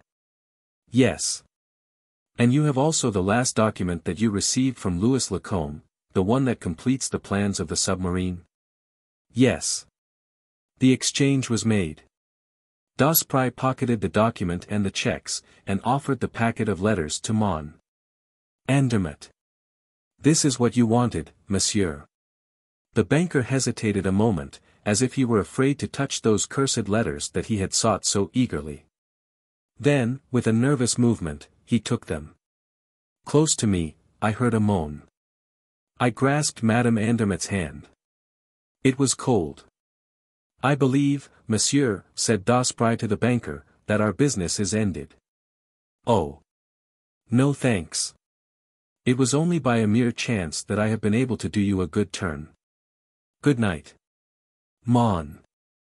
Andermatt retired. He carried with him the letters written by his wife to Louis Lacombe. Marvelous, exclaimed Daspry, delighted. Everything is coming our way. Now, we have only to close our little affair, comrade. You have the papers. Here they are, all of them. Daspry examined them carefully, and then placed them in his pocket. Quite right. You have kept your word, he said. But, dash. But what? The 2 checks. The money, said Varin, eagerly. Well, you have a great deal of assurance, my man. How dare you ask such a thing? I ask only what is due to me. Can you ask pay for returning papers that you stole? Well, I think not. Varin was beside himself. He trembled with rage. His eyes were bloodshot. The money. The 20,000. He stammered. Impossible. I need it myself. The money. Come, be reasonable, and don't get excited. It won't do you any good. Daspry seized his arm so forcibly, that Varin uttered a cry of pain. Daspry continued. Now, you can go. The air will do you good. Perhaps you want me to show you the way. Ah. Yes, we will go together to the vacant lot near here, and I will show you a little mound of earth and stones, and under it, dash. That is false. That is false. Oh. No, it is true. That little iron plate with the 7 spots on it came from there. Louis Lacombe always carried it, and you buried it with the body, and with some other things that will prove very interesting to a judge and jury. Varin covered his face with his hands, and muttered. All right, I am beaten. Say no more. But I want to ask you one question. I should like to know, dash. What is it? Was there a little casket in the large safe? Yes. Was it there on the night of June 22nd? Yes. What did it contain? Everything that the Varin brothers had put in it, a very pretty collection of diamonds and pearls picked up here and there by the said brothers. And did you take it? Of course I did. Do you blame me? I understand. It was the disappearance of that casket that caused my brother to kill himself. Probably. The disappearance of your correspondence was not a sufficient motive. But the disappearance of the casket, is that all you wish to ask me? One thing more, your name. You ask that with an idea of seeking revenge. Parbleu. The tables may be turned. Today, you are on top. Tomorrow, dash. It will be you. I hope so. Your name. Arsène Lupin. Arsène Lupin. The man staggered, as though stunned by a heavy blow. Those 2 words had deprived him of all hope. Daspry laughed, and said. Ah! Did you imagine that a Monsieur Durand or Dupont could manage an affair like this? No, it required the skill and cunning of Arsène Lupin. And now that you have my name, go and prepare your revenge. Arsène Lupin will wait for you. Then he pushed the bewildered Varin through the door. Daspry. Daspry. I cried, pushing aside the curtain. He ran to me. What? What's the matter? Madame Andermatt is ill. He hastened to her, caused her to inhale some salts, and, while caring for her, questioned me. Well, what did it? The letters of Louis Lacombe that you gave to her husband. He struck his forehead and said. Did she think that I could do such a thing? But, of course she would. Imbecile that I am. Madame Andermatt was now revived. Daspry took from his pocket a small package exactly similar to the one that Mon. Andermatt had carried away. Here are your letters, madam. These are the genuine letters. But the others? The others are the same, rewritten by me and carefully worded. Your husband will not find anything objectionable in them, and will never suspect the substitution since they were taken from the safe in his presence. But the handwriting, dash. There is no handwriting that cannot be imitated. She thanked him in the same words she might have used to a man in her own social circle, so I concluded that she had not witnessed the final scene between Varin and Arsène Lupin. But the surprising revelation caused me considerable embarrassment. Lupin. My club companion was none other than Arsène Lupin. I could not realize it. But he said, quite at his ease. You can say farewell to Jean Daspry. Ah. Yes, Jean Daspry is going on a long journey. I shall send him to Morocco. There, he may find a death worthy of him. I may say that that is his expectation. But Arsène Lupin will remain. Oh. Decidedly. Arsène Lupin is simply at the threshold of his career, and he expects, dash. I was impelled by curiosity to interrupt him, and, leading him away from the hearing of Madame Andermatt, I asked. Did you discover the smaller safe yourself, the one that held the letters? Yes, after a great deal of trouble. I found it yesterday afternoon while you were asleep. And yet, God knows it was simple enough.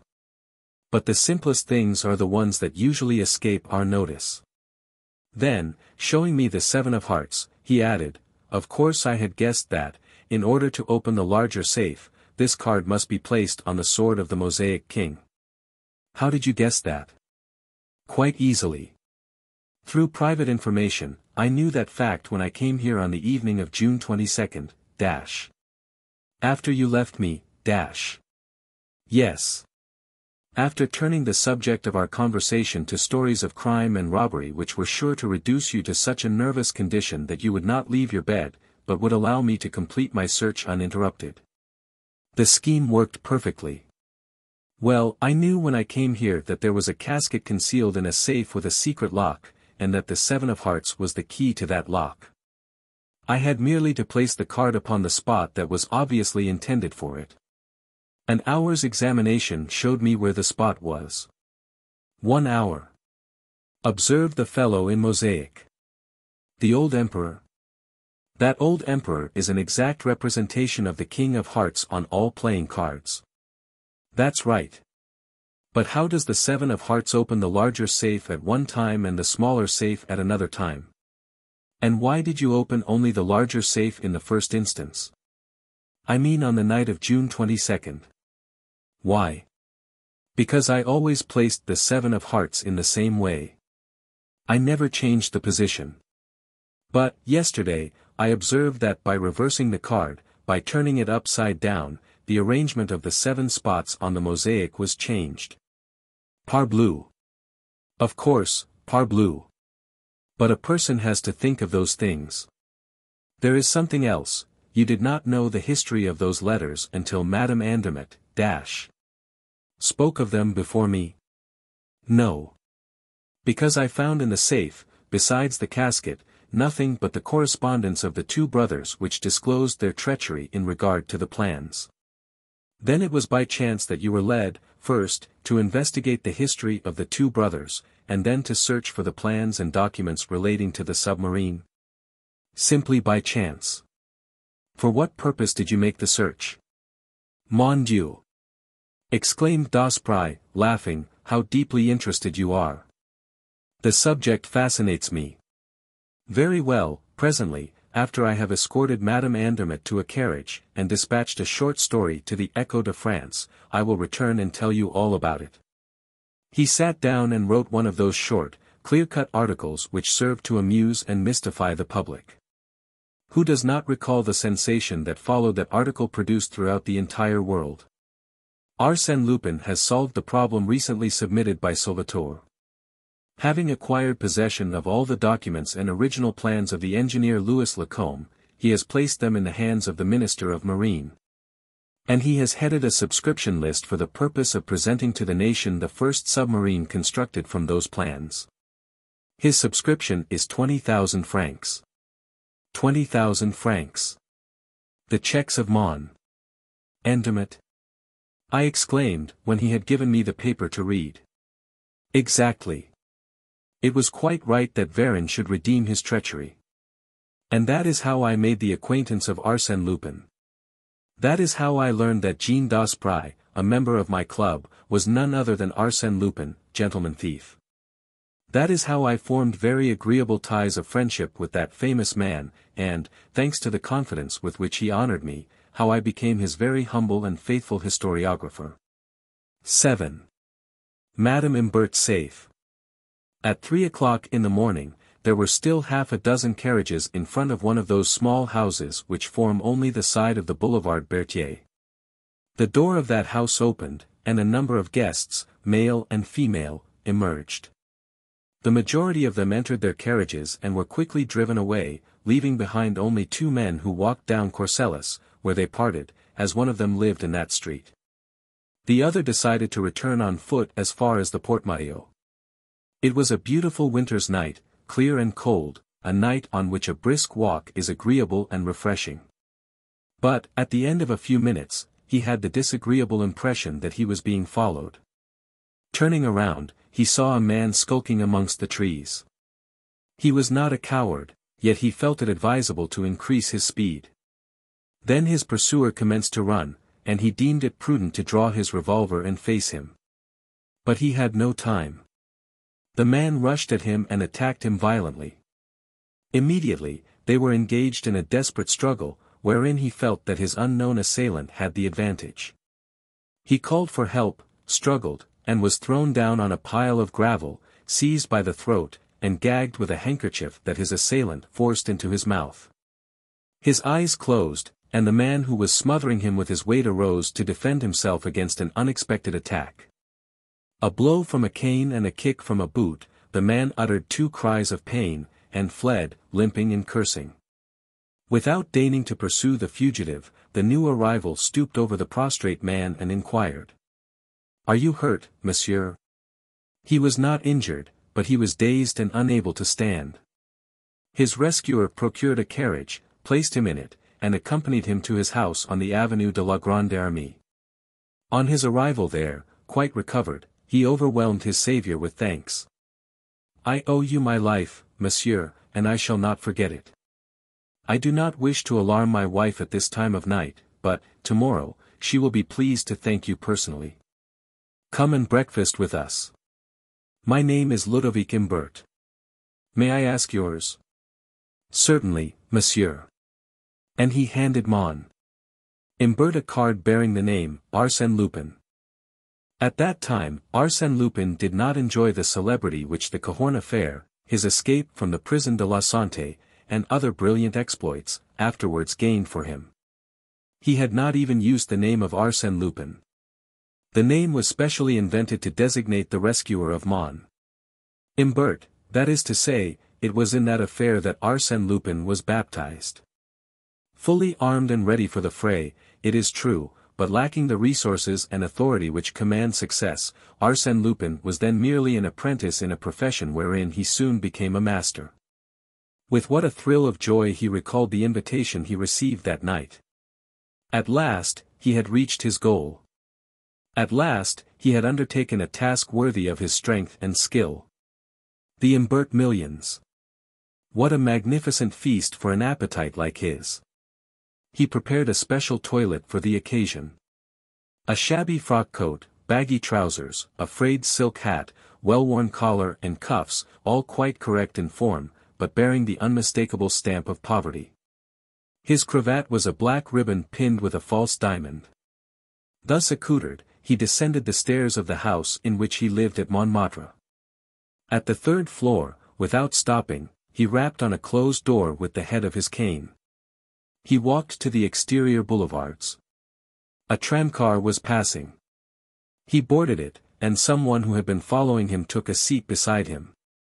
It was the lodger who occupied the room on the 3rd floor. A moment later, this man said to Lupin. "Well, governor?" "Well, it is all fixed." "How?" "I am going there to breakfast." "You breakfast, there?" "Certainly." "Why not?"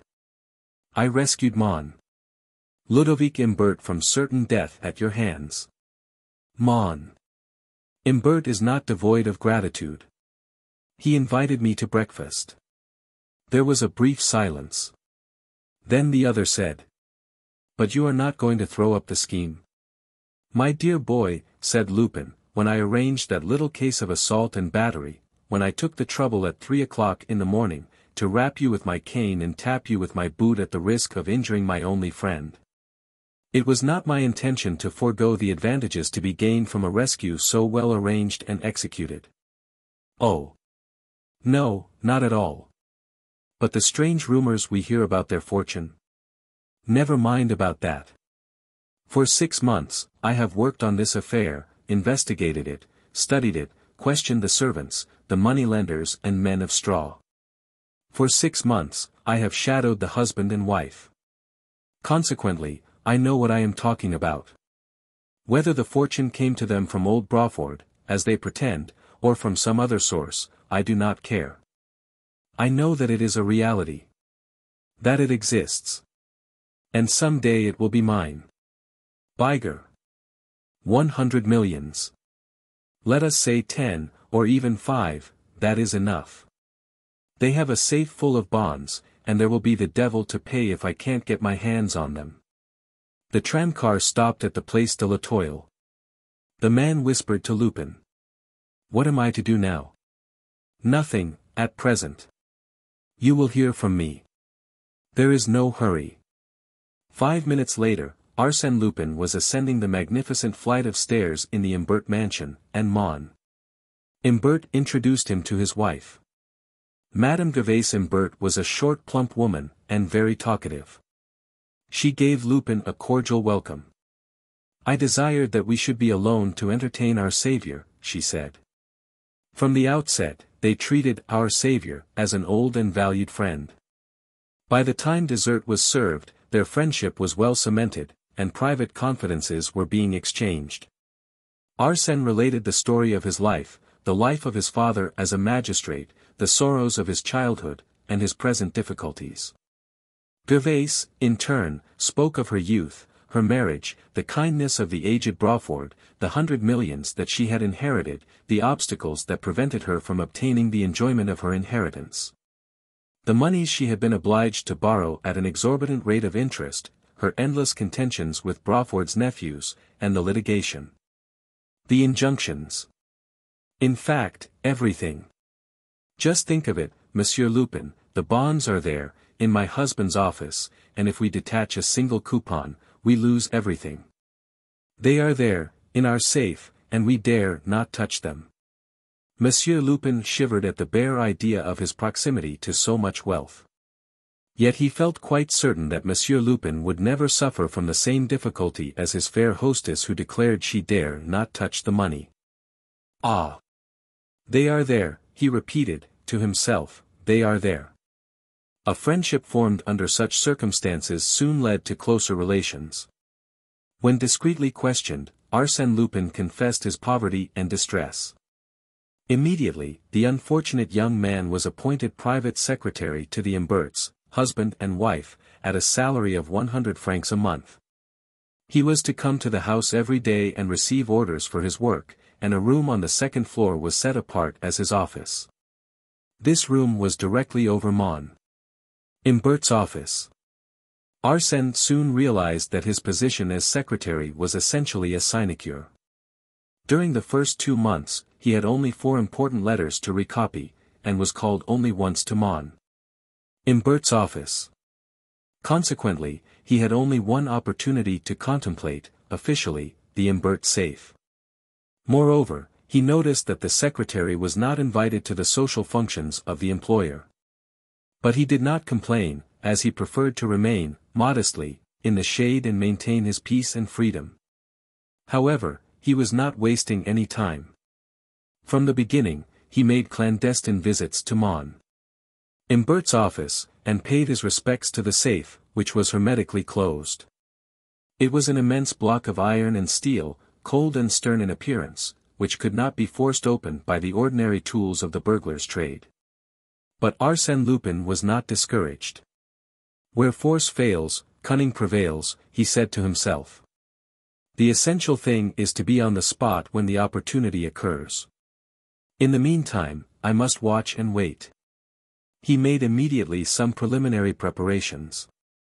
After careful soundings made upon the floor of his room, he introduced a lead pipe which penetrated the ceiling of Imbert's office at a point between the 2 screeds of the cornice. By means of this pipe, he hoped to see and hear what transpired in the room below. Henceforth, he passed his days stretched at full length upon the floor. He frequently saw the Imberts holding a consultation in front of the safe, investigating books and papers. When they turned the combination lock, he tried to learn the figures and the number of turns they made to the right and left. He watched their movements, he sought to catch their words.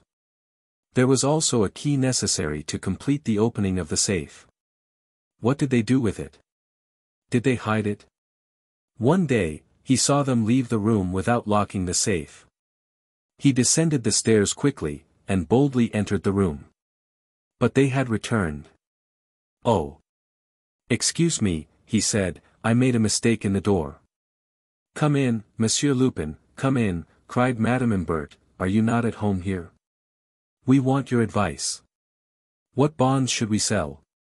The foreign securities or the government annuities?" But the injunction, said Lupin, with surprise. Oh. It doesn't cover all the bonds. She opened the door of the safe and withdrew a package of bonds. But her husband protested. No, no, Gervais, it would be foolish to sell the foreign bonds. They are going up, whilst the annuities are as high as they ever will be. What do you think, my dear friend? The dear friend had no opinion. Yet he advised the sacrifice of the annuities. Then she withdrew another package and, from it, she took a paper at random. It proved to be a 3% annuity worth 2,000 francs. Ludovic placed the package of bonds in his pocket. That afternoon, accompanied by his secretary, he sold the annuities to a stockbroker and realized 46,000 francs. Whatever Madame Imbert might have said about it, Arsène Lupin did not feel at home in the Imbert house. On the contrary, his position there was a peculiar one. He learned that the servants did not even know his name. They called him Monsieur. Ludovic always spoke of him in the same way, you will tell Monsieur. Has Monsieur arrived? Why that mysterious appellation? Moreover, after their first outburst of enthusiasm, the Imberts seldom spoke to him, and, although treating him with the consideration due to a benefactor, they gave him little or no attention. They appeared to regard him as an eccentric character who did not like to be disturbed, and they respected his isolation as if it were a stringent rule on his part. On one occasion, while passing through the vestibule, he heard Madame Imbert say to the two gentlemen. He is such a barbarian. Very well, he said to himself, I am a barbarian. And, without seeking to solve the question of their strange conduct, he proceeded with the execution of his own plans. He had decided that he could not depend on chance, nor on the negligence of Madame Imbert, who carried the key of the safe, and who, on locking the safe, invariably scattered the letters forming the combination of the lock. Consequently, he must act for himself. Finally, an incident precipitated matters. It was the vehement campaign instituted against the Imberts by certain newspapers that accused the Imberts of swindling. Arsène Lupin was present at certain family conferences when this new vicissitude was discussed. He decided that if he waited much longer, he would lose everything. During the next 5 days, instead of leaving the house about 6 o'clock, according to his usual habit, he locked himself in his room. It was supposed that he had gone out. But he was lying on the floor surveying the office of Mon. Imbert. During those 5 evenings, the favorable opportunity that he awaited did not take place. He left the house about midnight by a side door to which he held the key. But on the 6th day, he learned that the Imberts, actuated by the malevolent insinuations of their enemies, proposed to make an inventory of the contents of the safe. They will do it tonight, thought Lupin. And truly, after dinner, Imbert and his wife retired to the office and commenced to examine the books of account and the securities contained in the safe. Thus, 1 hour after another passed away. He heard the servants go upstairs to their rooms. No one now remained on the first floor. Midnight. The Imberts were still at work. I must get to work, murmured Lupin. He opened his window. It opened on a court. Outside, everything was dark and quiet. He took from his desk a knotted rope, fastened it to the balcony in front of his window, and quietly descended as far as the window below, which was that of the Imbert's office. He stood upon the balcony for a moment, motionless, with attentive ear and watchful eye, but the heavy curtains effectually concealed the interior of the room. He cautiously pushed on the double window. If no one had examined it, it ought to yield to the slightest pressure, for, during the afternoon, he had so fixed the bolt that it would not enter the staple. The window yielded to his touch. Then, with infinite care, he pushed it open sufficiently to admit his head. He parted the curtains a few inches, looked in, and saw Mon. Imbert and his wife sitting in front of the safe, deeply absorbed in their work and speaking softly to each other at rare intervals. He calculated the distance between him and them, considered the exact movements he would require to make in order to overcome them, one after the other, before they could call for help, and he was about to rush upon them. When Madame Imbert said, "Ah! The room is getting quite cold. I am going to bed. And you, my dear? I shall stay and finish. Finish. Why, that will take you all night. Not at all. An hour, at the most. She retired. 20 minutes, 30 minutes passed. Arsène pushed the window a little farther open. The curtains shook. He pushed once more. Mon. Imbert turned, and, seeing the curtains blown by the wind, he rose to close the window. There was not a cry, not the trace of struggle. With a few precise moments, and without causing him the least injury, Arsène stunned him, wrapped the curtain about his head, bound him hand and foot, and did it all in such a manner that Imbert had no opportunity to recognize his assailant. Quickly, he approached the safe, seized 2 packages that he placed under his arm, left the office, and opened the servants' gate. A carriage was stationed in the street. "Take that, first, and follow me," he said to the coachman. He returned to the office, and, in 2 trips, they emptied the safe. Then Arsène went to his own room, removed the rope, and all other traces of his clandestine work. A few hours later, Arsène Lupin and his assistant examined the stolen goods. Lupin was not disappointed, as he had foreseen that the wealth of the Imberts had been greatly exaggerated. It did not consist of hundreds of millions, nor even tens of millions. Yet it amounted to a very respectable sum, and Lupin expressed his satisfaction. "Of course," he said, "there will be a considerable loss when we come to sell the bonds, as we will have to dispose of them surreptitiously at reduced prices. In the meantime, they will rest quietly in my desk awaiting a propitious moment." Arsène saw no reason why he should not go to the Imbert house the next day. But a perusal of the morning papers revealed this startling fact: Ludovic and Gervais Imbert had disappeared. When the officers of the law seized the safe and opened it, they found there what Arsène Lupin had left: nothing. Such are the facts. And I learned the sequel to them, one day, when Arsène Lupin was in a confidential mood. He was pacing to and fro in my room, with a nervous step and a feverish eye that were unusual to him. "After all," I said to him, "it was your most successful venture." Without making a direct reply, he said, "There are some impenetrable secrets connected with that affair, some obscure points that escape my comprehension. For instance, what caused their flight? Why did they not take advantage of the help I unconsciously gave them? It would have been so simple to say, the 100 millions were in the safe. They are no longer there, because they have been stolen. They lost their nerve. Yes, that is it, they lost their nerve. On the other hand, it is true, dash. What is true? Oh. Nothing. What was the meaning of Lupin's reticence? It was quite obvious that he had not told me everything. There was something he was loath to tell. His conduct puzzled me. It must indeed be a very serious matter to cause such a man as Arsène Lupin even a momentary hesitation. I threw out a few questions at random. "Have you seen them since?" "No." "And have you never experienced the slightest degree of pity for those unfortunate people?" He exclaimed, with a start. His sudden excitement astonished me. Had I touched him on a sore spot? I continued. "Of course. If you had not left them alone, they might have been able to face the danger, or, at least, made their escape with full pockets." "What do you mean?" he said, indignantly. "I suppose you have an idea that my soul should be filled with remorse. Call it remorse or regrets, anything you like, dash. They are not worth it. Have you no regrets or remorse for having stolen their fortune?" "What fortune?" "The packages of bonds you took from their safe." "Oh. I stole their bonds, did I? I deprived them of a portion of their wealth. Is that my crime?" "Ah.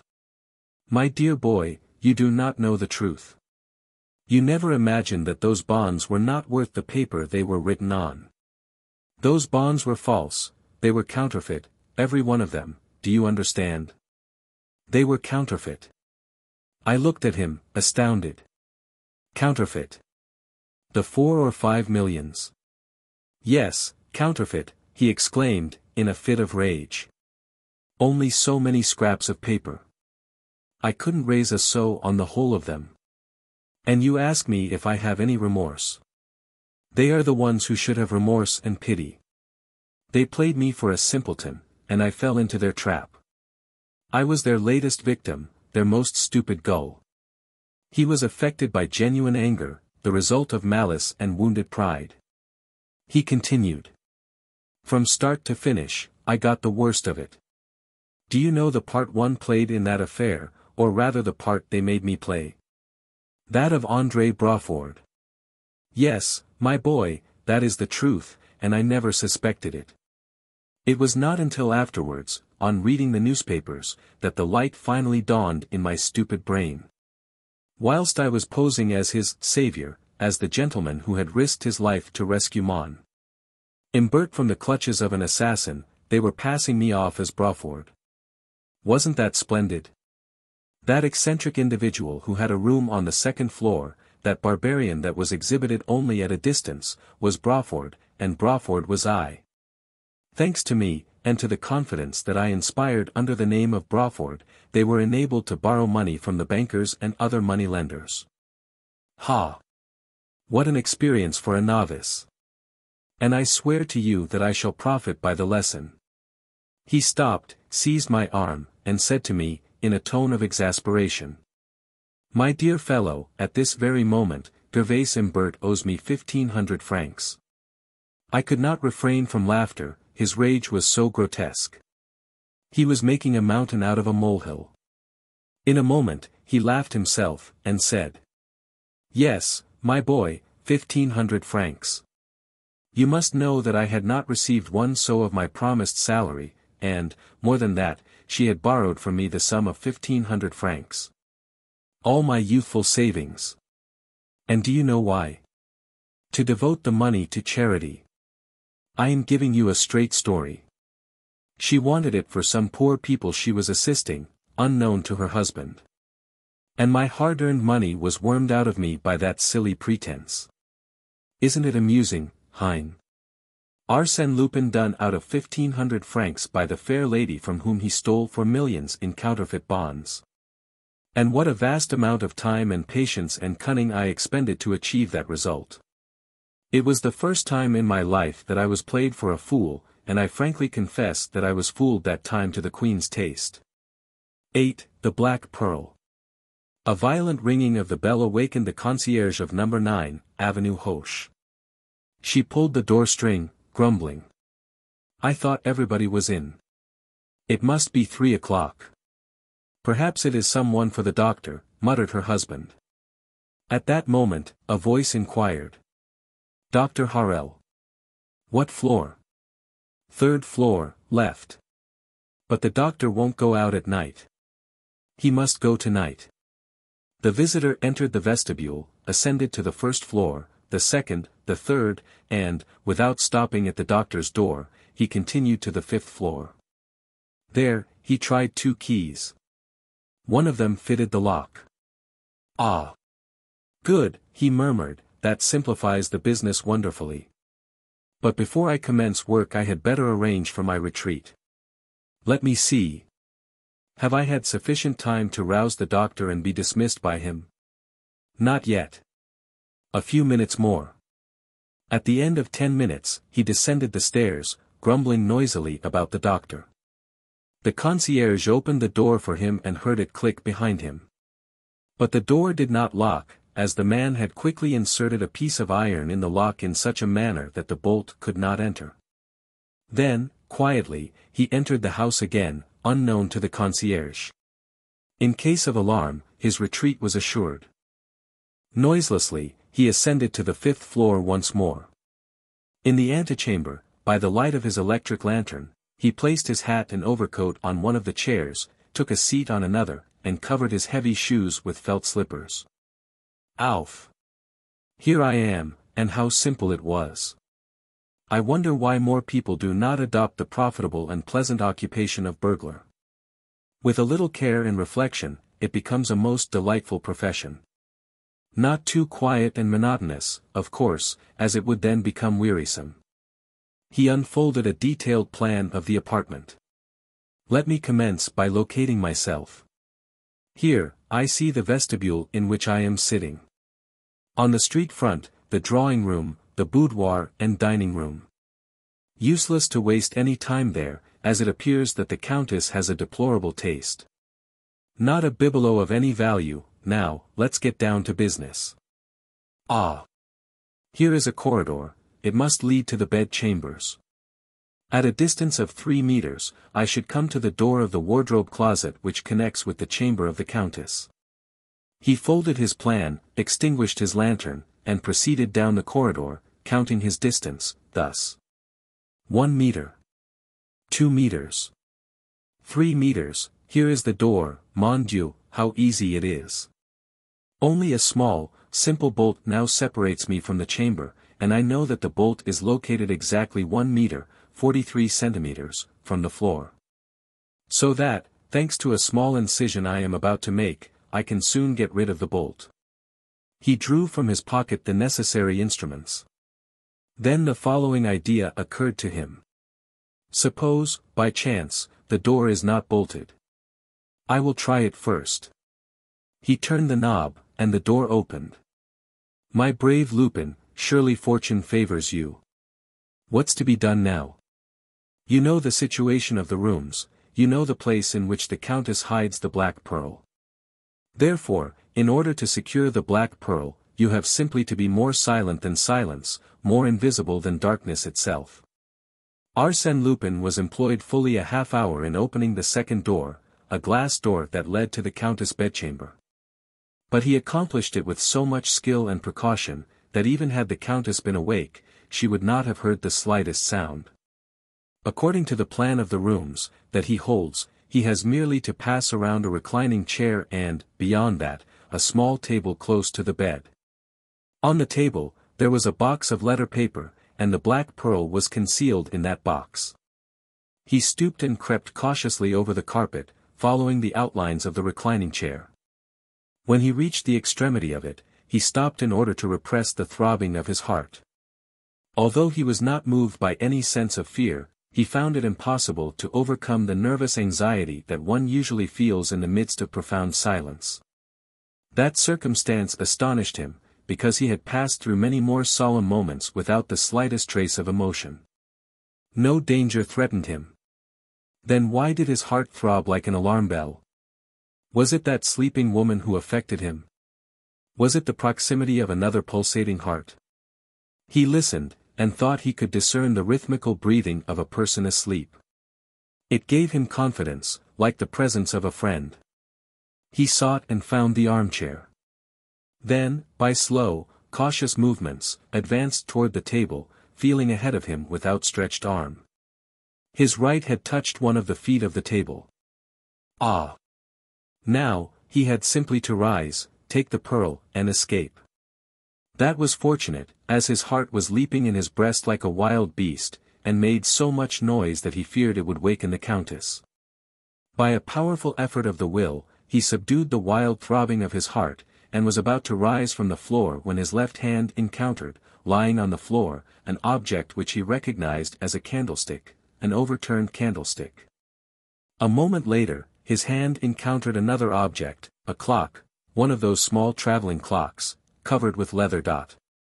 Well, what had happened? He could not understand. That candlestick, that clock. Why were those articles not in their accustomed places? Ah!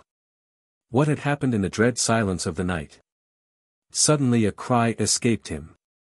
He had touched, oh! Some strange, unutterable thing. No! No, he thought, it cannot be. It is some fantasy of my excited brain. For 20 seconds, 30 seconds, he remained motionless, terrified, his forehead bathed with perspiration, and his fingers still retained the sensation of that dreadful contact. Making a desperate effort, he ventured to extend his arm again. Once more, his hand encountered that strange, unutterable thing. He felt it. He must feel it and find out what it is. He found that it was hair, human hair, and a human face. And that face was cold, almost icy. However frightful the circumstances may be, a man like Arsène Lupin controls himself and commands the situation as soon as he learns what it is. So, Arsène Lupin quickly brought his lantern into use. A woman was lying before him, covered with blood. Her neck and shoulders were covered with gaping wounds. He leaned over her and made a closer examination. She was dead. Dead. Dead, he repeated, with a bewildered air. He stared at those fixed eyes, that grim mouth, that livid flesh, and that blood, all that blood which had flowed over the carpet and congealed there in thick, black spots. He arose and turned on the electric lights. Then he beheld all the marks of a desperate struggle. The bed was in a state of great disorder. On the floor, the candlestick, and the clock, with the hands pointing to 20 minutes after 11, then, further away, an overturned chair. And, everywhere, there was blood, spots of blood and pools of blood. And the black pearl, he murmured. The box of letter paper was in its place. He opened it, eagerly. The jewel case was there, but it was empty. Victor, he muttered. You boasted of your good fortune much too soon, my friend Lupin. With the Countess lying cold and dead, and the black pearl vanished, the situation is anything but pleasant. Get out of here as soon as you can, or you may get into serious trouble. Yet, he did not move. Get out of here. Yes, of course. Any person would, except Arsène Lupin. He has something better to do. Now, to proceed in an orderly way. At all events, you have a clear conscience. Let us suppose that you are the commissary of police and that you are proceeding to make an inquiry concerning this affair. Yes, but in order to do that, I require a clearer brain. Mine is muddled like a ragout. He tumbled into an armchair, with his clenched hands pressed against his burning forehead. The murder of the Avenue Hoche is one of those which have recently surprised and puzzled the Parisian public, and, certainly, I should never have mentioned the affair if the veil of mystery had not been removed by Arsène Lupin himself. No one knew the exact truth of the case. Who did not know, from having met her in the Bois, the fair Leontine Zalti, the once famous cantatrice, wife and widow of the Count d'Andelot, the Zalti, whose luxury dazzled all Paris some 20 years ago. The Zalti who acquired an European reputation for the magnificence of her diamonds and pearls. It was said that she wore upon her shoulders the capital of several banking houses and the gold mines of numerous Australian companies. Skillful jewelers worked for Zalti as they had formerly wrought for kings and queens. And who does not remember the catastrophe in which all that wealth was swallowed up? Of all that marvelous collection, nothing remained except the famous black pearl. The black pearl. That is to say a fortune, if she had wished to part with it. But she preferred to keep it, to live in a commonplace apartment with her companion, her cook, and a manservant, rather than sell that inestimable jewel. There was a reason for it. A reason she was not afraid to disclose. The black pearl was the gift of an emperor. Almost ruined, and reduced to the most mediocre existence, she remained faithful to the companion of her happy and brilliant youth. The black pearl never left her possession. She wore it during the day, and, at night, concealed it in a place known to her alone. All these facts, being republished in the columns of the public press, served to stimulate curiosity. And, strange to say, but quite obvious to those who have the key to the mystery, the arrest of the presumed assassin only complicated the question and prolonged the excitement. 2 days later, the newspapers published the following item. Information has reached us of the arrest of Victor Danager, the servant of the Countess d'Andelot. The evidence against him is clear and convincing. On the silken sleeve of his liveried waistcoat, which Chief Detective Dudouis found in his garret between the mattresses of his bed, several spots of blood were discovered. In addition, a cloth-covered button was missing from that garment, and this button was found beneath the bed of the victim.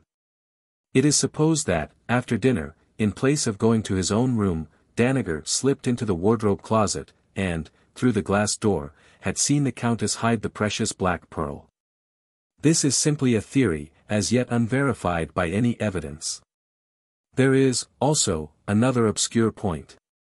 At 7 o'clock in the morning, Danager went to the tobacco shop on the Boulevard de Courcelles.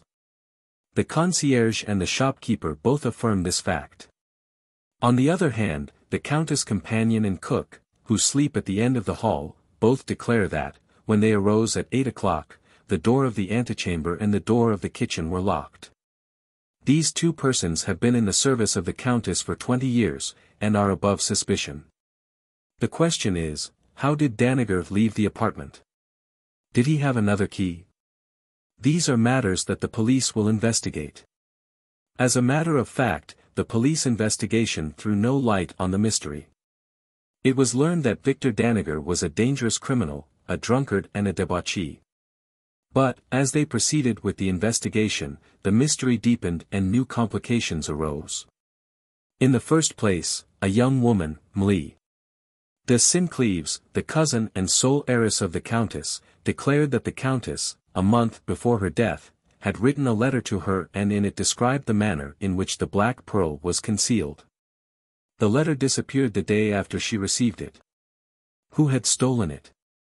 Again, the concierge related how she had opened the door for a person who had inquired for Dr. Harel. On being questioned, the doctor testified that no one had rung his bell. Then who was that person? An accomplice? The theory of an accomplice was thereupon adopted by the press and public, and also by Ganimard, the famous detective. Lupin is at the bottom of this affair, he said to the judge. Bah, exclaimed the judge, you have Lupin on the brain. You see him everywhere. I see him everywhere, because he is everywhere. Say rather that you see him every time you encounter something you cannot explain.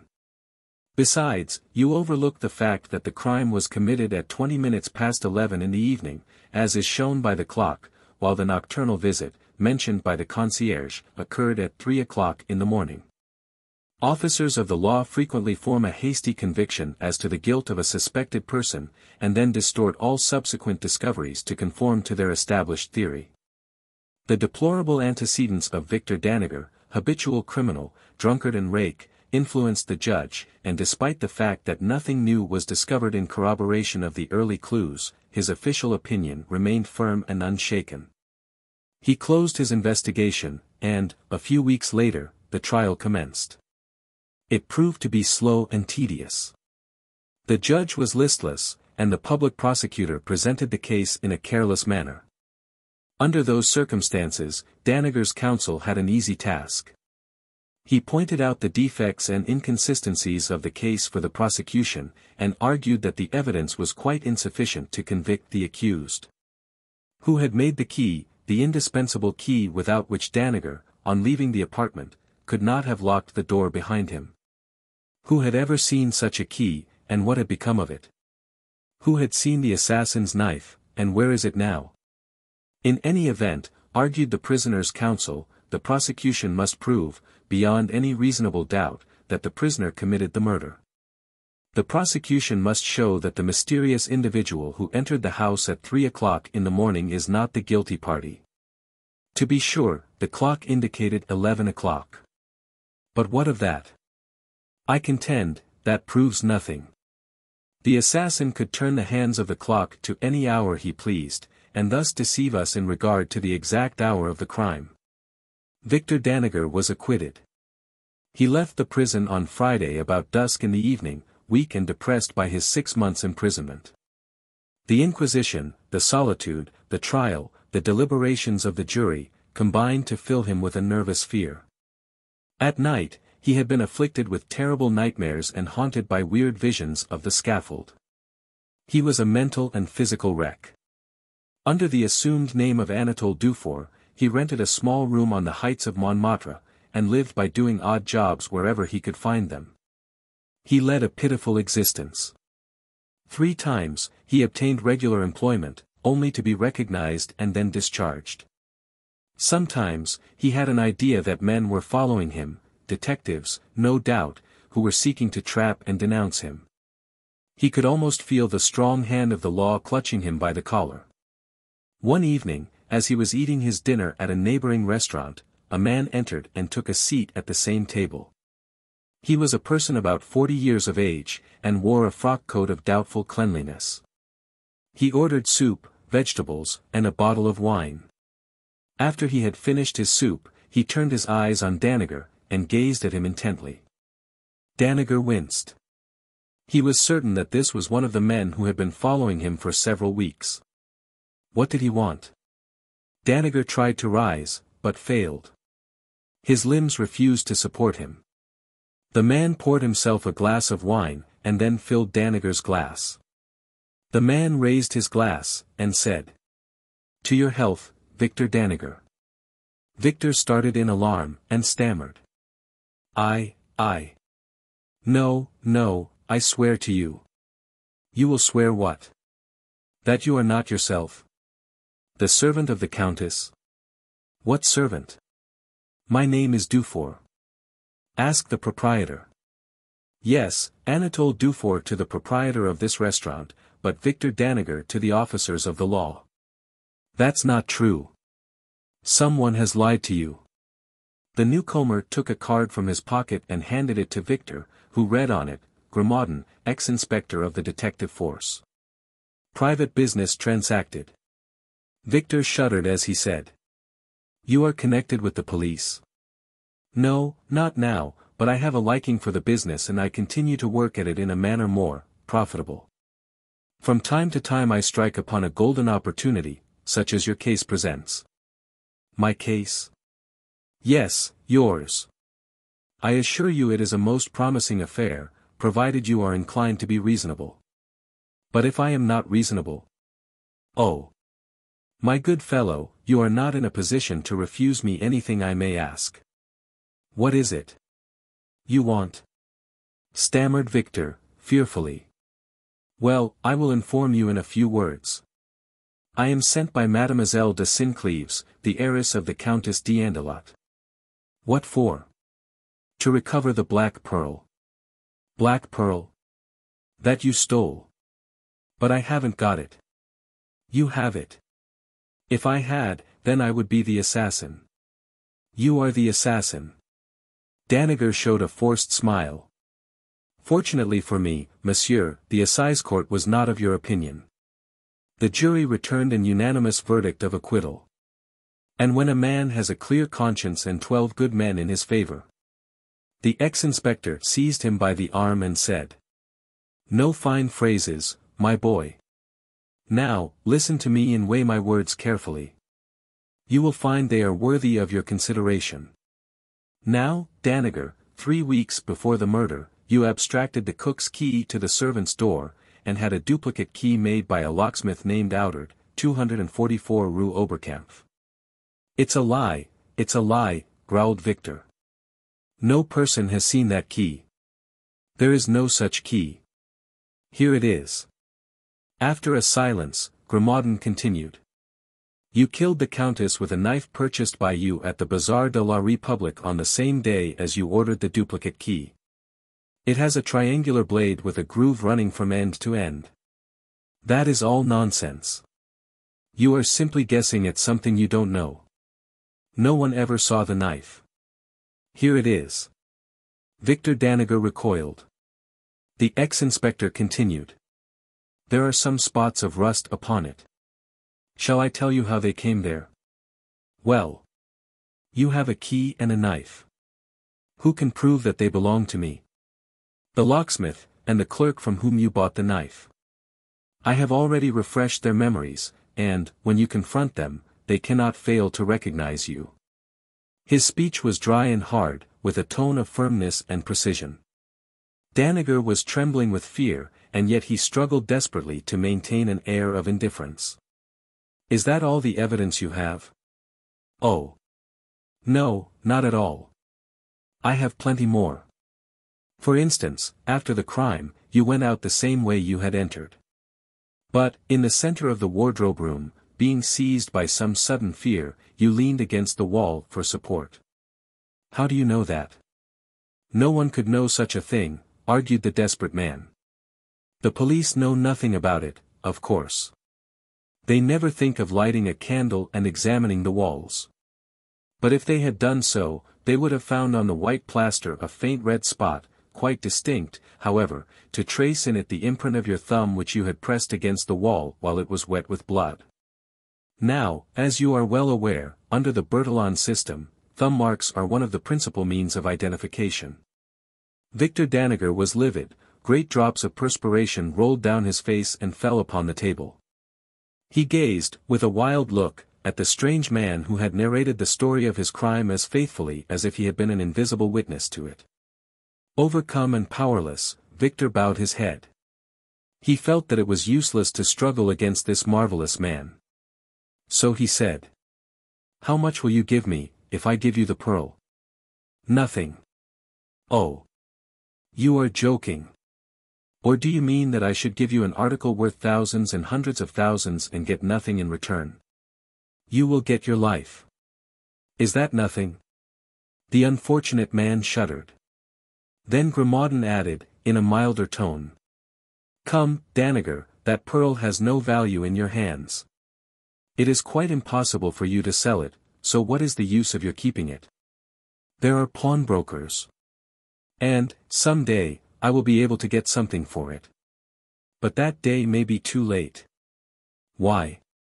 "Because by that time you may be in the hands of the police, and, with the evidence that I can furnish, the knife, the key, the thumb mark, what will become of you?" Victor rested his head on his hands and reflected. He felt that he was lost, irremediably lost, and, at the same time, a sense of weariness and depression overcame him.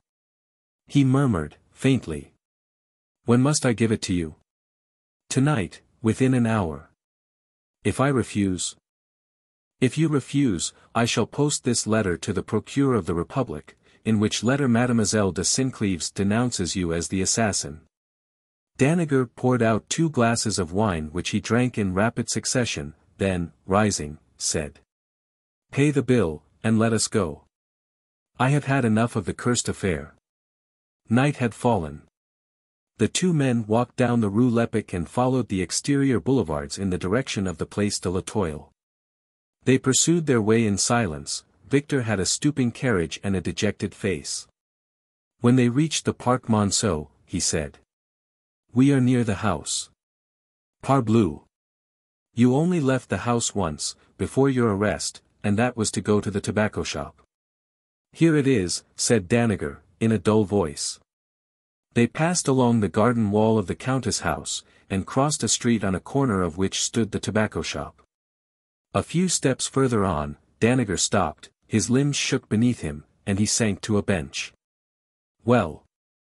What now?" demanded his companion. "It is there."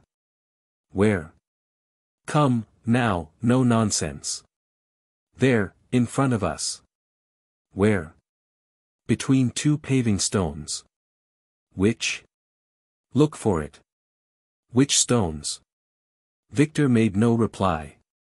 "Ah, I see," exclaimed Grimaudin, "you want me to pay for the information." "No, but, I am afraid I will starve to death." "So? That is why you hesitate. Well, I'll not be hard on you. How much do you want?" "Enough to buy a steerage pass to America." "All right. And 100 francs to keep me until I get work there." "You shall have 200. Now, speak. Count the paving stones to the right from the sewer hole." "The pearl is between the 12th and 13th. "In the gutter?" "Yes, close to the sidewalk." Grimaudin glanced around to see if anyone were looking. Some tramcars and pedestrians were passing. But, bah, they will not suspect anything. He opened his pocketknife and thrust it between the 12th and 13th stones. "And if it is not there," he said to Victor, "it must be there, unless someone saw me stoop down and hide it." Could it be possible that the black pearl had been cast into the mud and filth of the gutter to be picked up by the first comber? The black pearl, a fortune. "How far down?" he asked. "About 10 centimeters." He dug up the wet earth. The point of his knife struck something. He enlarged the hole with his finger. Then he abstracted the black pearl from its filthy hiding place. Good. Here are your 200 francs. I will send you the ticket for America. On the following day, this article was published in the Echo de France, and was copied by the leading newspapers throughout the world. Yesterday, the famous black pearl came into the possession of Arsène Lupin, who recovered it from the murderer of the Countess d'Andelot. In a short time, facsimiles of that precious jewel will be exhibited in London, St. Petersburg, Calcutta, Buenos Aires, and New York. Arsène Lupin will be pleased to consider all propositions submitted to him through his agents. And that is how crime is always punished and virtue rewarded, said Arsène Lupin, after he had told me the foregoing history of the Black Pearl. And that is how you, under the assumed name of Grimaudan, ex-inspector of detectives, were chosen by fate to deprive the criminal of the benefit of his crime. Exactly. And I confess that the affair gives me infinite satisfaction and pride. The 40 minutes that I passed in the apartment of the Countess d'Andelot, after learning of her death, were the most thrilling and absorbing moments of my life. In those 40 minutes, involved as I was in a most dangerous plight, I calmly studied the scene of the murder and reached the conclusion that the crime must have been committed by one of the house servants. I also decided that, in order to get the pearl, that servant must be arrested, and so I left the wainscot button.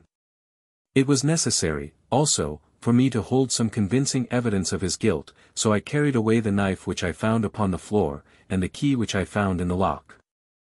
I closed and locked the door, and erased the finger marks from the plaster in the wardrobe closet.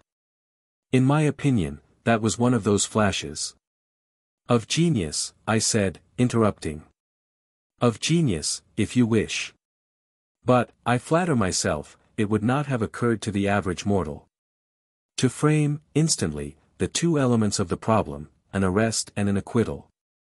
To make use of the formidable machinery of the law to crush and humble my victim, and reduce him to a condition in which, when free, he would be certain to fall into the trap I was laying for him. Poor devil! Poor devil, do you say? Victor Danager, the assassin. He might have descended to the lowest depths of vice and crime, if he had retained the Black Pearl. Now, he lives.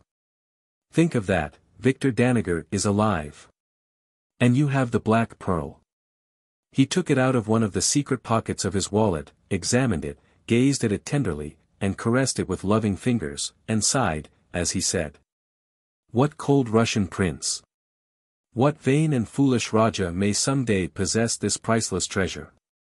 Or, perhaps, some American millionaire is destined to become the owner of this morsel of exquisite beauty that once adorned the fair bosom of Leontine Zalti, the Countess d'Andelot.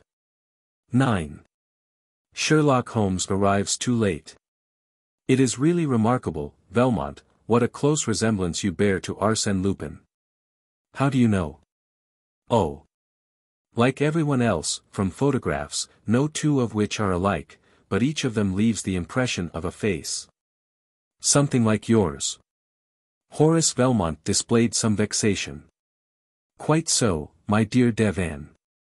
And, believe me, you are not the first one who has noticed it.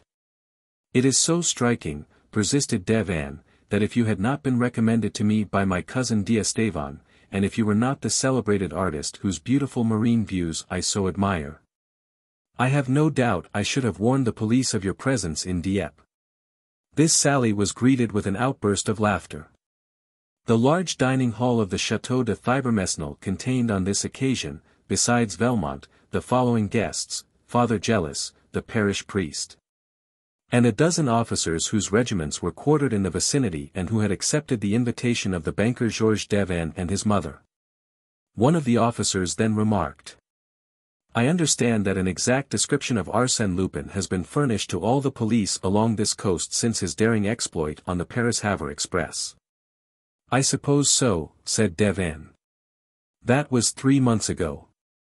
And a week later, I made the acquaintance of our friend Velmont at the casino, and, since then, he has honored me with several visits, an agreeable preamble to a more serious visit that he will pay me one of these days, or, rather, one of these nights.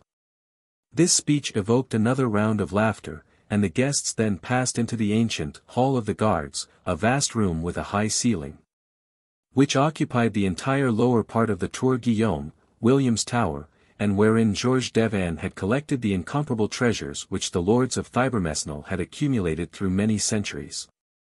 It contained ancient chests, credences, andirons and chandeliers. The stone walls were overhung with magnificent tapestries. The deep embrasures of the 4 windows were furnished with benches, and the Gothic windows were composed of small panes of colored glass set in a leaden frame. Between the door and the window to the left stood an immense bookcase of Renaissance style, on the pediment of which, in letters of gold, was the word Thibermesnil, and, below it, the proud family device, Fais ce que voux, do what thou wishest. When the guests had lighted their cigars, Devanne resumed the conversation. And remember, Velmont, you have no time to lose, in fact, tonight is the last chance you will have. How so? Asked the painter, who appeared to regard the affair as a joke. Devanne was about to reply, when his mother mentioned to him to keep silent, but the excitement of the occasion and a desire to interest his guests urged him to speak. Bah! He murmured. I can tell it now. It won't do any harm. The guests drew closer, and he commenced to speak with the satisfied air of a man who has an important announcement to make. Tomorrow afternoon at 4 o'clock, Sherlock Holmes, the famous English detective, for whom such a thing as mystery does not exist. Sherlock Holmes, the most remarkable solver of enigmas the world has ever known, that marvelous man who would seem to be the creation of a romantic novelist, Sherlock Holmes will be my guest. Immediately, Devanne was the target of numerous eager questions. Is Sherlock Holmes really coming? Is it so serious as that? Is Arsène Lupin really in this neighborhood? Arsène Lupin and his band are not far away. Besides the robbery of the Baron Cahorn, he is credited with the thefts at Montigny, Gruchet and Crassville. And now it is my turn. Has he sent you a warning, as he did to Baron Cahorn? No, replied Devanne, he can't work the same trick twice. What then? I will show you. He rose, and pointing to a small empty space between the 2 enormous folios on one of the shelves of the bookcase, he said. There used to be a book there, a book of the 16th century entitled Chronique de Thibermesnil, which contained the history of the castle since its construction by Duke Rollo on the site of a former feudal fortress. There were 3 engraved plates in the book, one of which was a general view of the whole estate, another, the plan of the buildings. And the third, I call your attention to it, particularly, the third was the sketch of a subterranean passage, an entrance to which is outside the first line of ramparts, while the other end of the passage is here, in this very room. Well, that book disappeared a month ago. The deuce, said Velmont, that looks bad. But it doesn't seem to be a sufficient reason for sending for Sherlock Holmes. Certainly, that was not sufficient in itself, but another incident happened that gives the disappearance of the book a special significance. There was another copy of this book in the National Library at Paris, and the 2 books differed in certain details relating to the subterranean passage. For instance, each of them contained drawings and annotations, not printed, but written in ink and more or less effaced. I knew those facts, and I knew that the exact location of the passage could be determined only by a comparison of the 2 books. Now, the day after my book disappeared, the book was called for in the National Library by a reader who carried it away, and no one knows how the theft was effected. The guests uttered many exclamations of surprise. Certainly, the affair looks serious, said one. Well, the police investigated the matter, and, as usual, discovered no clue whatever. They never do, when Arsène Lupin is concerned in it. Exactly.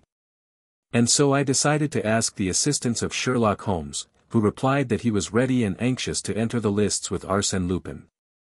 What glory for Arsène Lupin, said Velmont. But if our national thief, as they call him, has no evil designs on your castle, Sherlock Holmes will have his trip in vain.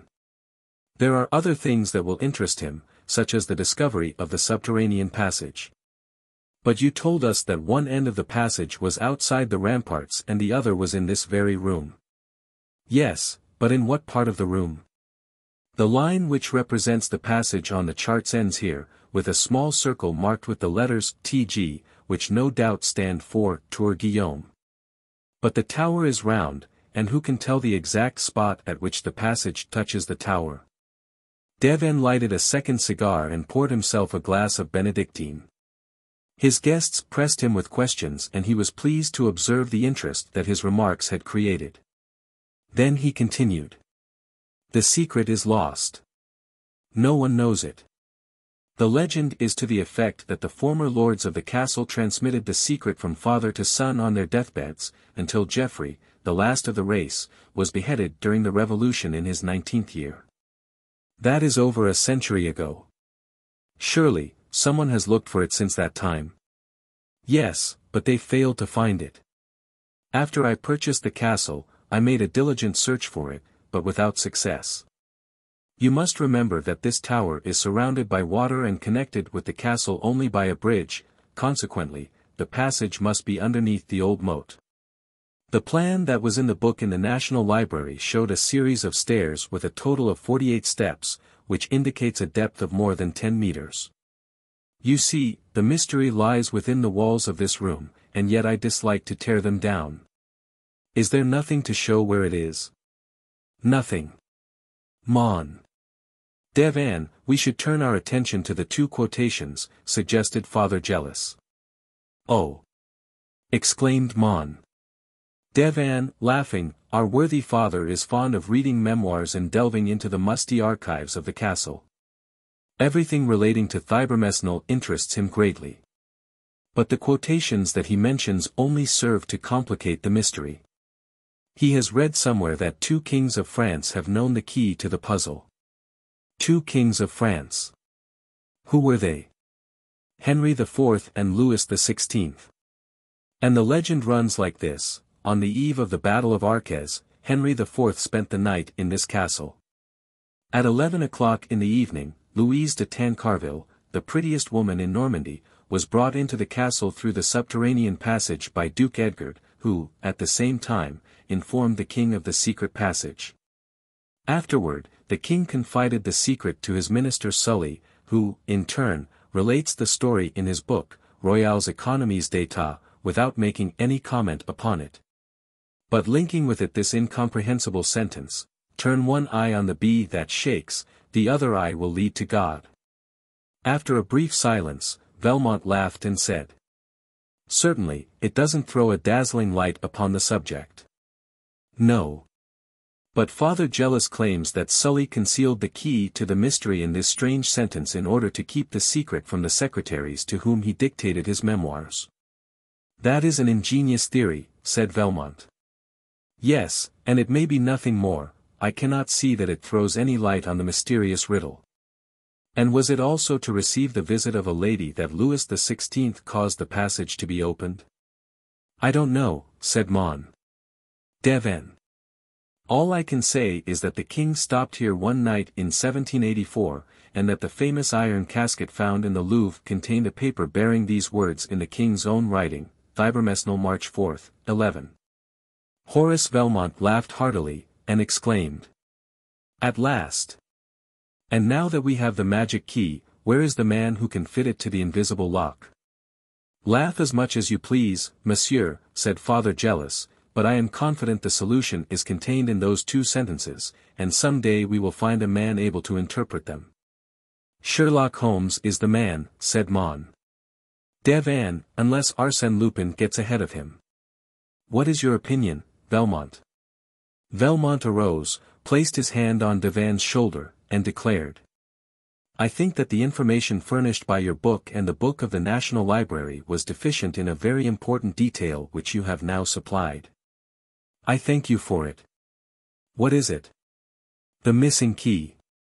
Now that I have it, I can go to work at once, said Velmont. Of course, without losing a minute, said Devin, smiling. Not even a second, replied Velmont. Tonight, before the arrival of Sherlock Holmes, I must plunder your castle.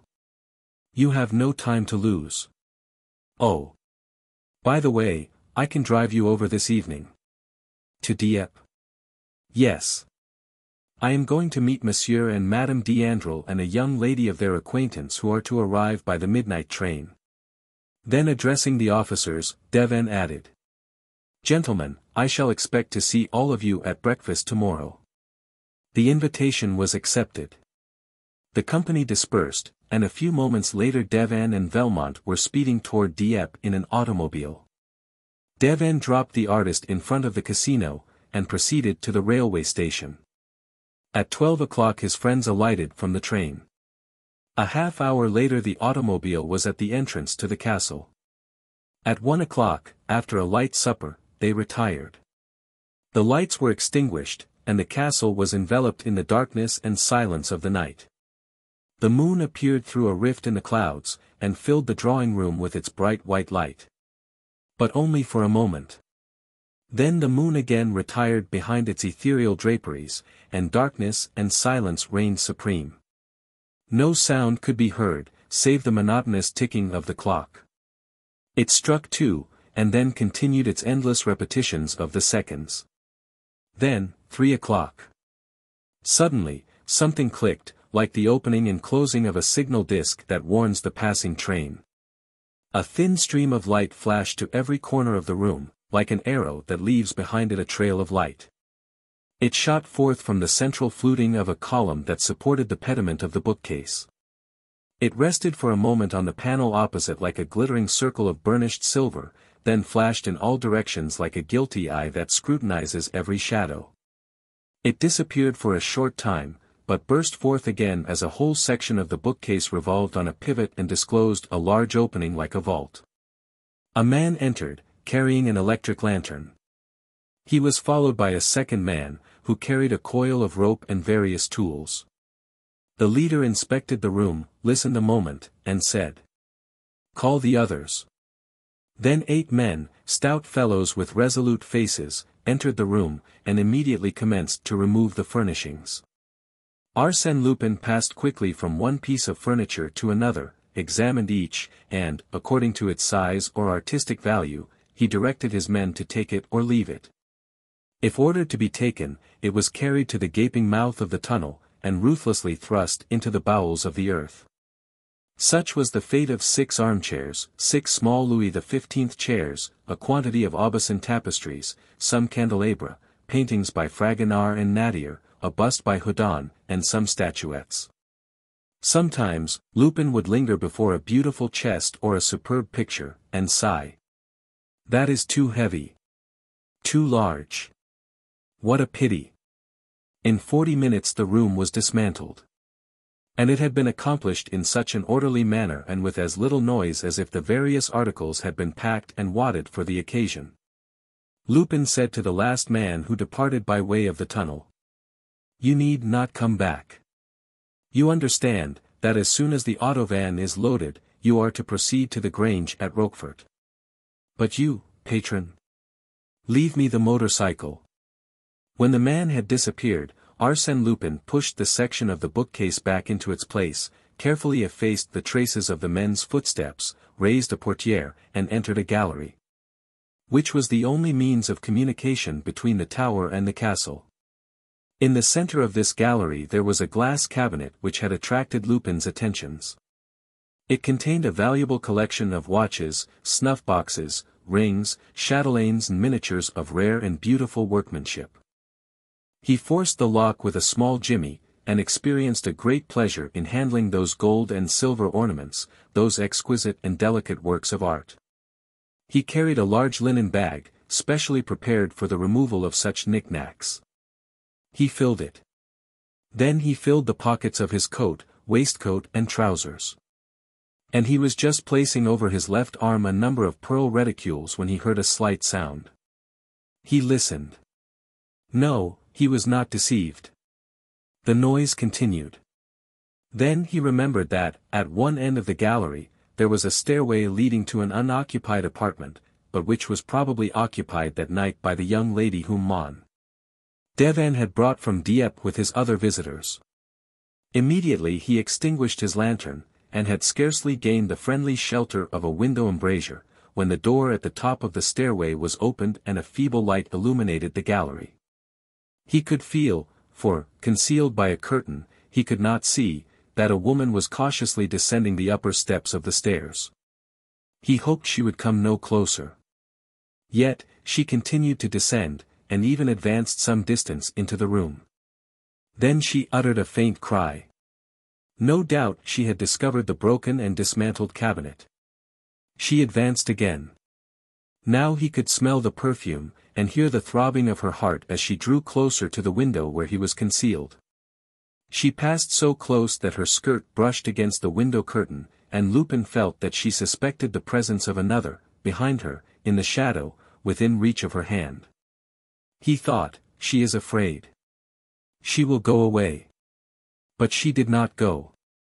The candle, that she carried in her trembling hand, grew brighter.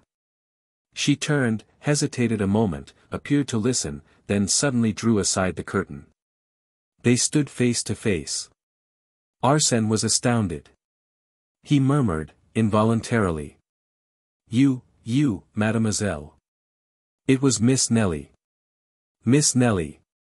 His fellow passenger on the transatlantic steamer, who had been the subject of his dreams on that memorable voyage, who had been a witness to his arrest, and who, rather than betray him, had dropped into the water the kodak in which he had concealed the banknotes and diamonds. Miss Nellie. That charming creature, the memory of whose face had sometimes cheered, sometimes saddened the long hours of imprisonment. It was such an unexpected encounter that brought them face to face in that castle at that hour of the night, that they could not move, nor utter a word. They were amazed, hypnotized, each at the sudden apparition of the other. Trembling with emotion, Miss Nellie staggered to a seat. He remained standing in front of her. Gradually, he realized the situation and conceived the impression he must have produced at that moment with his arms laden with knickknacks, and his pockets and a linen sack overflowing with plunder. He was overcome with confusion, and he actually blushed to find himself in the position of a thief caught in the act. To her, henceforth, he was a thief, a man who puts his hand in another's pocket, who steals into houses and robs people while they sleep. A watch fell upon the floor, then another. These were followed by other articles which slipped from his grasp one by one. Then, actuated by a sudden decision, he dropped the other articles into an armchair, emptied his pockets and unpacked his sack. He felt very uncomfortable in Nellie's presence, and stepped toward her with the intention of speaking to her, but she shuddered, rose quickly and fled toward the salon. The portière closed behind her. He followed her. She was standing trembling and amazed at the sight of the devastated room. He said to her, at once. Tomorrow, at 3 o'clock, everything will be returned. The furniture will be brought back. She made no reply, so he repeated. I promise it. Tomorrow, at 3 o'clock. Nothing in the world could induce me to break that promise, tomorrow, at 3 o'clock. Then followed a long silence that he dared not break, whilst the agitation of the young girl caused him a feeling of genuine regret. Quietly, without a word, he turned away, thinking, I hope she will go away. I can't endure her presence.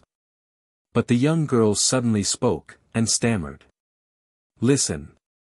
Footsteps, I hear someone. He looked at her with astonishment.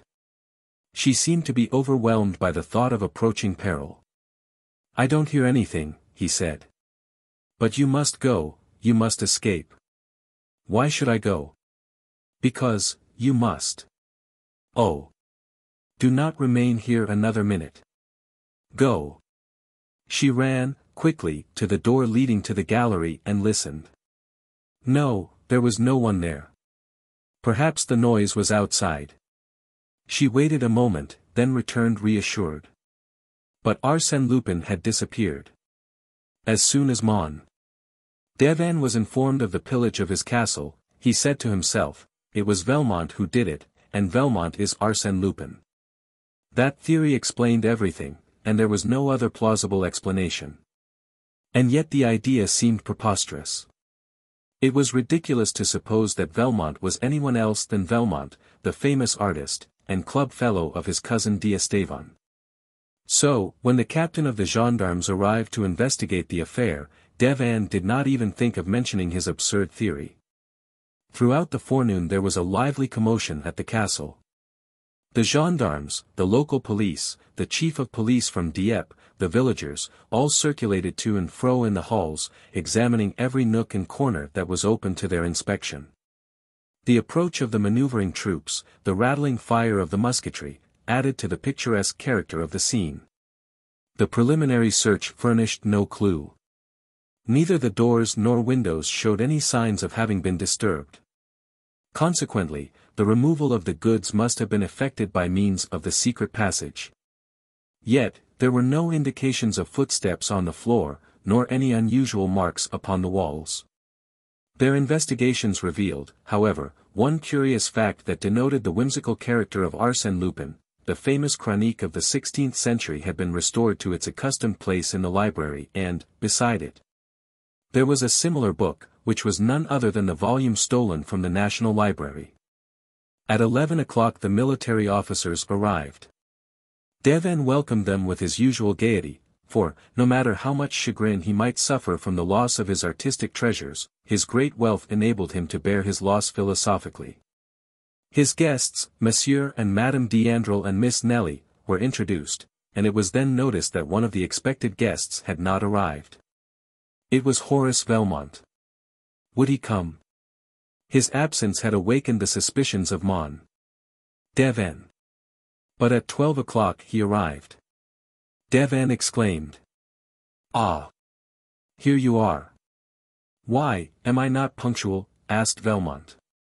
"Yes, and I am surprised that you are. After such a busy night. I suppose you know the news." "What news?" "You have robbed the castle." "Nonsense," exclaimed Velmont, smiling. "Exactly as I predicted. But, first escort Miss Underdown to the dining room." "Mademoiselle, allow me." He stopped, as he remarked the extreme agitation of the young girl. Then, recalling the incident, he said. "Ah! Of course, you met Arsène Lupin on the steamer, before his arrest, and you are astonished at the resemblance. Is that it?" She did not reply. Velmont stood before her, smiling.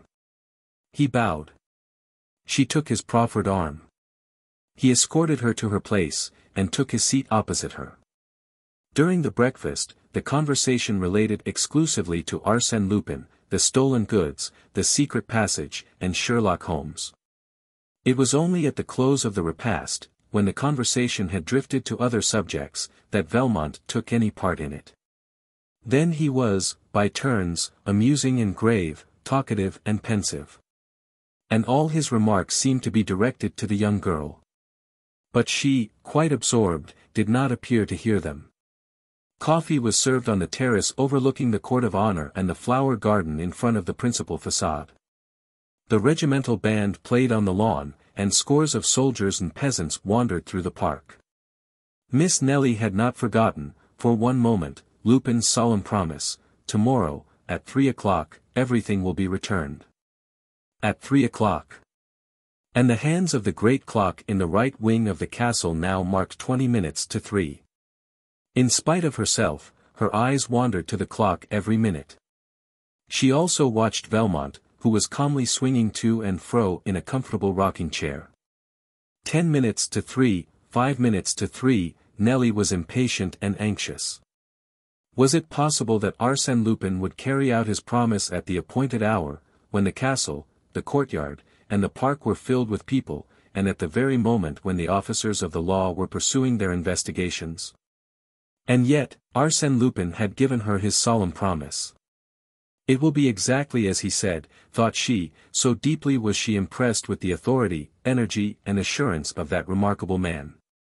To her, it no longer assumed the form of a miracle, but, on the contrary, a natural incident that must occur in the ordinary course of events. She blushed, and turned her head. 3 o'clock. The great clock struck slowly, 1. 2. 3. Horace Velmont took out his watch, glanced at the clock, then returned the watch to his pocket. A few seconds passed in silence. And then the crowd in the courtyard parted to give passage to 2 wagons, that had just entered the park gate, each drawn by 2 horses. They were army wagons, such as are used for the transportation of provisions, tents, and other necessary military stores. They stopped in front of the main entrance, and a commissary sergeant leaped from one of the wagons and inquired for Mon. Devon. A moment later, that gentleman emerged from the house, descended the steps, and, under the canvas covers of the wagons, beheld his furniture, pictures and ornaments carefully packaged and arranged.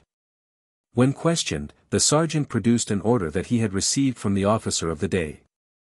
By that order, the 2nd Company of the 4th Battalion were commanded to proceed to the crossroads of Halleux in the forest of Arques, gather up the furniture and other articles deposited there, and deliver same to Monsieur Georges Devon, owner of the Fibermesnil Castle, at 3 o'clock. Signed, Colonel Beauville. At the crossroads, explained the sergeant, we found everything ready, lying on the grass, guarded by some passers-by. It seemed very strange, but the order was imperative. One of the officers examined the signature. He declared it a forgery, but a clever imitation. The wagons were unloaded, and the goods restored to their proper places in the castle. During this commotion, Nellie had remained alone at the extreme end of the terrace, absorbed by confused and distracted thoughts. Suddenly, she observed Velmont approaching her. She would have avoided him, but the balustrade that surrounded the terrace cut off her retreat. She was cornered. She could not move. A gleam of sunshine, passing through the scant foliage of a bamboo, lighted up her beautiful golden hair. Someone spoke to her in a low voice. Have I not kept my promise? Arsène Lupin stood close to her.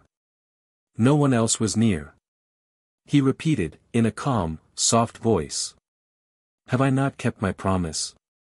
He expected a word of thanks, or at least some slight movement that would betray her interest in the fulfillment of his promise. But she remained silent. Her scornful attitude annoyed Arsène Lupin. And he realized the vast distance that separated him from Miss Nellie, now that she had learned the truth. He would gladly have justified himself in her eyes, or at least pleaded extenuating circumstances, but he perceived the absurdity and futility of such an attempt. Finally, dominated by a surging flood of memories, he murmured. Ah! How long ago that was! You remember the long hours on the deck of the Provence. Then, you carried a rose in your hand, a white rose like the one you carry today. I asked you for it. You pretended you did not hear me. After you had gone away, I found the rose, forgotten, no doubt, and I kept it. She made no reply. She seemed to be far away. He continued. In memory of those happy hours, forget what you have learned since. Separate the past from the present. Do not regard me as the man you saw last night, but look at me, if only for a moment, as you did in those far-off days when I was Bernard d'Andrassy, for a short time. Will you, please? She raised her eyes and looked at him as he had requested. Then, without saying a word, she pointed to a ring he was wearing on his forefinger. Only the ring was visible, but the setting, which was turned toward the palm of his hand, consisted of a magnificent ruby. Arsène Lupin blushed. The ring belonged to Georges Devon. He smiled bitterly, and said. You are right. Nothing can be changed. Arsène Lupin is now and always will be Arsène Lupin. To you, he cannot be even so much as a memory. Pardon me. I should have known that any attention I may now offer you is simply an insult. Forgive me. He stepped aside, hat in hand. Nellie passed before him. He was inclined to detain her and beseech her forgiveness. But his courage failed, and he contented himself by following her with his eyes, as he had done when she descended the gangway to the pier at New York. She mounted the steps leading to the door, and disappeared within the house. He saw her no more. A cloud obscured the sun. Arsène Lupin stood watching the imprints of her tiny feet in the sand. Suddenly, he gave a start. Upon the box which contained the bamboo, beside which Nellie had been standing, he saw the rose, the white rose which he had desired but dared not ask for. Forgotten, no doubt, it, also. But how, designedly or through distraction? He seized it eagerly. Some of its petals fell to the ground. He picked them up, one by one, like precious relics. Come, he said to himself, I have nothing more to do here. I must think of my safety, before Sherlock Holmes arrives. The park was deserted, but some gendarmes were stationed at the park gate. He entered a grove of pine trees, leaped over the wall, and, as a short cut to the railroad station, followed a path across the fields. After walking about 10 minutes, he arrived at a spot where the road grew narrower and ran between two steep banks.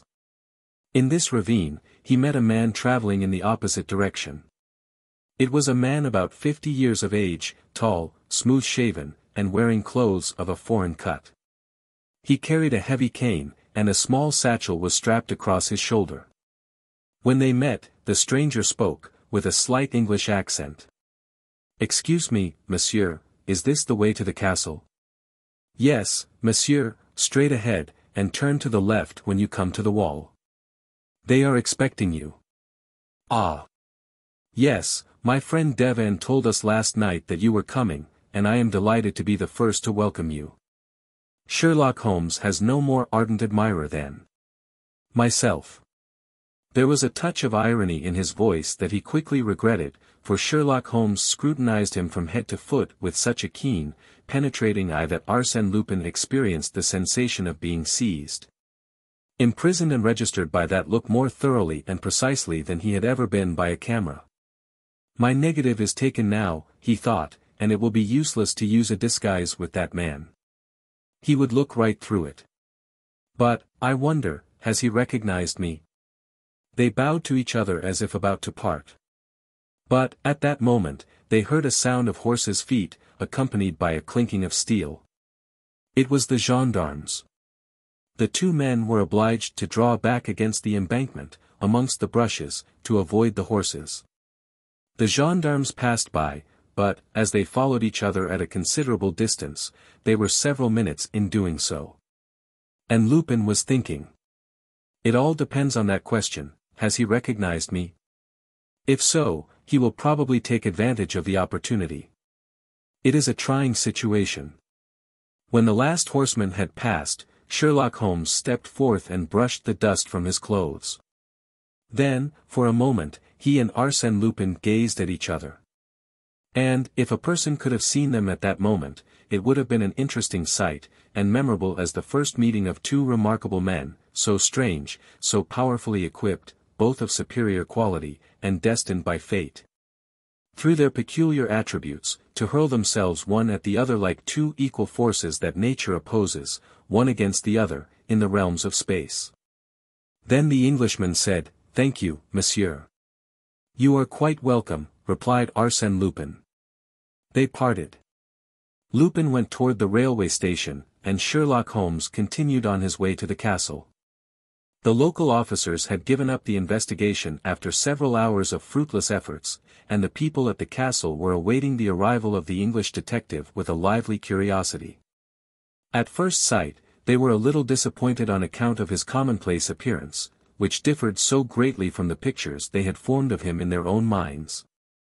He did not in any way resemble the romantic hero, the mysterious and diabolical personage that the name of Sherlock Holmes had evoked in their imaginations. However, Mon. Devon exclaimed with much gusto. "Ah! Monsieur, you are here. I am delighted to see you. It is a long-deferred pleasure.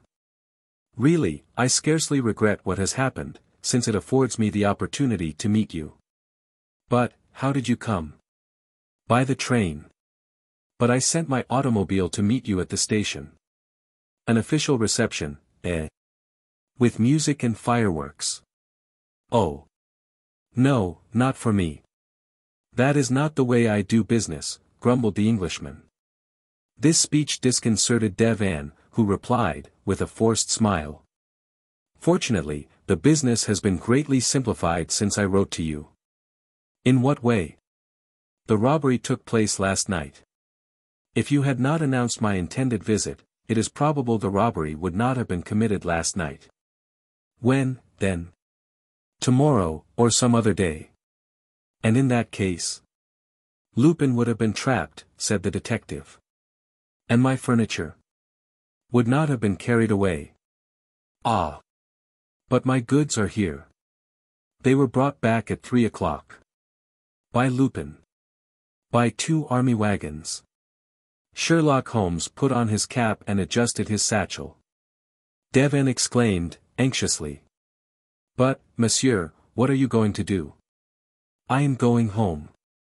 Why?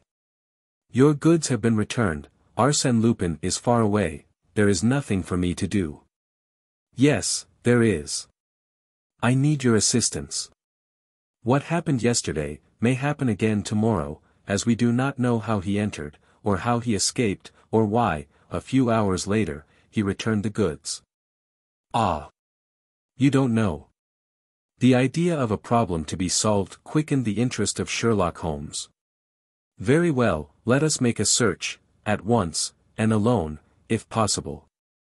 Devon understood, and conducted the Englishman to the salon.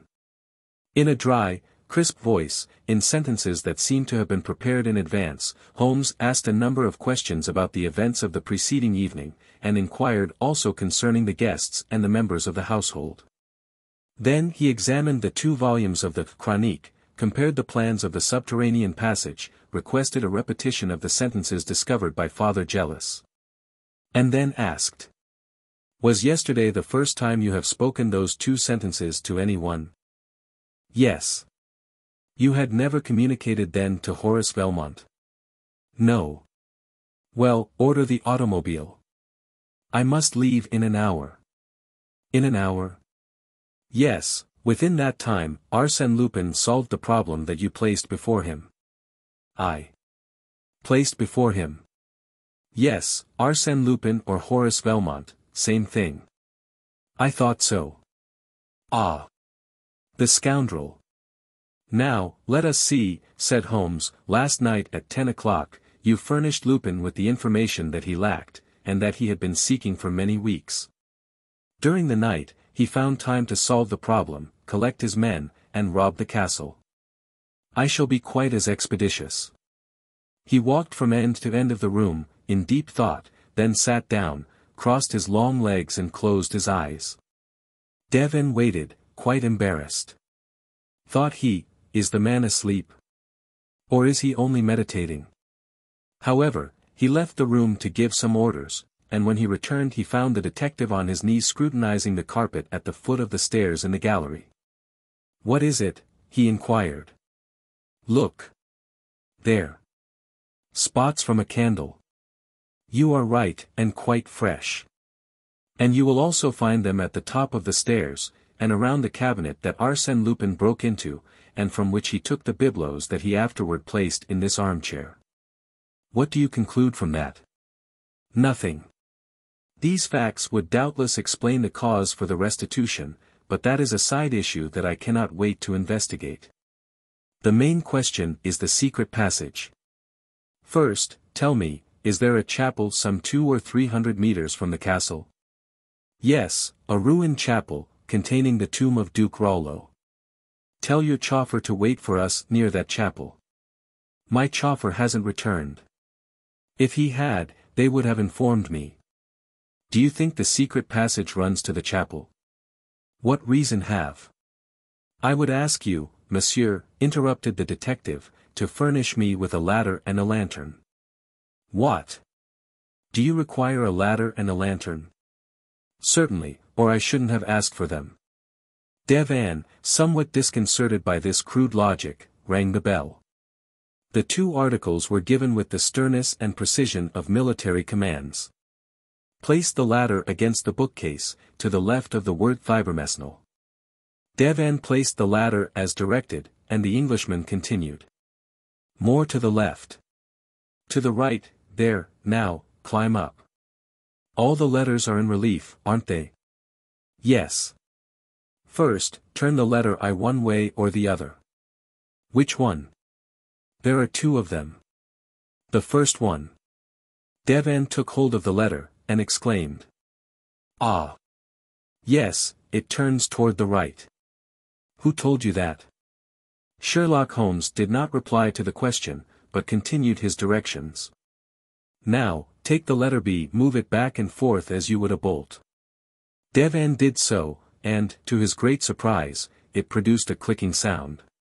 Quite right, said Holmes. Now, we will go to the other end of the word thybermesnil, try the letter I, and see if it will open like a wicket. With a certain degree of solemnity, Devane seized the letter.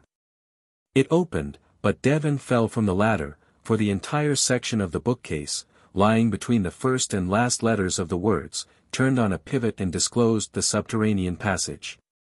Sherlock Holmes said, coolly. You are not hurt?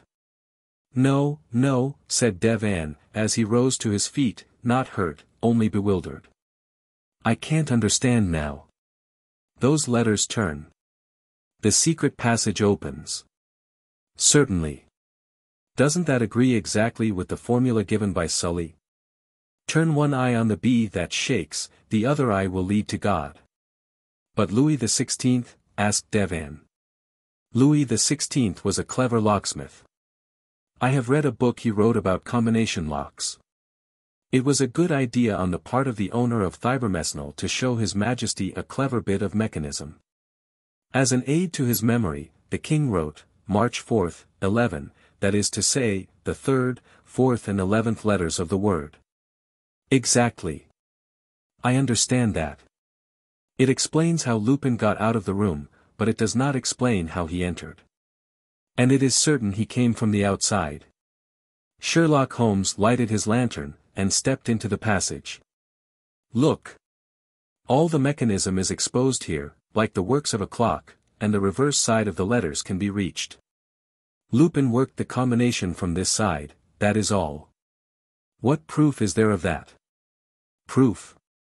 Why, look at that puddle of oil. Lupin foresaw that the wheels would require oiling. Did he know about the other entrance?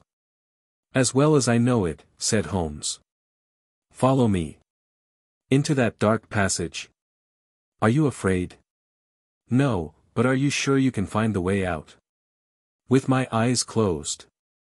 At first, they descended 12 steps, then 12 more, and, farther on, 2 other flights of 12 steps each. Then they walked through a long passageway, the brick walls of which showed the marks of successive restorations, and, in spots, were dripping with water. The earth, also, was very damp. We are passing under the pond, said Devane, somewhat nervously.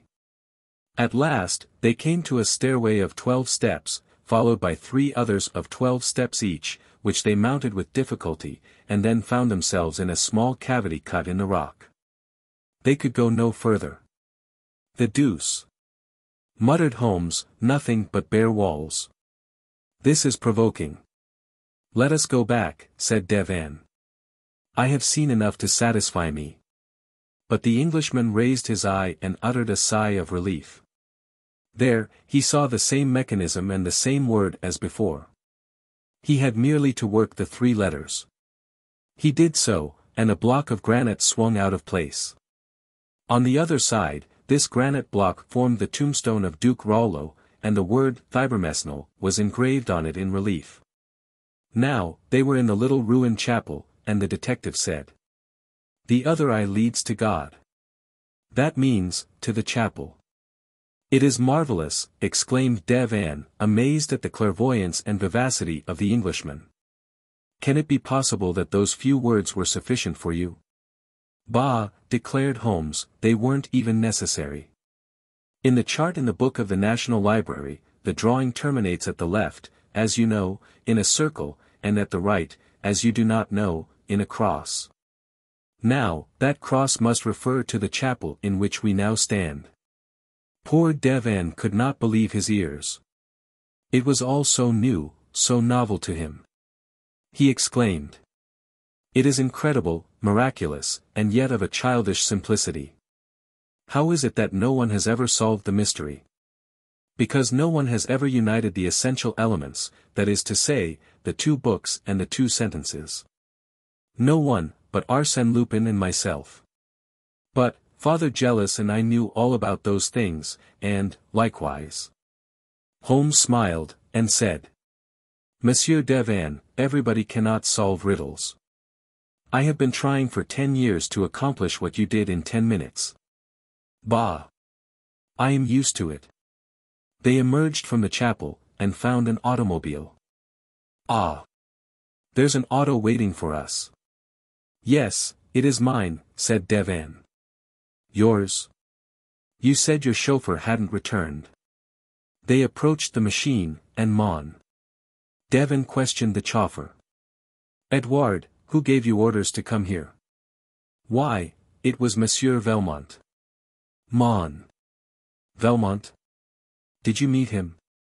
Near the railway station, and he told me to come to the chapel. To come to the chapel? What for? To wait for you, monsieur, and your friend. Devan and Holmes exchanged looks, and Devan said. He knew the mystery would be a simple one for you. It is a delicate compliment. A smile of satisfaction lighted up the detective's serious features for a moment. The compliment pleased him. He shook his head, as he said. A clever man. I knew that when I saw him. Have you seen him? I met him a short time ago, on my way from the station. And you knew it was Horace Velmont, Arsène Lupin? That is right. I wonder how it came. No, but I supposed it was, from a certain ironical speech he made. And you allowed him to escape? Of course I did. And yet I had everything on my side, such as 5 gendarmes who passed us. Sacrebleu, cried Devan. You should have taken advantage of the opportunity. Really, monsieur, said the Englishman, haughtily, when I encounter an adversary like Arsène Lupin, I do not take advantage of chance opportunities, I create them. But time pressed, and since Lupin had been so kind as to send the automobile, they resolved to profit by it. They seated themselves in the comfortable limousine, Edouard took his place at the wheel, and away they went toward the railway station. Suddenly, Devan's eyes fell upon a small package in one of the pockets of the carriage. Ah! What is that? A package. Whose is it? Why, it is for you. For me? Yes, it is addressed, Sherlock Holmes, from Arsène Lupin. The Englishman took the package, opened it, and found that it contained a watch. Ah, he exclaimed, with an angry gesture. A watch, said Devan. How did it come there? The detective did not reply. Oh. It is your watch. Arsène Lupin returns your watch. But, in order to return it, he must have taken it.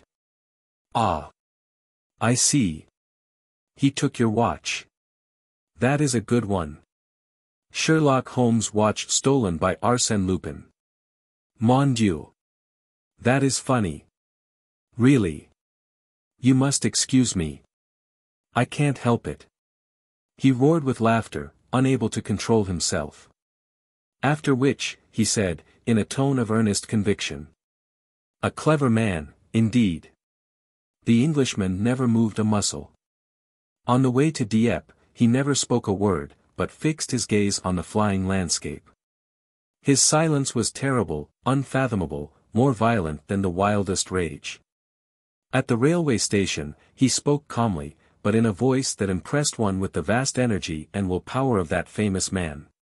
He said, "Yes, he is a clever man, but some day I shall have the pleasure of placing on his shoulder the hand I now offer to you, Monsieur Devan. And I believe that Arsène Lupin and Sherlock Holmes will meet again some day. Yes, the world is too small, we will meet, we must meet, and then." The further startling and thrilling adventures of Arsène Lupin will be found in the book entitled Arsène Lupin vs. Sherlock Holmes.